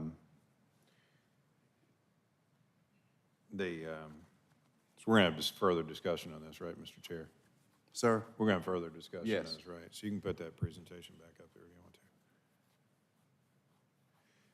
First off, going back, while you get that back up on the screen, going back just to kind of the originals, when we approved our budget last, in early January, the assumption, the millage rate assumption within that was a flat millage rate, correct? Yes, I believe that's the language that we used in our transmittal letter. Okay, so the millage rate the assumption within the budget was this what's the current number? The 9.33. Yes. 9.33. 9.33. So I would just sort of reference that for purposes of the discussion that we're having. And what's before us today is not necessarily to approve a specific millage rate, but to advertise a no more than rate, correct? Yes, Commissioner. Yes, that's correct. Okay, so our discussion on this is not necessarily done, regardless of whatever, we vote on today. This will just be a maximum advertised rate. In terms of, and I think you referenced this in terms of my reading on other entities and so forth, I've not noted any other jurisdictions, either municipalities or counties or Board of Educations that are generally looking to roll back their millage rate. They're all generally talking about holding that flat, correct? Yes, Commissioner. Okay. One of the good things, and I want to say a praise of this body over an extended period of time, is that, at least since going back to, I believe, about 2016 or so, we've really done a very good job, I think, of being aggressive in our approach and the way that we manage our expenditures, and also the way that we were judiciously looking at our millage rate each and every year. And I think while I have concern about, kind of what people's bottom line tax bills are, where their bottom line tax bills have gone up over that period of time, they've not been as a result of what's taken place within this body. They've been as a result of what's taken place within the school board and the cities. I looked at my own tax bill, and over that period of time, my county obligations actually over that period of time, were relatively flat, whereas my municipality and my school system amounts went up. So, I mean, it's, the notion of a potentially a flat millage rate is not necessarily something that's out of line with what our peer governments have done. I just want to kind of point that out as we're thinking about it and reflecting on what we necessarily, want to do. On the slide here, this gross digest growth of 9.64%. The two things that are noted, I guess, you're saying, you don't necessarily know what appeal values are going to be and what impact how that has on things. You make a certain assumption around the collection rate. It's TAD billings you noted, but what you also don't note, I guess, is the other impact of exemptions as a general rule, right? Exactly, yes. Right, so if you look at the, I guess what is this adjusted net digest value, which wouldn't necessarily reflect what may or may not take place with the appeals, but it would reflect the TAD billing portion, and it would reflect the exemption portion, correct? Exactly. So the CPI impact and all that. So bring that down, the increase is roughly 8.09%, correct? In that net digest? Actually, we had about 7. That is billable, about 7%. 7% on the billable? Billable, Okay, yeah. so the change on that is 7%. Inflation rate, as we're seeing it right now, is about 9.1%. So, I mean, how things want to be classified or styled, I guess, is one thing, right? But, from a pure growth in terms of, expenditures and that sort of stuff, inflationary impact, I mean, even if we just held it flat at sort of this net level, it's below the rate of inflation, correct? If we held the millage rate flat, what we'd be collecting is below the rate of inflation. Yes, sir. So I do think it's something for us to, think about and consider as we're having this discussion. And it's a near-term decision, but it also does have sort of a longer-term ramification. The other thing we saw within the course of this past year, while we've had some more significant underruns over the past few years, we know that's not necessarily going to be, pretty much you can say it's not going to be the extent of which it was in the prior few years. I don't think so, Commissioner, based on the compensation increases that we've pushed through this year. Some fairly substantive compensation increases. So what was our general average rate of increase for compensation this past year? Well, everyone received the 7% COLA, and then the key classification increases were in the 20% range. So our average is higher than probably 7. It's probably closer to somewhere between 8 to 9? Yes, sir. Once we impacted that, maybe Yeah. higher? Yes, sir. So we've got cost demands, which we're seeing. And then we're going to have cost impacts on contracts, which we maybe have not necessarily seen. I mean, we know we've got, one of them we're going to look at in a minute, that's still ahead of us. We got a contract that, two of them, we're going to be having to look at paying more on. One of them, I think, there's some pieces we're going to have some discussions upon the way it's structured, but the other is sort of a basic service, and we find out, that we're going to have to be paying more because basically the service we're getting for what we're paying is crap, right? And so we're going to have some fairly significant cost increase, most likely, in contracts that are going to be playing through as a result of inflation. I think that's a fair statement. If we're seeing compensation increase plus material increases and all that, it's going to start to pilfer through on the back end. And where I'm going with this is when we get to formulating our general fund budget each year, and one of the things that has played out over the course of the past 5 to 6 years, we've had sort of a structurally awkward budget, all right, where the amount of our revenues that we're budgeting for has been below our level of expenses, and we generally have solved for that by utilizing a surplus that's been created from underruns. Exactly. All right. So that surplus may be there this year, but is not going to be there. I think we fair to say this with a fair degree of certainty. It's not going to be there at the level it was the past 4 to 5 years. Yes. Is that a fair statement? Yes. Maybe half that level, it sounds like potentially from what we're looking at with some of this mid-year stuff. So that's at some point in time, we've got to get to what looks like a more structurally correct budget where your budgeted revenues meet or exceed your budgeted expenditures, right? At some point in time, that structurally got to get there. Yeah. And, I think when we made the decision to move forward with the budget at the flat millage rate, that was part of some of the thoughts, right? And some of the stuff that we're talking about right now is part of the thoughts, but I think certainly we had no idea what the level of inflationary impact that we were going to see. In addition to that, we certainly heard about ongoing demands in terms of increased cost, related to fairly serious things, like housing 3,300 people overnight, each and every night. That's a pretty significant obligation, as well as, kind of the labor associated with that. So, we've got some serious things ahead of us, and I don't necessarily think that, having a further discussion around whether or not, holding at this 9.33 rate really, is what we need to do. So I'm comfortable advertising at that level and having further discussion around it. I don't know that I'm necessarily comfortable at staying at that in terms of what's approved.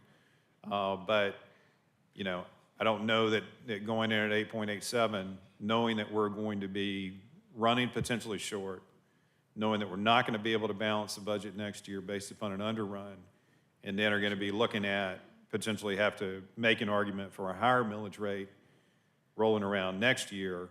I don't want to see that. I mean, in a worst case scenario, I'd want to see us look to kind of holding the millage rate, kind of at an even level versus trying to have a discussion about raising it. So that's, you know, as I look at this and, you know, I mean, look, I'm a fiscal hawk. I mean, I hope all of you know that. And I don't take lightly, and I wouldn't certainly take lightly potentially having to vote for, you know, that millage rate holding at 9.33. But I'm not comfortable at this stage that going in with 8.87 necessarily is the most prudent thing for us to do for our citizens and for the services that we've got to deliver. You know, and it's tough, you know, kind of having to deliver a message in terms of what somebody's taxes are going to be in an individual year, but Lord knows if we go into recession next year and it's worse and we had to sit around and looking at raising the millage rate, that's an even tougher discussion. So I guess it's sort of, I'm interested in hearing the rest of the debate and the discussion around it, but you know, those are some of the points that I just wanted to raise as we're continuing to have, you know, this discussion about what we advertise the rate at, you know, and we're going to be certainly coming back and having more, you know, robust discussions about ultimately what we set the rate at. Thank you, Commissioner Ellis, and I'll make my comments later, but you hit on where I'm going. Commissioner Arrington. So I was at a town hall yesterday at the Bowden Center, and one of the seniors said, well, why are y'all going up? I'm on a fixed income. And so I think we've got a tough job ahead of us because we've got to balance the sentiment of seniors and others on fixed income, but we've also got to manage all of the increased expenses that we're going to occur. Everything is up. Everything that we're going to be paying for, staff, gas, everything is up that we're going to be paying for. And so, I don't know. I'm torn on this, and I don't know. I guess we're not going to vote on this today. We are going to vote on it today. I hope so. Yes, sir. Okay. Well, I don't know. Just the advertised rate. Yeah. Just the advertisement. Okay. So. Yeah, it's going to be tough because we've got a lot of increased expenses. Everything is going to cost us more. And I don't know, maybe that floating exemption may provide some solace. But expenses are up. Everything is up. We're going to have to pay more for everything. We can't even hire people with the bonuses that we've given now.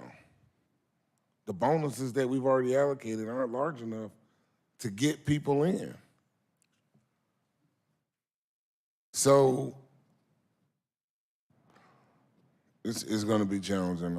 I don't know where I'm going to fall on this one, but we got to think about certainly our costs and our expenses, but we've also got to think about particularly those on fixed income. I'm not necessarily worried about my bill, you know, somebody else's bill. I'm worried about those that are on fixed incomes, right? Those are the ones that I'm more concerned about than just the average person, right? And the increase in the average person's bill. So I'll just leave it there for now. All right, Commissioner Abdul-Rahman. Thank you, Chairman. So I believe the 9.33 is basically what we would need to advertise. We can go lower than that if need be, correct? Yes. Yes, Commissioner. Okay, I just wanted to make sure, not only for myself, but the individuals that are watching this. County Manager, is the 9.33, is that a recommended rate in order for us to meet our responsibilities to the people that we serve? Yes, ma'am, that's what we're recommending. Okay. Can someone answer this? Maybe you can, or maybe Hakeem.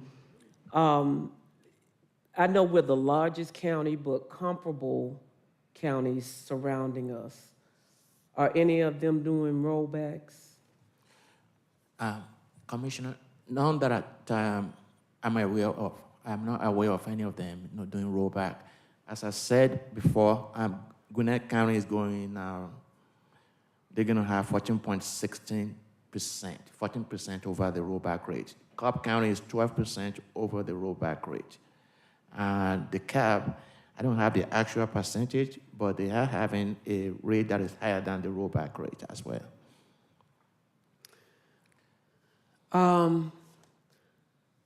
I guess you can kind of say this is where the rubber meets the road, because as much as I do not want to see anyone have an increase, can I sit here honestly and tell you that I want you to cut services? Can I tell you which services I want you to cut?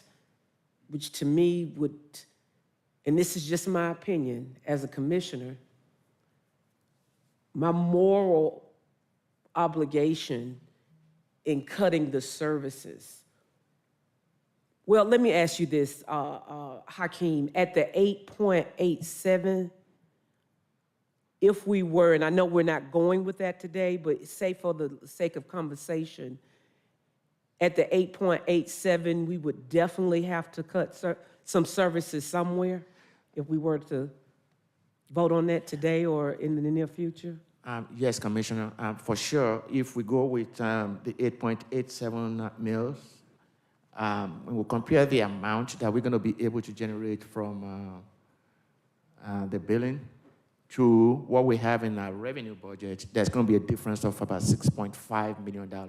We have $579,400,000 in the budget for revenue. And the 8.87 will only generate about 572.9, roughly.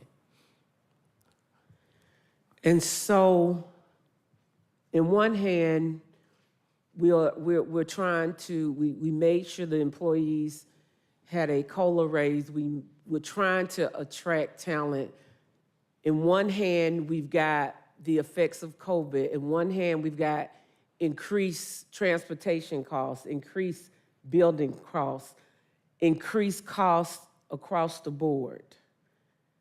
So I definitely want to see that over and under report, but I think just for me, this is a tough conversation that we're going to have with the public, because everything is going up. And I know our seniors, I'll be the first one to say I do not want our seniors affected by this.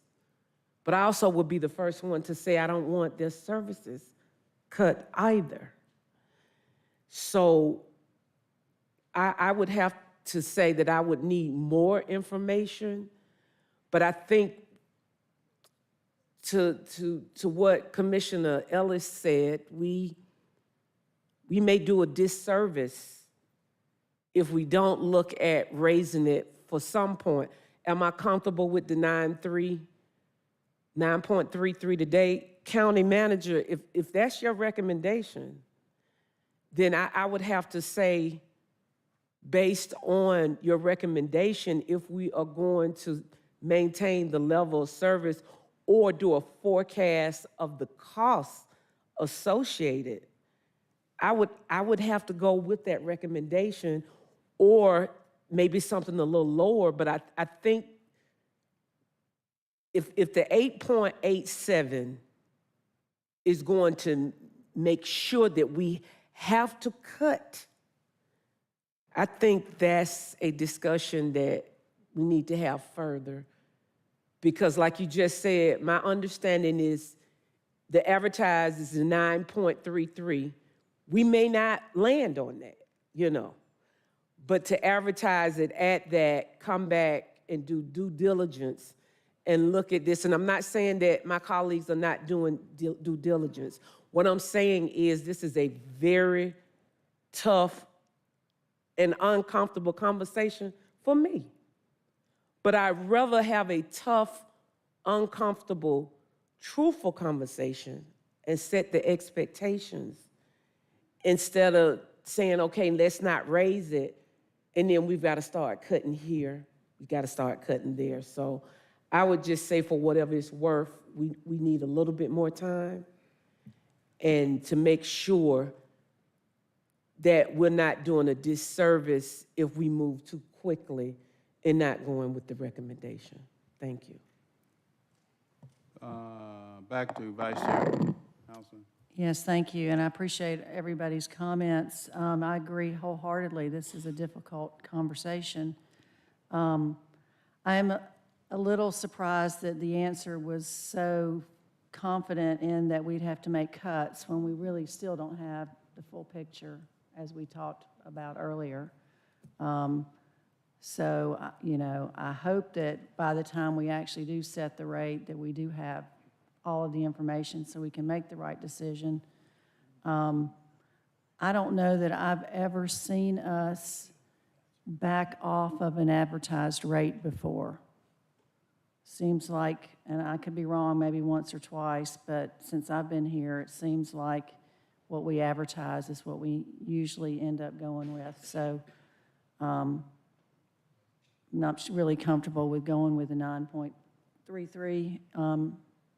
I mean, that may be the will of the body, but that's not what I'm going to support. It was mentioned people on fixed incomes and all of the expenses that we're going to have that are going up. Well, all of their expenses are going up too. You know, it's not just this one. And everybody's expenses are going up. A lot of people are having to make tough decisions in their own budgets. Of, you know, you hear some horror stories out there. I don't know that there's all that going on in our community, but I don't want to create a scenario where people are having to make decisions between, you know, putting gas in their car or getting groceries. So anyway, I'm not going to withdraw my motion. I'm going to let it stand. We can vote it up or down, whatever the will of the body is, but I mean, we're not the only one that's facing expenses and increasing expenses and having to make some tough decisions. And I know we've got a lot in the future that we have to deal with, but I'm not going to be the one to add to that burden. All right, thank you, Vice Chair. Commissioner Hall. Thank you, Mr. Chair, and thank you, Vice Chair Hausman, for your words. I'm going to start at the end of what you said, and I'm not going to withdraw my motion either, my second, because, like I said earlier, we have plenty of money, just needs to be found.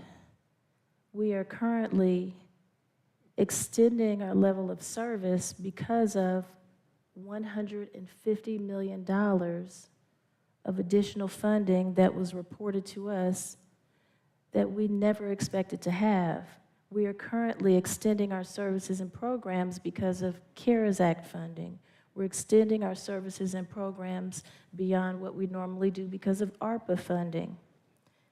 We have a lot of underruns. We have employees who aren't even in the office, and who knows when they will return to the office. As I stated earlier, there are plenty of other places to look.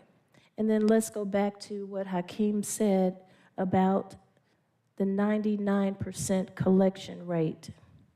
We all know this and have heard from the tax commissioner many, many years that after the end of the year, during the first quarter of the following year, we get a lot more tax collection in that's not even considered. So we're not even looking at the full pot. So I don't care what the will of the body is, I'm going to say that right now. It's about what the will of the people is.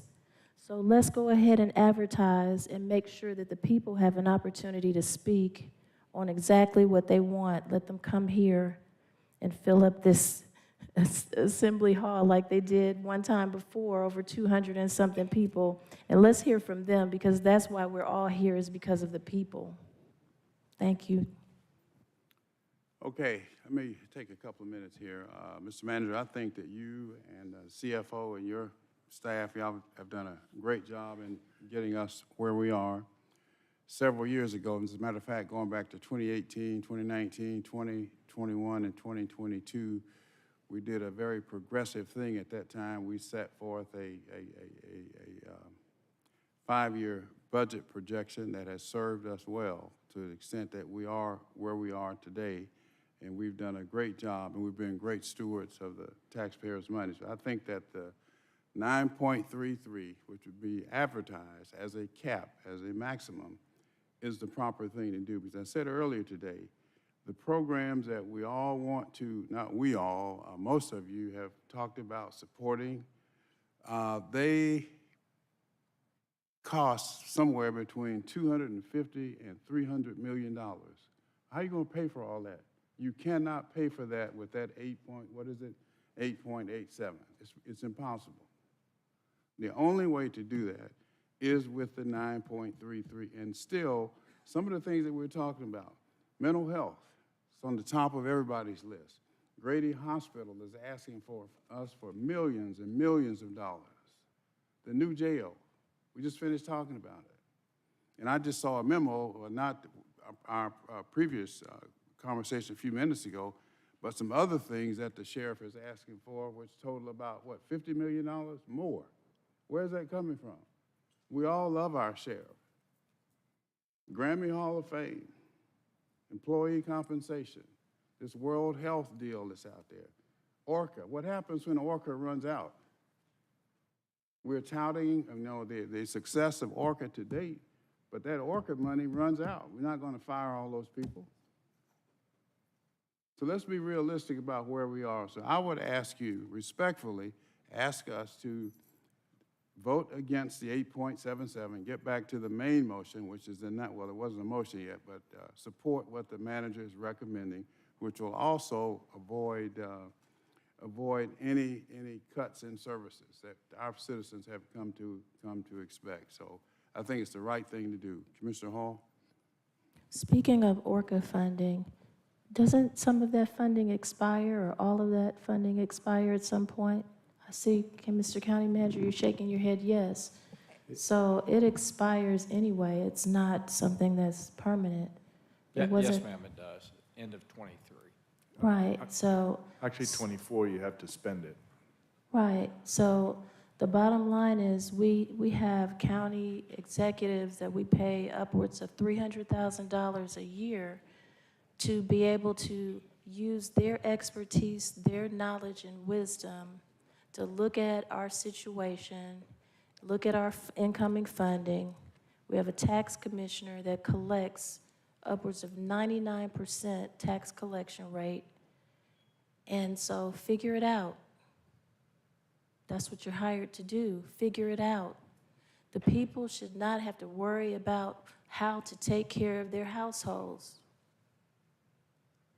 Go back to the drawing board. Don't sit here and just give up and say, oh, well, we gotta cut services. You don't know what you're gonna do. Like you said, this is only 96%. We always reach 99%.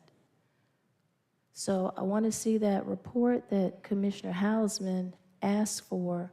I'm looking forward to seeing that so that we can have a better outlook and have more information and make a well-informed decision.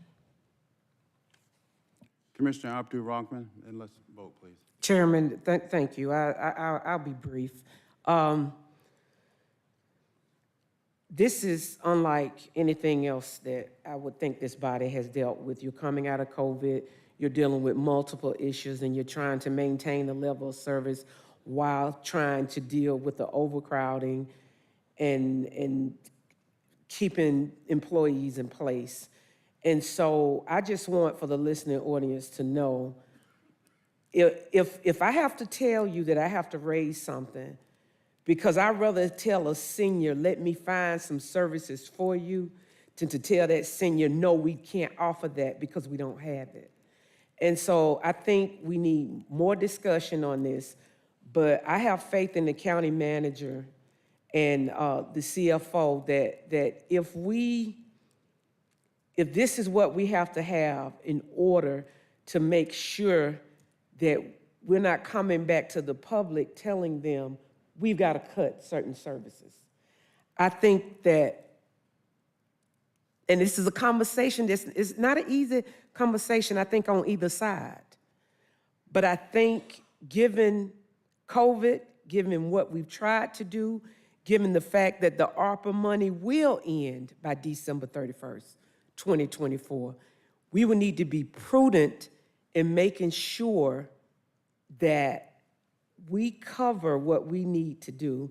And so I am not against the 8.87, but today I'm not ready to keep it at the cap for that, because I think we're doing a disservice, because based on the recommendation, based on what we know to be true, that we deal with employment issues of keeping people in place because we don't have the funding to attract them, or the contracts that on the things that we're working on, and even the service delivery of the contracts that we have in place, the costs are increasing. And so today, I am prepared to support the 9.33. Thank you, Chairman. All right, let's vote. The motion on the floor, a motion by Commissioner Vice Chair Houseman to approve at 8.77, seconded by Commissioner Hall. I would ask that we respectfully deny that motion. And the vote is open.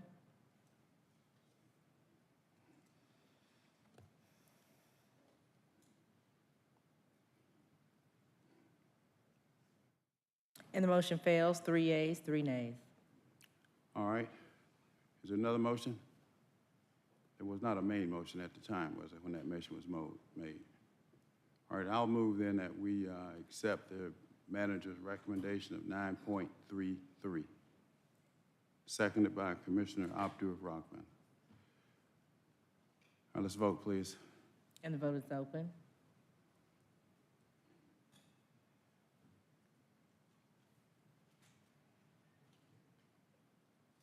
And the motion passes, 4 yeas, 3 nays. All right, next item.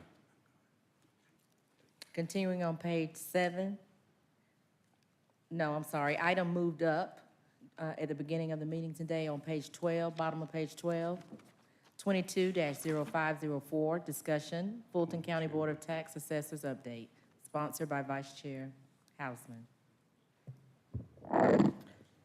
Yes, thank you. I see the tax assessor coming down now. Just wanted a brief update on the appeals, what you're seeing, just a status report, if you will, since the assessment notices went out. So thank you for being here right after this lovely discussion. Thank you for having me. Dwayne Pinckney, Interim Chief Appraiser. We have, as you know, sent our assessment notices on June 17th. As of this morning, well, this afternoon, we have 2,800 appeals. That seems like a low number, but we know that those appeals will come in the last week or week and a half of the appeal deadline. The deadline is on August the 1st. As you know, we've worked with the tax commissioner to get the digest estimates over to our finance team and to the cities, and we're working now to do our digest submission as soon as the notices expire. And pretty much that's all I have at this time. Have we had any incidents where we had to redo some sections and resend them like we had in years past? No, ma'am. Well, congratulations on that. Very good. What about the issue with the cap? We're getting a lot of questions about the cap. Can you speak to that a little bit so the public has an idea of what the impact of that is? Yes, most of our questions have not been on the values this year. It's making sure that their cap is correct and making sure their exemptions are in place. And so as it was mentioned earlier, that cap does allow for the Fulton County portion and then some of the cities. But for the non-homestead, of course, there are no caps because they don't get that 3%. Okay, thank you, sir. Thank you. All right. Thank you. Back to page 7, Madam Clerk. Let's roll. 22-0480, registration and elections. Request approval of statewide contracts to provide temporary staffing services. Ms. Williams?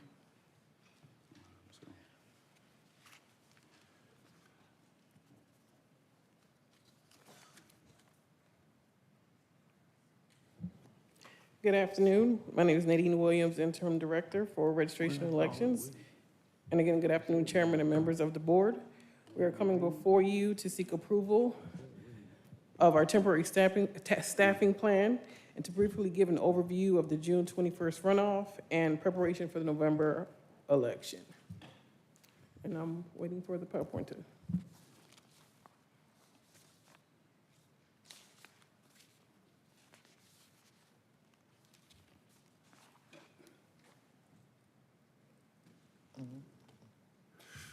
All right.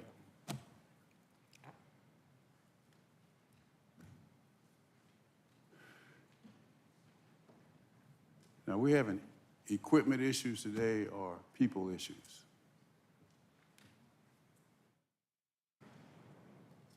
There's a remedy for both.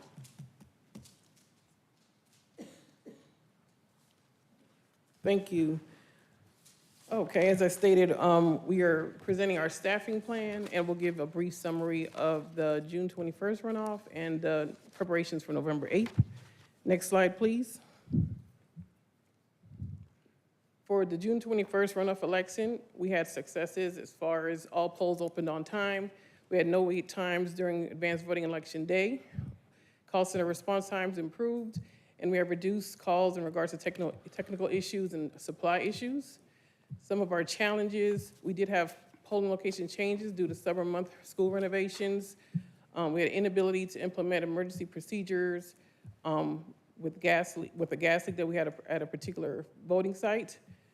Payroll processing, we are working with finance and IT to streamline that process. We did have a clerical issue with absentee ballot and precinct card mailings, where we're enhancing our SOPs. And of course, we had staffing challenges due to the election being near two holidays, which was Juneteenth and Father's Day weekend. Next slide, please. For the November election, just to give an overview of what we are working on, our temporary warehouse, we have moved into a new secondary warehouse location as we await completion of Election Central. For advanced voting, we are attempting to secure 35 advanced voting locations to be presented to our board for approval in August. For logistics and tabulation, we are reconfirming Election Day polling site locations and working to expedite our election night tabulation process. For the communications plan, registration elections continues to work with the Department of External Affairs to engage voters and community relations and poll workers. Going into November, we will be making an emphasis on early voting as well as Election Day messages to remind voters to go to their assigned polling locations.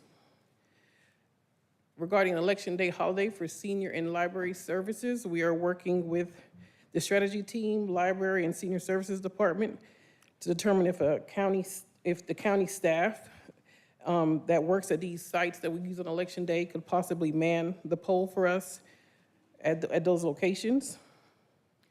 And with temporary staffing, due to the size of Fulton County, with over 3,000 temporary staff persons that are needed to conduct this countywide election, we have evaluated our processes and all recommendations received and are requesting approval of spending authority within our 2022 approved budget for temporary staffing. Next slide, please. This slide outlines the steps we took to draft the proposal we'll be presenting today. We began with one staffing agency. We followed the directives to diversify staffing agencies. We rebid the proposals twice to ensure vendors had adequate opportunities to bid on all required positions. And for the results, we selected the lowest bidder based on procurement regulations. Next slide, please. To ensure elections are fully staffed, we are proposing a hybrid model compared to a sole source model. The hybrid model will be in an effort to lean on the strengths of each agency. Due to the national labor shortages, we believe that temporary agencies are stronger together by pulling from all their different resources to fulfill our election staffing requirements. Outlined on the slide are the positions and funds to be allocated to each temp agency for November and the possible December runoff election. The hybrid model will also include some temporary positions being assigned by the Fulton County Department of Human Resources. Next slide, please. We strongly do believe that this model will allow us to meet our temporary staffing needs. We will assist the temporary agencies by continue recruitment. We will conduct municipal recruitment fairs, conduct recruitment fairs at colleges and universities, recruit county employees, and also recruit from community organizations. Approval of this agenda today will allow registration elections to continue to prepare for the November election. We will continue supply inventory of equipment and supplies, continue voter education events, continue preparing for advanced voting, which will start on August 15th, prepare for logic and accuracy testing, which will start on September 12th, prepare for election day training, which will start on September 20th, and continue processing registration applications before the October 11th deadline. Next slide. And I will take questions. We thank you for your time and consideration. I will take questions at this time. All right, are there, yes, Commissioner Ellis, followed by Vice Chair Houseman. Yeah, thanks. I guess first off, I had a general question of, to what extent did the Board of Registrations and Elections sort of weigh in on, what's proposed to us here? Have they been really briefed on it that much, or did they offer a whole lot of input, or did they vote on this as a board, or is this just more come from us from staff as a recommendation? We forwarded it to our board, but we're bringing it to you for approval because the Board of Commissioners has the approval in regards to our funds. Right, but they've not, so they weren't necessarily all that engaged in the formulation of this. I would not say that we're not engaged, but we did forward it to them. Okay, you forwarded it to them. I just will say, I mean, I raised this at the last meeting, and I'll raise it again. I know these folks are volunteers, but they do receive some level of stipend, and their overall responsibility is for running elections. And the fact that we've had 12 meetings since January, and at 8 of them, they did not have full attendance during an election year, where we're coming off, a cycle where we had a lot of challenges. I give that an F. So I just want to go on record for that, number one. And that's not directed at you. That's just a public statement. I do think they need to be more engaged in this process and having some input around it, and I think that is part of their role. It should be part of their role. On this particular item, and these are less sort of questions and just more my statements around this. I mean, there's a component of this where even though today is July 13th, I feel like it's February 2nd, which is, you referenced that, that's Groundhog Day. And that's the inclusion of a particular vendor on here as a recommendation, and that being Happy Faces. I think we've had some fairly robust discussions on this. We had an audit which displayed clear deficiencies and challenges. We had citizens which came to us that they weren't getting paid and they had to be rectified after that were falling under Happy Faces. And in this past cycle, you can correct me if I'm wrong, but we had workers that had to be terminated that were temporary employees of said vendor for inappropriate activities within voter registration. Is that correct on that last one? They were assigned, they processed payroll through Happy Faces. I'm not going to say they were 100% recruited through Happy Faces, but they were. They fell under the Happy Faces contract. Okay. All right. So to me, I mean, irrespective of, we got other vendors which we also going to disqualify because their service wound up being insufficient regardless of what they bid in terms of what they said they could do from a cost standpoint. So there's cost and there's effectiveness, and in this particular area, I think in terms of effectiveness, I can't go forward with, accepting a proposal that includes them in it. And so, I'm not going to support this as it is, but I'll offer an alternative proposal, and I understand that we've done this in the past, and I know we've done it in the past where we've gone against some of the purchasing, recommendations because of quality issues and so forth.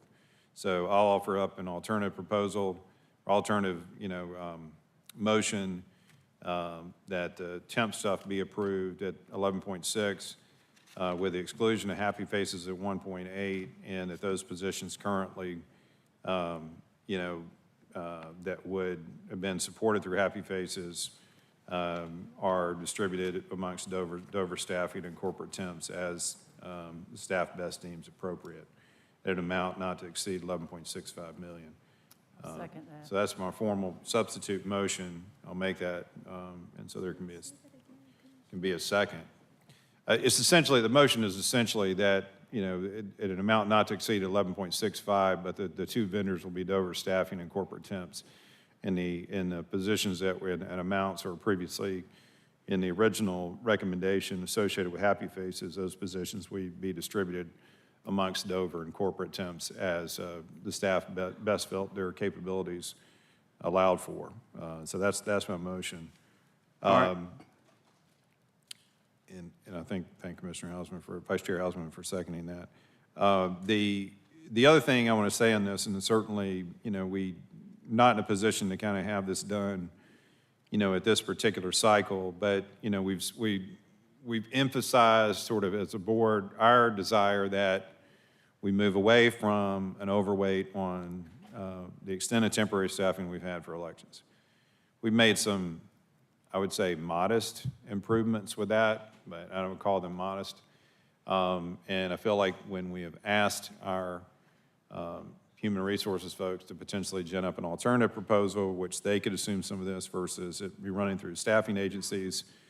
Number one, it's been late. Number two, when we've made that ask, and number two, kind of what we've gotten back, I felt like is basically a talk to the hand kind of proposal. So as we move into the next budgetary cycle, I would like to see, a real concerted effort, and we're in a generally sort of a little bit of a non-election year, I guess, next year, right? Or at least not as weighted as what we are this year, but a serious proposal back from Human Resources around portions of this that could be handled directly through Fulton County Human Resources. I don't know what the value of this up to contract is 11.65. What do we know what the amount of that would be associated with that would ultimately go back to the three vendors versus to just pure wages for employees? Do we know what that net would be? Good afternoon, Commissioner. Stacy Jones, Deputy Chief Human Resources Officer. We did not do a cost proposal for substituting with all three agencies. I know y'all didn't. That's not what I'm asking. I'm talking about of this 11.65, what is the markup that goes to the three firms? The markup of the firms, one firm was 33%, one firm was between 34 and 35%. So the markups were between 33 and 35%. So help me do the math on that. So we're talking about close to $4 million, $3.75 million or something like that. So, I want to see something serious about, can we not take, and structure resources with our own HR arena, and dedicate whatever that is, what could we do with $3.75 million? I mean, we've got, we've already sort of established the fact that we didn't really have in-house recruiting and some other functions and features of HR. Would it make some sense to kind of, I think it makes some sense, and I would like to see in the next budgetary cycle, a real legitimate proposal for what it would look like for HR to take on a larger portion of that. Recognizing that these would still be probably folks just be working on a temporary basis, they would be coming to us in a greater percentage through our own efforts versus through an agency. I'd like to see the alternatives in terms of what that could look like. Because we've asked about it and all that, and I don't really think we've gotten a real sort of legitimate, structured, serious proposal to really consider. And so I'd like for that to be weighed out. So I'll conclude with my comments on that. Okay, there's a motion on the floor, Commissioner Ellis, seconded by Commissioner Hausman, not to award this contract to the three firms that were recommended by the department in purchasing, but to divide the work up between two firms. All of the work, Dover Staffing and corporate temps, which means that Happy Faces would not receive any of the work. That's the motion that's on the floor. Vice Chair Houseman, followed by Commissioner Abdul Rahman, followed by Commissioner Hall. Then I'd like to speak. Yeah, before I say anything else, I think you misspoke and said early voting started August 15th. I'm sure you meant October 15th. No, I said early voting training will start. Training, Yes. okay. All right, thank you. I would like to say that I agree wholeheartedly in the temporary staffing issue, and I know that that would require us setting up some new guidelines for how we would conduct temporary workers for certain seasonal type work, but I think that that's something that we really should be able to accomplish if we do it in enough time, and I think that's a reasonable thing for us to do, and it certainly looks like it would be a lot less expensive. And as we just had a big discussion about our budgets and our millage rates, I think anything that we can do to streamline some expenses is necessary. That leads to my other question here. On your successes and challenges page, where it says no wait times during advance voting and election day. I mean, that's fantastic, but I think unrealistic for us to continue to staff polling locations for people to have 0 wait times. The law says they shouldn't wait an hour, but 15 or 20 minutes I don't think is an unreasonable time for someone to go vote. And I think it would save us a lot of money to readjust our staffing levels to make sure that, you know, we're complying with the law, certainly complying with the law, but 0 wait times should not be the goal. May I comment on that? Sure. If the wait time were to go past an hour, we would have to split the precinct anyway per SB 202. So that's why there's a chance we do not want to take to not only get the voter complaints, to have long wait times, and we'd have to separate the poll anyhow to get to the same exact numbers we are at right now. When you go in a precinct and there's more staff than voters, that's overstaffing, okay? So I think that we need to do a serious analysis on the wait times in our precincts so that we adjust our staffing accordingly. Commissioner Abdul Rahman. Thank you, Chairman. If I'm not mistaken, I think earlier we had discussed, I guess for the lack of a better word, diversifying, making sure that we had an opportunity to bid this out to several companies. Is that correct? That's correct, and that's what we did. We bid it out twice. Okay, and in bidding it out, are these the lowest bids? Yes, there were 5 total bids, and these are the lowest bids out of the 5. Okay. Now, I have asked people that have made certain claims about, you know, this particular Happy Faces being a tool or being a part of Stacey Abrams or whatever. I have asked for proof, and I have not received any proof. I have asked, what other contracts does Happy Faces have with Fulton County? Does Happy Faces have any other contracts with Fulton County? Yes, Commissioner, with community services. They helped with the ERAP and also with senior services. Community development, I'm sorry. Okay. Senior services and the ERAP. Okay, with those particular ones, did we run into an issue where we had to end the contract, rebid it out, or anything of that nature? No. Okay, the BRE, did you all make the BRE aware of this? We made them aware. I'm not going to say we made them aware enough in advance, but we did make them aware of this. Yes, they are aware. They are aware of this plan that we have in front of us to break it out to all of these different companies. They are aware that Happy Faces is one of these companies. Yes, and can I make a comment in regards to Yes, Happy you can. Faces? Go ahead. none of our temp agencies are the ones who supervise, none of our temps supervise staff. So any of the complaints that we had in regards to temps are on us. We've made managerial changes in where those complaints were. So this, like I said, the temp agencies bring the staff in, and it's our responsibility to manage those staff. If there was issues in those areas, that falls upon our department. And like I said, where those areas were, the managerial staff has changed. So it's not on the temp agency, it's on our department, if any of those complaints that we had in the past. Okay, thank you for clarifying that, because that was one of my next questions. Now, you've let the BRE know about this, but I'm going to ask you, and I would like for you to answer. Have you let the chairman of the BRE know about this? Yes. Chairman Woolard? Yes, we have. Does she support this? Yes, she does. Okay.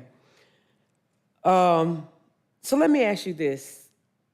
If we do not move on this today, what is the alternative that we have in front of us? From my understanding, HR is not able to take on all these positions. I believe it would increase costs at the end as well, and they'll get you that analysis, of course. But if we do not approve this, in some form or fashion, we are going to be delayed in getting ready for the November election. It will delay our processes. All of our contracts at this time expire August 31st, and it's gonna put us behind schedule to be prepared for November. Okay, now you said delayed. Now, if we are delayed in our preparation for the upcoming election, could that trigger a state takeover or a state audit? Yes, it increases our area, our margin error, and we could be in a state takeover if we make an error. Okay, thank you. Commissioner Hall? Thank you, Mr. Chair. I want to go to, let's see here. The contractor's performance reports. Because while we're sitting here trying to eliminate happy faces as one of the contractors, we need to look at the performance of each one of these organizations. Happy Faces received a great rating in all of their areas. Dover and Corporate Temps did not. Let's start with the first contractor's performance report. It says, number one, quality of goods and services. Some staff did not have the requested computer skills level needed. This is a significant problem because everything is computerized now. That's one of the things that we had to do in such a short period of time, was to institute this whole poll pad and all the printers and all this technology. And for an organization to provide us with staff who cannot even stand up to the computer skills needed, that's an absolute no. Let's just move on to Happy Faces. They received high scores in all of the areas. Let's go over to Corporate Temps. Number one, quality of goods and services. It says the contractor provided a number of personnel that did not have the skills expected or needed for the role. Why would you do that? That doesn't make any sense for corporate temps to send people who do not have the skills for the role. You're impacting the overall excellence of our elections. So that being said, I just can't see why we would eliminate Happy Faces from being part of this and making sure that we continue to have excellent staffing, because our elections are very important to all of us. May I comment on that? Yes. All of the temp agencies have their strengths and weaknesses. That's why we do not want to have a sole source, a temp agency. We're building on the strengths where we know if this particular agency was better at staffing a particular position. That's why we gave those particular bids. They were also the lowest bidder, but we also know if this particular agency had a better recruitment record on particular positions, that's what we let them recruit. And that's why we're trying to do a hybrid, so we can pull it from each of their strengths. and that makes sense. Thank you for that. So let me try to put this in perspective. Well, first of all, the motion on the floor by Commissioner Ellis and seconded by Vice Chair Hausman is not to award the contract to the 3 firms as was recommended by the department and purchasing. But I would hope that we would award the contract as recommended by the department and purchasing. This situation, it reminds me a lot of the situation with Mr. Richard Barron. I mean, some were never going to stop criticizing him until he was gone. He's no longer here. Some are never going to stop criticizing Happy Faces as long as Happy Faces is doing elections work for Fulton County. It almost reminds me of when the Confederate crowd kept fighting the North after the Civil War was over. The election is over with. It's over with. Happy Faces is a legitimate firm. In fact, all 3 of these firms are minority-owned firms, all 3 of them. Happy Faces is a legitimate firm. It does work for the state of Georgia. It does other work for us. And in this particular case, it was the low bidder on portions of the work. Each of these firms was the low bidder on the segment of work that they are being recommended for. What else can we ask for? Each of the 3 firms being recommended was the low bidder on the piece of work that they're being recommended for. Why would we not accept that? What is it about Happy Faces? And this notion about Stacey Abrams owning a piece of or all of Happy Faces, that's just pure nonsense. So I would hope that we would respectfully vote against the motion that is before us and approve the recommendation from the department, which is to award this work. And they did exactly what this board directed them to do, and that was to diversify this work. And they've done an excellent job in doing that. So I would ask that that you vote against the motion that's before us and approve the recommendation from the department. Commissioner Ellis. Yeah, well, I just wanted to say a couple of things. I mean, the motion I made and the basis for it was very fact-based. It didn't have anything to do with the outcome of the elections, nor does it have anything to do with the assertion that there's some sort of funkiness with the ownership of this firm. You know, the fact that we had presented to us by our internal auditor an audit of this particular contract when they were the sole source that identified significant issues, and then we choose to ignore that, and we invite these folks back in for this particular contract, you know, because they low bid, you get what you pay for. We're probably going to get what we pay for again. So that's fact-based. Didn't have anything to do with that, the outcome. It was fact-based based upon our internal audit staff and what they came back and they showed us. We wanted to note in the performance report, which I know which was basically just, you know, I don't know who had input into it. It says that one person within the elections department had input into it. And we want to say that, you know, they don't have you made the statement that they don't have responsibility for training the people and getting them up to speed, that, you know, that's our responsibility. But then on the other one, we want to say that, you know, we want to ding some of them and say they don't present us with enough people that have the right skills to be able to do something. So we can't sort of talk about it both ways.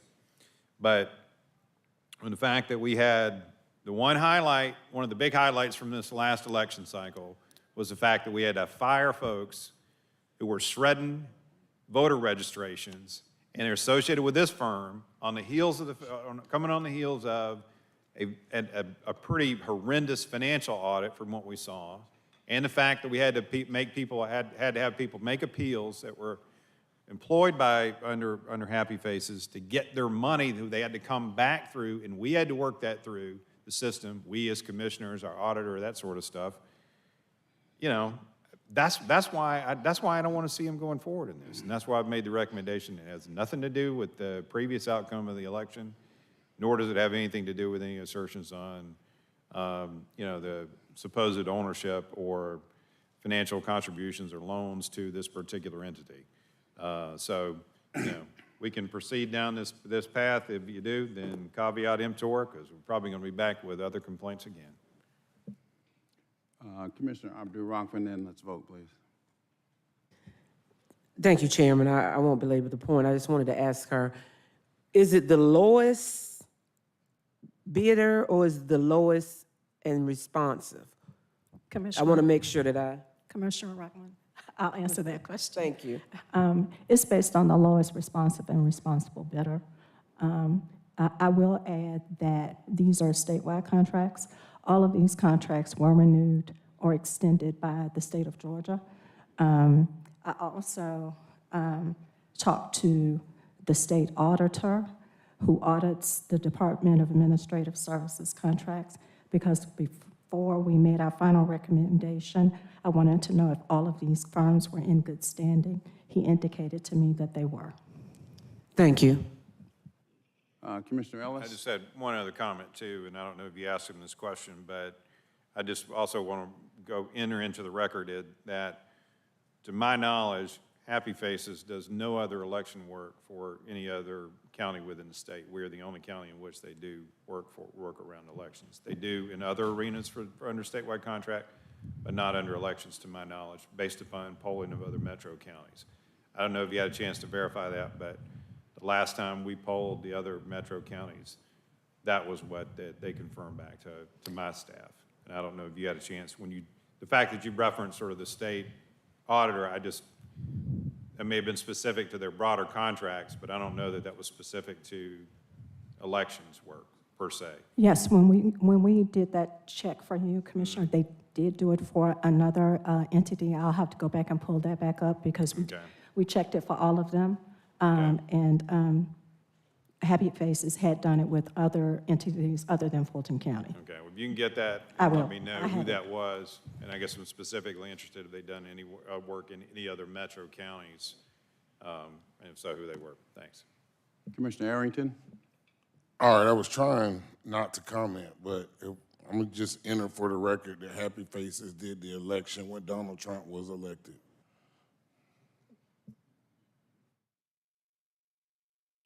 All right, let's vote, please. The motion on the floor is to not to approve the recommendation from the department, but to award the work to the two firms, Dover Staffing and to corporate temps, and not to Happy Faces. That's the motion that's on the floor.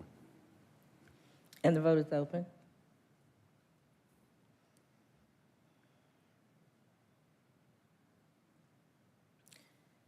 And the motion fails. 2 yeas, 4 nays. All right, I'll move to make a motion to approve the recommendation from the department. Seconded by, where did I do? It's already. Where did I do this? Motion. Is that right?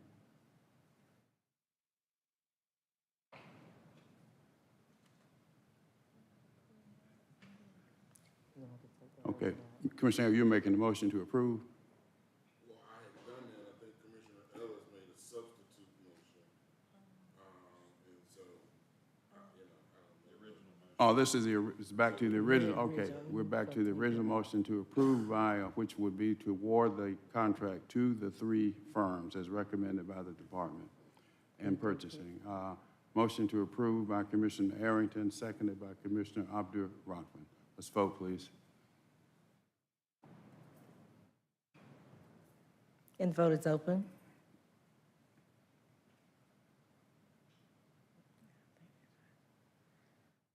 And the motion passes. 4 yeas, 2 nays. Next item.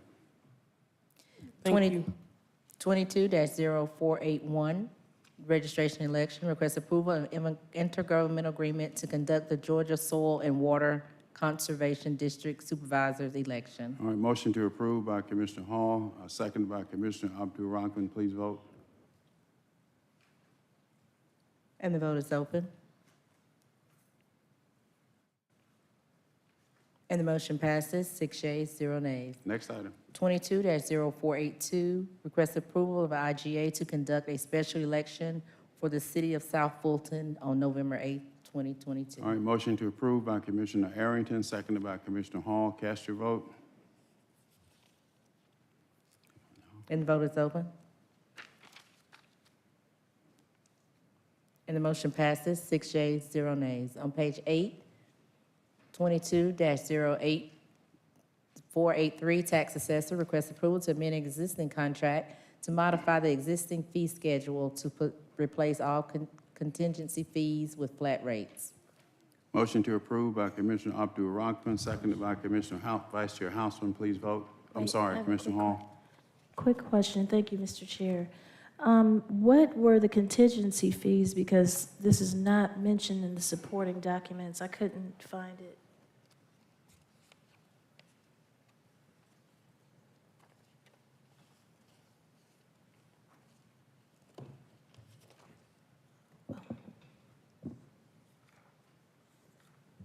Dwayne Pinkney, Interim Chief Appraiser. The contingency fees were 35% flat rate and 35%? 35% flat rate Flat rate, you said? of the discovery right. All right, thank you so much. All right, motion is to approve. Let's vote.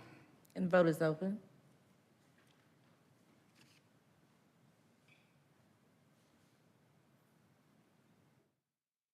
And the motion passes, 6 yeas, 0 nays. 22-0484, real estate and asset management, request approval to increase spending authority to provide additional postage services. All right, motion to approve by Commissioner Hall, seconded by Commissioner Abdul Rahman. Vote, please. Let's vote. And the vote is open.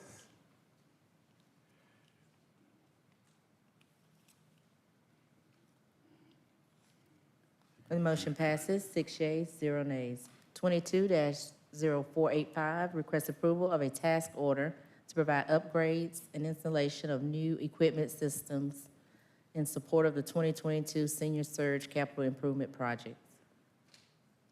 All right, motion to approve by Commissioner Arrington, seconded by Commissioner Hall. Commissioner Hall, question? Ladisa, Mr. County Manager, County Executives, good job. My first thought when I saw this was 2019 Senior Surge.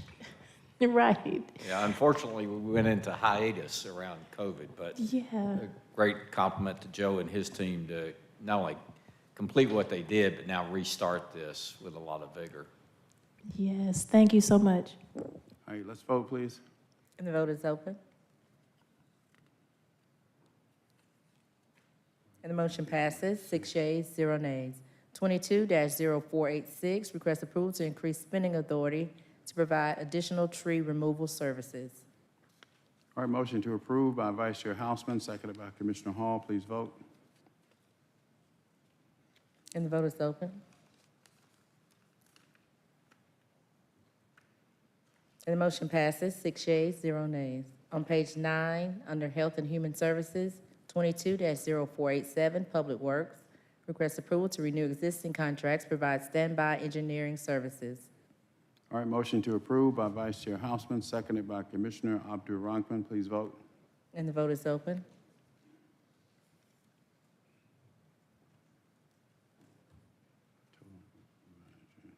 And the motion passes, 5 yeas, 0 nays.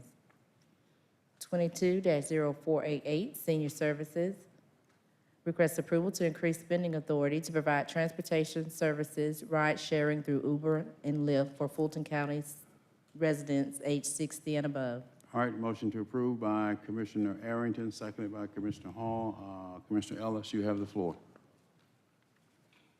Yeah, thank you. Well, first off, I want to say that I'm in support of this program, and I know it was sort of a group that I was associated with that's helped pilot it and bring it forth. But kind of the original impetus for this program, was to provide an alternative source of transportation, for items like getting to our senior centers and medical visits, which we were previously doing through TransDev contract, or whoever held that contract at that particular point in time, and to try to offset some of the costs associated with it. And I think the premise of that's still a good premise, but I think the way that this maybe has sort of gotten and it's been run a little bit is it's run amok a little bit to the point where it's not really a sustainable approach that we've got. And sort of the two components, and I'm not prepared to approve this today as it is without some form of amendment to it or modification to it. And there are two pieces to it that I feel like needs some changes. Number one, as I understand it, the way this is, you've got it written is, it allows for up to 16 trips a month, and the cost share is $1 a trip, and the trip purposes are general in nature. They're not really restricted trip purposes. Is that fair statement on those 3 points? Speak up, please. Still not on.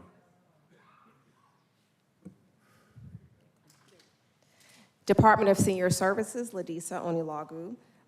The profile for Uber Lyft, and we do have a revised slide deck for the commissioners, but it is 100% demand response. And the highest trip type consists of groceries, followed by medical or hospital appointments, and then third, pharmacy. But they are all personal or community trips. But the use by the seniors is for primarily those 3 categories. Well, my concern with that is, personal or community is a very broad scope, right? And, I think I saw in there was like 1,200 some people using it, but there was, requests for like 4,500 or so. And, if you've got sort of particular user and they're getting in there ahead of time, and, even if they're going to get somebody's using it to go get groceries versus somebody's not being able to use it because they need to get to dialysis, I mean, there's different degrees of level. And I think when we originally sort of started this, it was principally around medical and getting an alternative source to get to our centers. And I don't know kind of like what the weight of those trips are right now in those particular other categories, in this personal and other kind of stuff. I think personally it needs to be restricted to the medical and alternative transportation to our centers. And just because of the demand that we're seeing across the county to order to meet that necessary demand, which I think is a more legitimate, reasonable, thing to expect from our seniors. And the other part of it is, I think the cost share at $1 needs to go up. I don't think anybody can look at it and say that that's a realistic cost share to look at anymore. And I think we need to benchmark kind of what some other jurisdictions are doing, where they're doing it.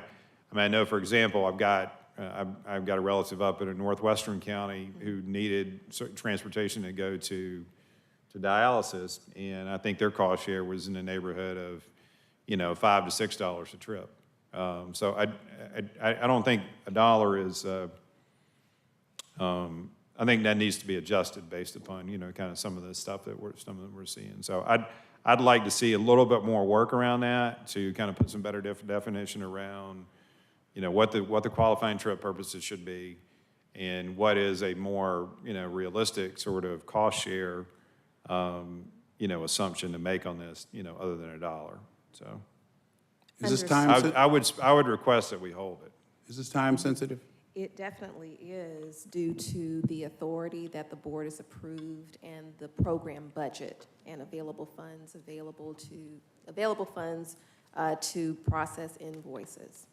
So holding it until the next meeting, would that impact it or not impact it? Yes, Mr. Yes. Chairman, the funds will exhaust at the end of July. We will have to discontinue the program. Can we limit the increase to a smaller amount and give you some time to kind of go back and look at these other components? Yes, sir, that would help us if we could do 50%.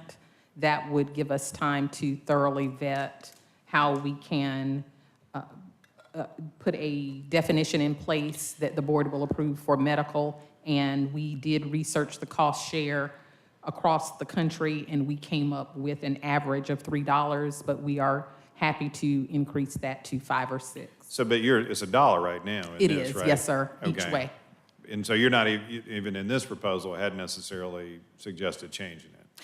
We have broad language based on the feedback we received from the last meeting that what we proposed then was not acceptable. And so the team is still vetting options to sustain the program and to control cost. And so we appreciate the suggestions you've made. I'd like to offer then a friendly amendment to reduce that increase in expenditure to whatever, it'd be 900,000 to allow you to bring back some, more information to us to consider. I'll second that. Well, I guess that's a friendly amendment, so I guess the mover and the seconder have to accept that. Okay. I'm fine with accepting that. I think it makes sense. I think what I heard before, though, was that the shuttle usage was going down and it was real empty. The shuttles were empty, so it was, right, because of COVID in the last 2 years, and so that this has been, but, I'm fine with coming back and getting more information. Yeah, and the shuttles weren't necessarily being used for, kind of general purpose community trips. I mean, they were more, specific to what they did. But anyway, if you're fine with that. So I'm fine with accepting that, doing 900, and then we can come back later and determine if we'll do the extra 900 or how we'll do it or where we'll be. Thank you, Commissioners. Thank you. Okay, so the friendly amendment has been accepted. Commissioner Hall, you still want to be heard? Yes, sir. You have the floor. Thank you, Mr. Chair. I want to take us back to the Fulton County COVID-19 response update that we heard earlier today. And if you turn to page 7, there's a big red Fulton County map right here. And at the top of it, it says Community Transmission Map. This is how fast. It's on high. And the seniors are still the most vulnerable population that we serve next to the youth. So they need Uber and Lyft. The reason why the ridership went down on the buses and the vans and all that is because they don't want to be inside of anything altogether like that in a confined space, because it just makes it easier to catch COVID and whatever else. Now we got monkeypox. So I think that there really is no reason to not do the full amount, because until these numbers go down and these viruses and monkeypox and all this other stuff that's transmitted from personal contact start to be taken care of with, I guess, vaccinations or whatever, we need Uber and Lyft for our seniors. We do not need to put them in a position that is going to create some kind of negative impact on their life and on their health. And that's just, I think that we're going to end up having to do the 1.8 anyway. We might as well do it right now. Thank you. Commissioner Rockman.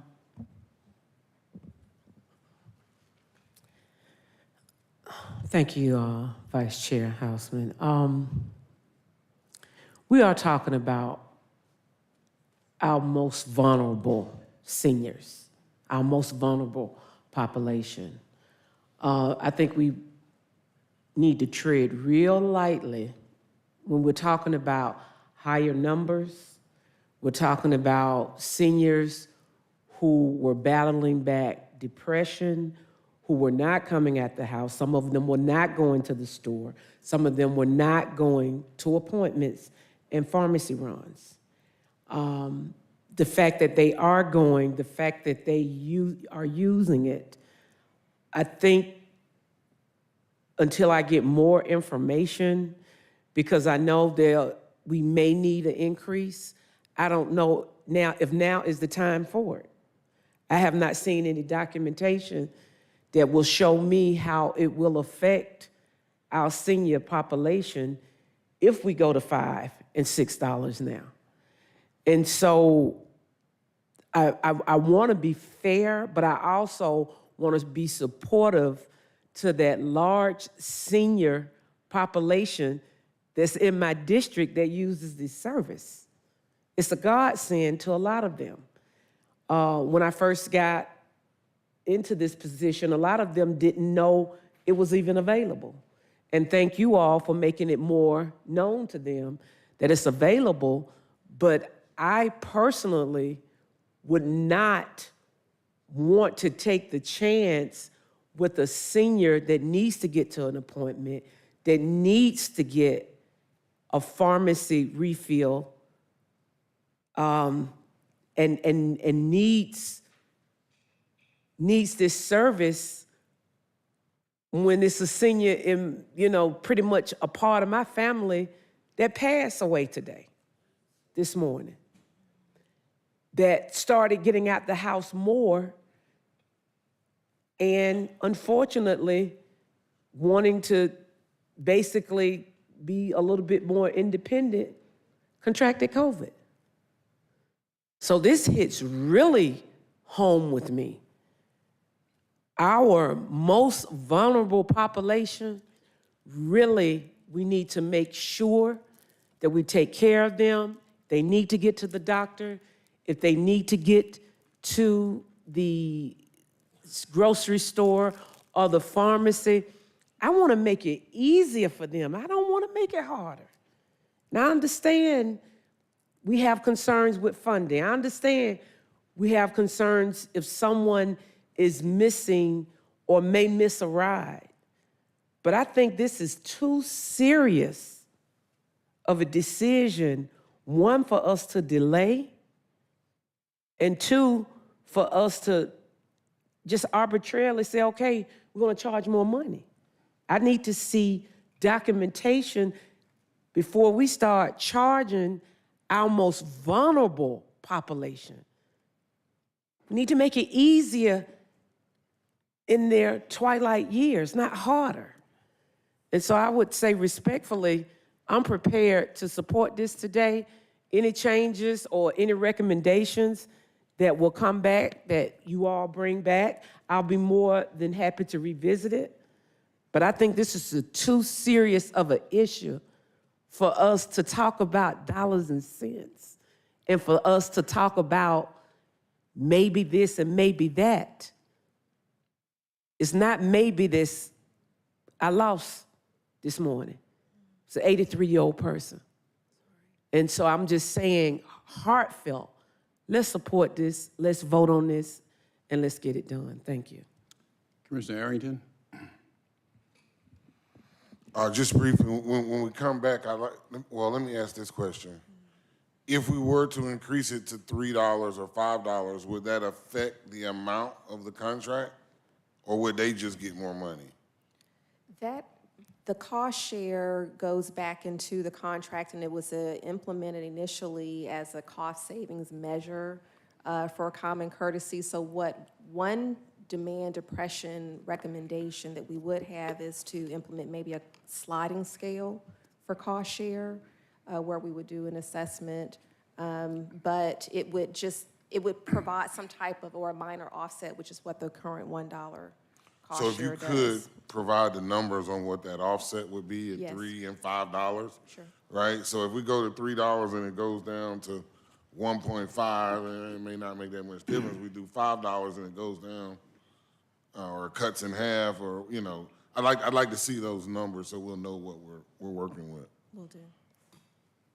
Commissioner Ellis? Yeah, and on that same end, it's, my interest is more about, increasing, kind of what we can do with the dollars we've got available. So if we do have the cost share, does that allow us to grow the number of trips so that, we're not having people that, want to get to dialysis, want to get to the doctor, whatever the case may be, but, they're not able to because, the list is full, so to speak, right? So it seemed like there were a good number of folks who can access it right now based upon what we're seeing in terms of the demand. So, so that's what I'm interested in too, is if we implement those cost share, what does it allow us to do in terms of increasing the number of availability of trips? They are accessing it. The numbers are going up each month. No, I know they're accessing. Okay. I mean, they're accessing it to such a high degree that we're not going to be able to meet the full demand that's out there from the county, and as a result, based on that limitation, there's some people that are going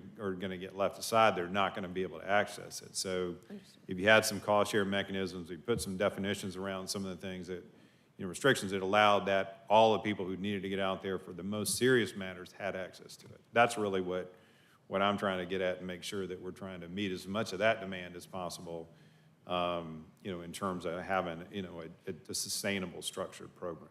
Thank you. All right, thank you, Commissioners. The motion on the floor is to approve. There's a friendly amendment by Commissioner Ellis, which was accepted by Commissioner Arrington, which reduced the amount from $1,800,000 to $900,000. That's what's on the floor now. Let's vote. And the vote is open.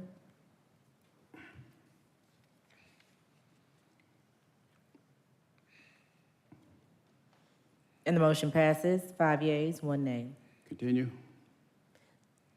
22-0489, Behavioral Health and Development Disabilities, request approval of a MOU with Grady Health System for the purpose of integrating strategies to provide medicated assisted outpatient treatment of substance use disorders. All right, motion to approve by Commissioner Arrington, seconded by Vice Chair Houseman. Everybody understands this? All right, let's vote. And the vote is open. And the motion passes, 6 yeas, 0 nays. Under Infrastructure and Economic Development, 22-0490, Select Fulton, request approval to amend an existing contract to change the scope of services of loan program to increase ranges on loan amounts and to increase terms and use of funds in compliance with the American Rescue Plan Act. All right, let's see here. Motion to approve by Commissioner Arrington, seconded by Commissioner Hall. Quick explanation. Sure. Commissioners, thank you. Samir Abdullahi, Director of Select Fulton Economic Development. Again, today we're requesting an expansion of the type of loans that we're offering under our Fulton County Recovery Loan Program. One, this will enable us to spend the federal funds that we've committed to this program, but more importantly, serve a greater array of businesses that are interested in the program. Next slide, please. Well. Very briefly, again, the existing Fulton County Recovery Loan Program is funded $3.9 million through the American Rescue Plan Act. These are targeted to Fulton County businesses outside the city of Atlanta with a focus around minority and female businesses similarly, we're focusing on COVID high-impacted industries that are related above. We're continuing to use Access to Capital for Entrepreneurs. They're a great partner. 90 days into the program, one of the things we're realizing is the type of loans that we're offering are too constrained for the marketplace that we see actually coming through the door. And so those constraints right now, we have loans ranging from $50,000 to $100,000. The terms of those are 4% interest rates at 48 months for those loans, and those loans can only be used for COVID-related revenue loss. Again, the ranges of the loans, the type of loans, so the use of funds, and then the interest rates are too constrained for the companies that we've seen come through the door. What you'll see right there at the bottom there around our performance, right now under the current program, we've issued 3 loans at about $151,000. During that same period, we could have offered 9 additional loans at over $300,000, being at about $500,000 at this point. So next slide, please. Again, the requested changes would allow us to offer loans that go below $100,000. They would allow us to offer loans that are longer in repayment terms. So if you wanted to take a $100,000 loan, you may need more than 48 months to pay that back. And then the most critical piece, which is not for COVID-related revenue loss, but actual investments to future-proof or COVID-proof your business. That's been the biggest thing. Many people do not want to do COVID-related revenue loss. It's similar with the PPP program. Those funds are exhausted. And so they really want to think about the future, not filling the hole of the past. So with those changes, I'm happy to answer any questions.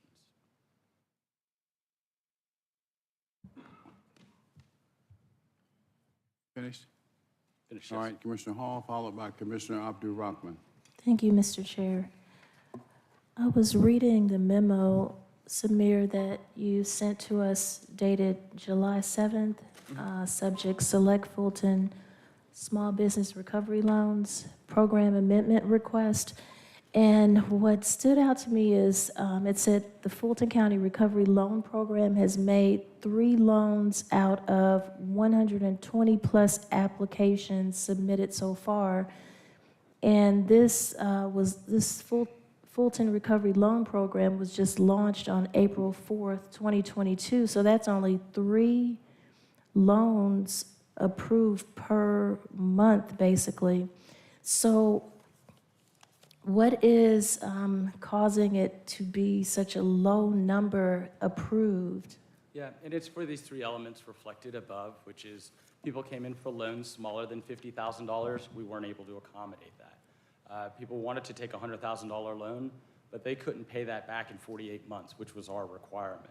And then most importantly, the demand for people coming in to receive a loan to fill a hole of a revenue loss they received in 2001, 2022. There's not a marketplace for that. We thought there was a strong marketplace, and that's what we learned from the first time we did this program under the CARES Act. There's strong demand. We had a very unconstrained program. The funds went in a week. And so that's why we wanted to design a much more targeted, tailored program that would have high impact. That's why you saw the loan ranges being a little bit higher, up $50,000 to $100,000. That was a mistake. There are a lot of individuals looking for $0 to $50,000 loan range. We call those micro loans. Again, the benefit of going with someone like Access to Capital for Entrepreneurs, I mentioned there were 9 loans we weren't able to provide with our program. ACE was able to still make those loans. The benefit, again, of working with ACE is if they're able to use our funds on the front end, it frees up more funds that they're able to serve greater customers. So for both of us, it's a win-win. Thank you. And what type of outreach and communication is being provided to the community to let them know about this program? Sure. We did an initial blast with our 14 cities minus the city of Atlanta, letting them know and promoting to their small business networks.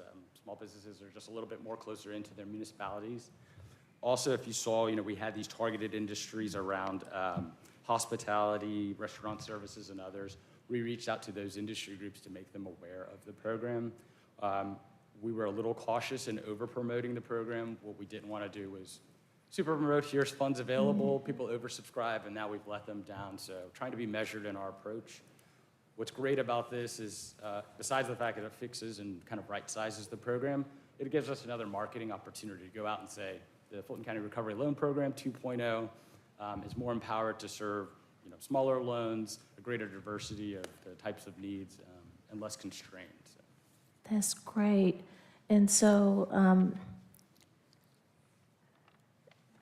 the interest rate, how did we come up with this interest rate, and is it paying, how are we paying administrative costs to ACE for the program, and where does that come out of? Sure. A part of ARPA guidance limits administrative cost up to 10%, and that's written in the contract. Okay, and you said minus Atlanta, that we're serving all the other 14 cities minus Atlanta. Are these ARPA funds that are not allowed to be spent inside of Atlanta? No, I think the decision was made that Atlanta had received its own allotment of American Rescue Plan Act funds, and so as a gesture to the other 14 cities to make sure Atlanta wasn't double dipping in some sense, we wanted to focus our funds outside the areas that hadn't received ARPA funds. So you're saying that Atlanta is using their ARPA funds for the same type of program? Yeah, I think they've recently relaunched their Resurgence Grant Program. They got a $20 million grant from Wells Fargo. Atlanta has good money. Great. Thank you so much. This is awesome. Thank you. Great work. Thank you. Commissioner Abdul-Rahman. Thank you, Chairman. I'll be quick. Samir, I want to, first of all, thank you for this, because my office was getting a lot of calls because individuals were trying to find something, especially minority-owned businesses, that they know that they didn't need that amount of money, and the amount of money they needed more time. Right. For instance, in my district, we have a minority-owned business that, because she has added on to her restaurant, trying to accommodate more people coming out, because she does have seating arrangements outside, she needs to do some things, and they may cost maybe around the 19 or 20, and she just doesn't have that kind of capital right now.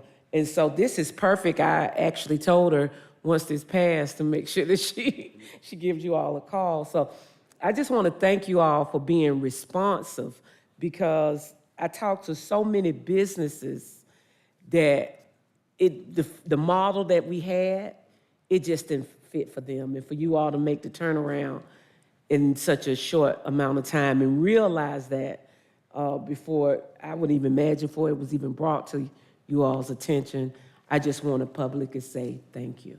All right, cast your vote, please. It is 6:07. And the vote is open.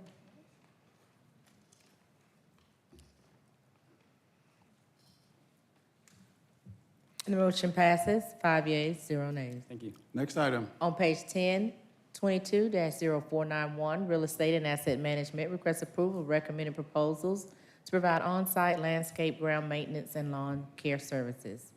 All right, motion to approve by Commissioner Abdul Rahman, seconded by Vice Chair Houseman. Please vote.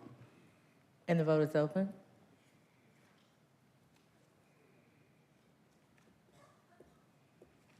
And the motion passes, 5 yeas, 0 nays. Under Justice and Safety, 22-0492, Emergency Services, request approval of a statewide contract to provide professional services required to upgrade and provide multi-node backup of E911 phone system. Motion to approve by Commissioner Arrington, seconded by Commissioner Hall. Please vote. And the vote is open.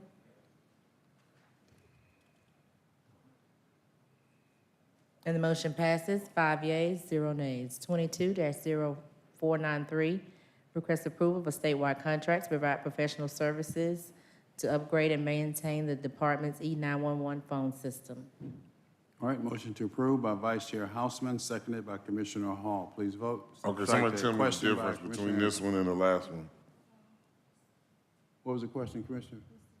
What's the difference between this one and the last one?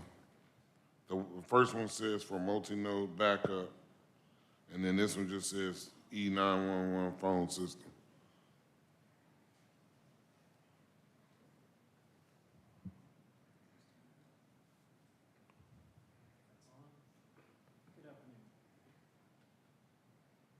Thank you. How y'all doing? Chris Swigert, Director, Emergency Services. So the difference is the first one was the multi-node, which gives us a multi-locations. The second one is the EZNet, so it's just the connection. The second one, I'm sorry, the second one is what? The first one is a multi-node that gives us different locations. And the second one is the actual connection, which is called the EZNet. So it's just the connection. All right. All right, motion is to approve. Let's vote. And the vote is open.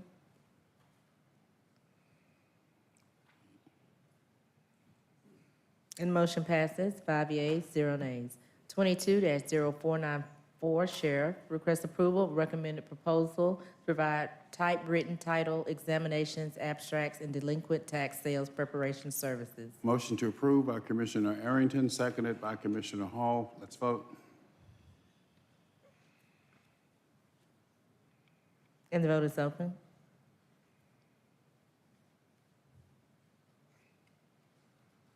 And the motion passes, 6 yeas, 0 nays. 22-0495, Public Defender, requests approval of a MOU with United Way of Greater Atlanta to support and select group of chronically homeless individuals released from the Fulton County Jail. All right, motion to approve by Commissioner Arrington, seconded by Vice Chair Hall. Commissioner Hall has it, strike that, seconded by Vice Chair Houseman. And Commissioner Hall has the floor. Thank you, Mr. Chair.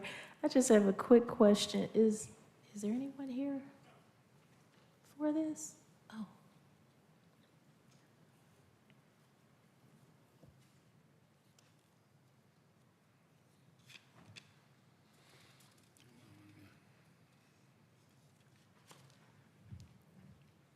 Good evening, Chairman Pitts and members of the board. Maurice Kenner, Circuit Public Defender.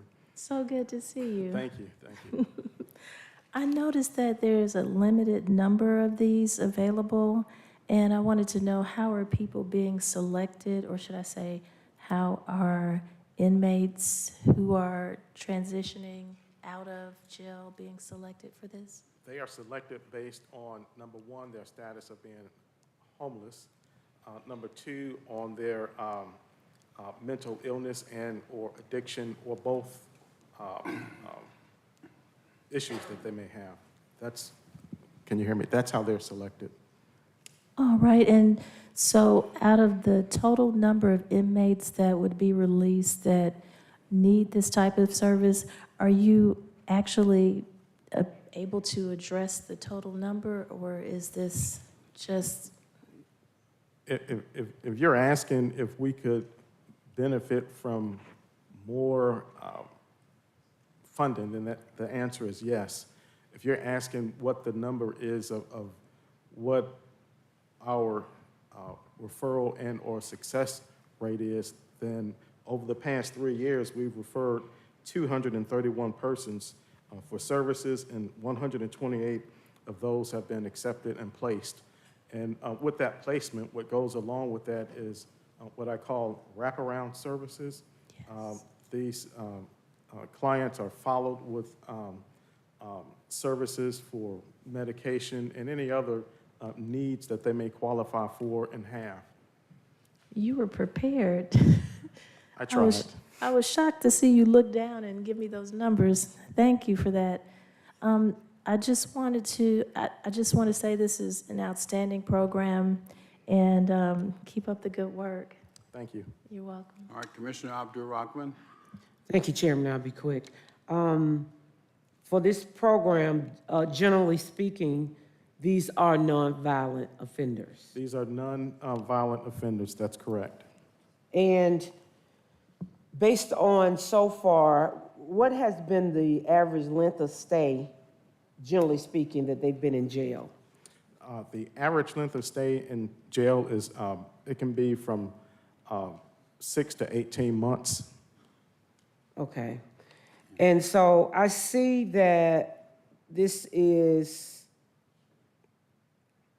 a $70,000 outlay. That will allow you in all for that $70,000. That'll allow you to service approximately how many public defender clients? 45 to 65 clients, and what that translates into is about $17.28 a day per client. Well, I tell you, through the program. That's a great program. I would love to see it expanded even more, to serve more, given our actual crisis. But thank you, I appreciate you coming out today. I will be supporting it. Thank you. All right, let's vote, please. Motion is to approve.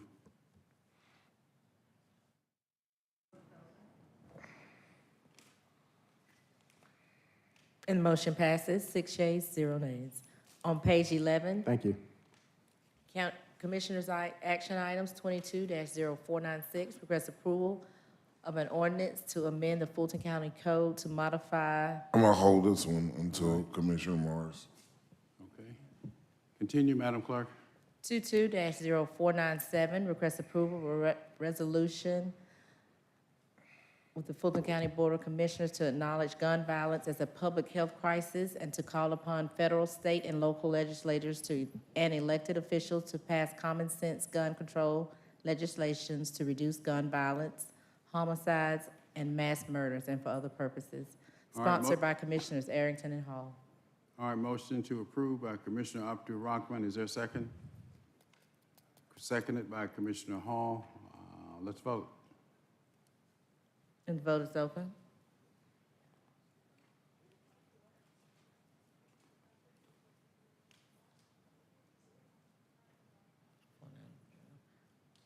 And the motion passes, 4 yeas, 0 nays. 22-0498, request approval of a resolution to acknowledge an affordable housing crisis in Fulton County and to call upon federal, state, and local legislators and elected officials to pass legislation supporting home ownership, rent, and rent stabilization. All right, motion to approve by Commissioner Hall, seconded by Commissioner Abdul-Rahman. She didn't get a chance to say who it's sponsored by. I want to make sure that I'm on there. We had to add me. Okay. Sponsored by Commissioners Arrington and Hall. Thank you. Let's vote. And the vote is open.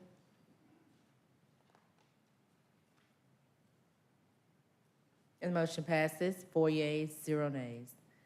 22-0499, request approval of resolution to approve IGAs between Fulton County and Sheriff's Office with the city of Johns Creek, Milton, Sandy Springs, and Roswell to provide the housing of inmates at the Alpharetta Jail, sponsored by Commissioners Ellis and Vice Chair Hausman. Motion to approve by Vice Chair Houseman, seconded by Commissioner Abdul-Rahman, and Commissioner Ellis, you have the floor. Did you have something you wanted to? Yes, good Bring evening, forward. Commissioners. Amelia Joyner, Chief of Staff and General Counsel for Sheriff Labatt. The agreements that were attached to the agenda item, there was one change in the agreement. The sheriff is in full support of allowing the Alpharetta Jail to temporarily house or to house inmates from Johns Creek, Milton, and Sandy Springs. However, Alpharetta Jail is a small facility. There's a limit of approximately 50 inmates. The Alpharetta agreement allows for up to 20 Alpharetta inmates to be housed there. As these agreements here presently before the Board of Commissioners state, it has a number of up to 12. If we did that for each of the municipalities here, it would cause instant overcrowding. So the sheriff makes the suggestion that we just remove reference to the number found in Section 4 and Section 7 of each of these agreements, and ask that the board consider that change to the agreements. Yeah, I raised this previously, and unfortunately, it didn't get changed because I was told it did need to be changed. So I'm glad that that's now acknowledged. So I'm fine with that particular modification because I'd pointed that out previously. So that certainly makes sense.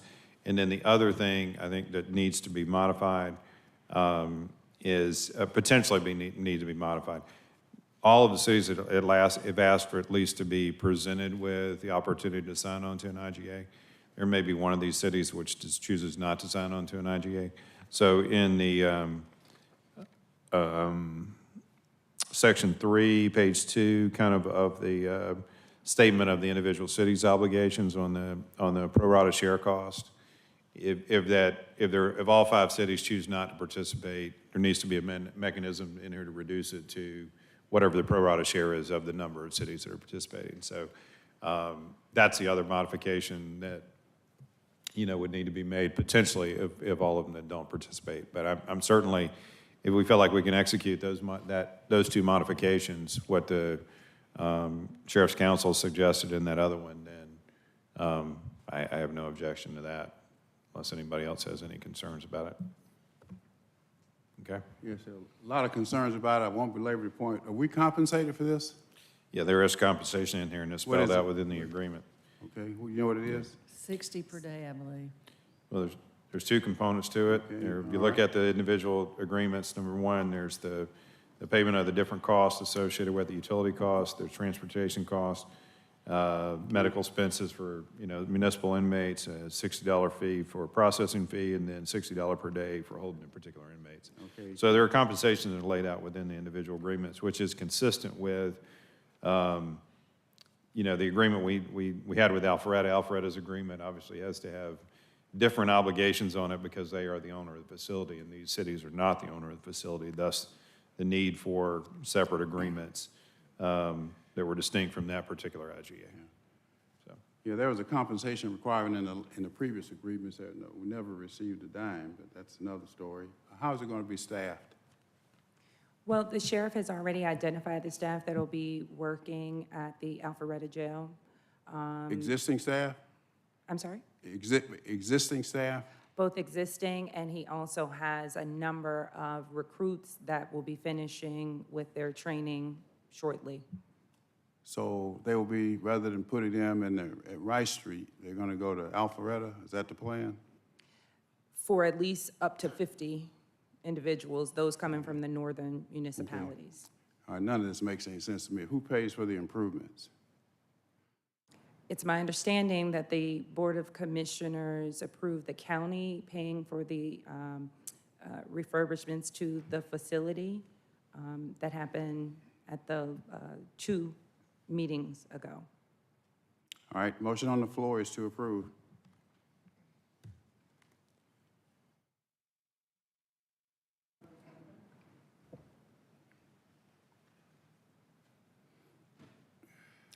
And the motion passes, 5 yeas, 1 nay. Next item. On page 12, 22-0501, the Administrative Committee of the Fulton County Defined Contribution Plan recommended Dr. Kim Turner for a full board appointment to a term ending December 31st, 2025. And Vice Chairman Hausman has nominated Don May for position 8 for a full board appointment to an unexpired term ending December 31st, 2022. Motion to approve both positions by Commissioner Arrington, seconded by Commissioner Hall. Please vote. And the vote is open. And the motion passes, 6 yeas, 0 nays. 22-0502, Airport West Community Improvement District. Commissioner Arrington has nominated Aaron Harris to replace Garland Lewis Reed for a full board appointment to a term ending July 31st, 2026. All right, motion to approve by Commissioner Arrington, seconded by Commissioner Hall. Cast your vote. And the vote is open. And the motion passes, 6 yeas, 0 nays.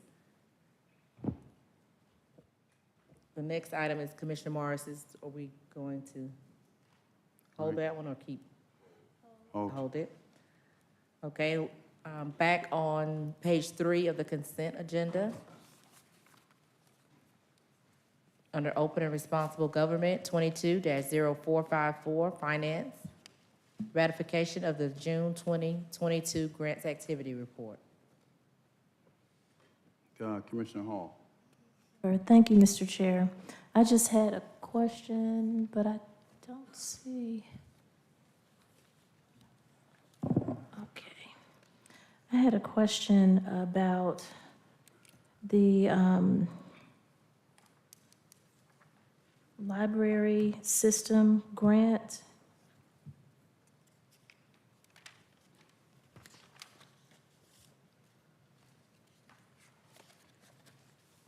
And it doesn't say exactly what the $106,636.88 will cover. It just refers to it coming from the GPLS technology funding from the Georgia Public Library System Library Tech Fund. But can someone tell us what exactly it's going to be spent on? Yes, ma'am. The tech grant gives the library system the opportunity to refresh the digital and technical needs. They will receive 6 computers for staff use and 11 computers for public use. Oh, that's great. Thank you so much. You're welcome. All right, motion to approve by Commissioner Arrington, seconded by Commissioner Abdul-Rahman. Please vote. And the vote is open.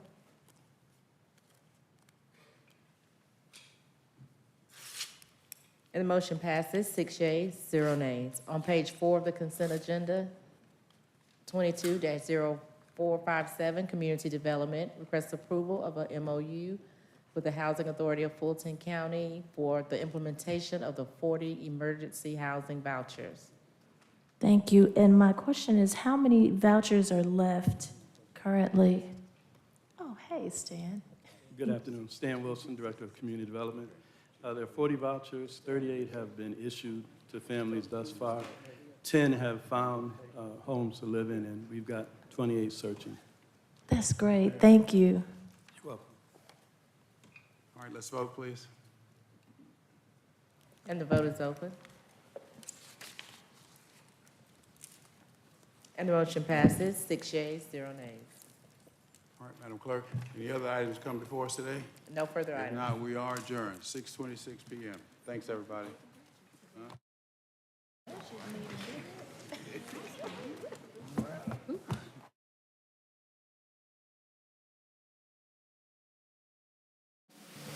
For a written transcript of this meeting, or if you need reasonable accommodations, including this communication in an alternative format due to disability, please contact the Clerk to the Commission's office at 404-612-8232.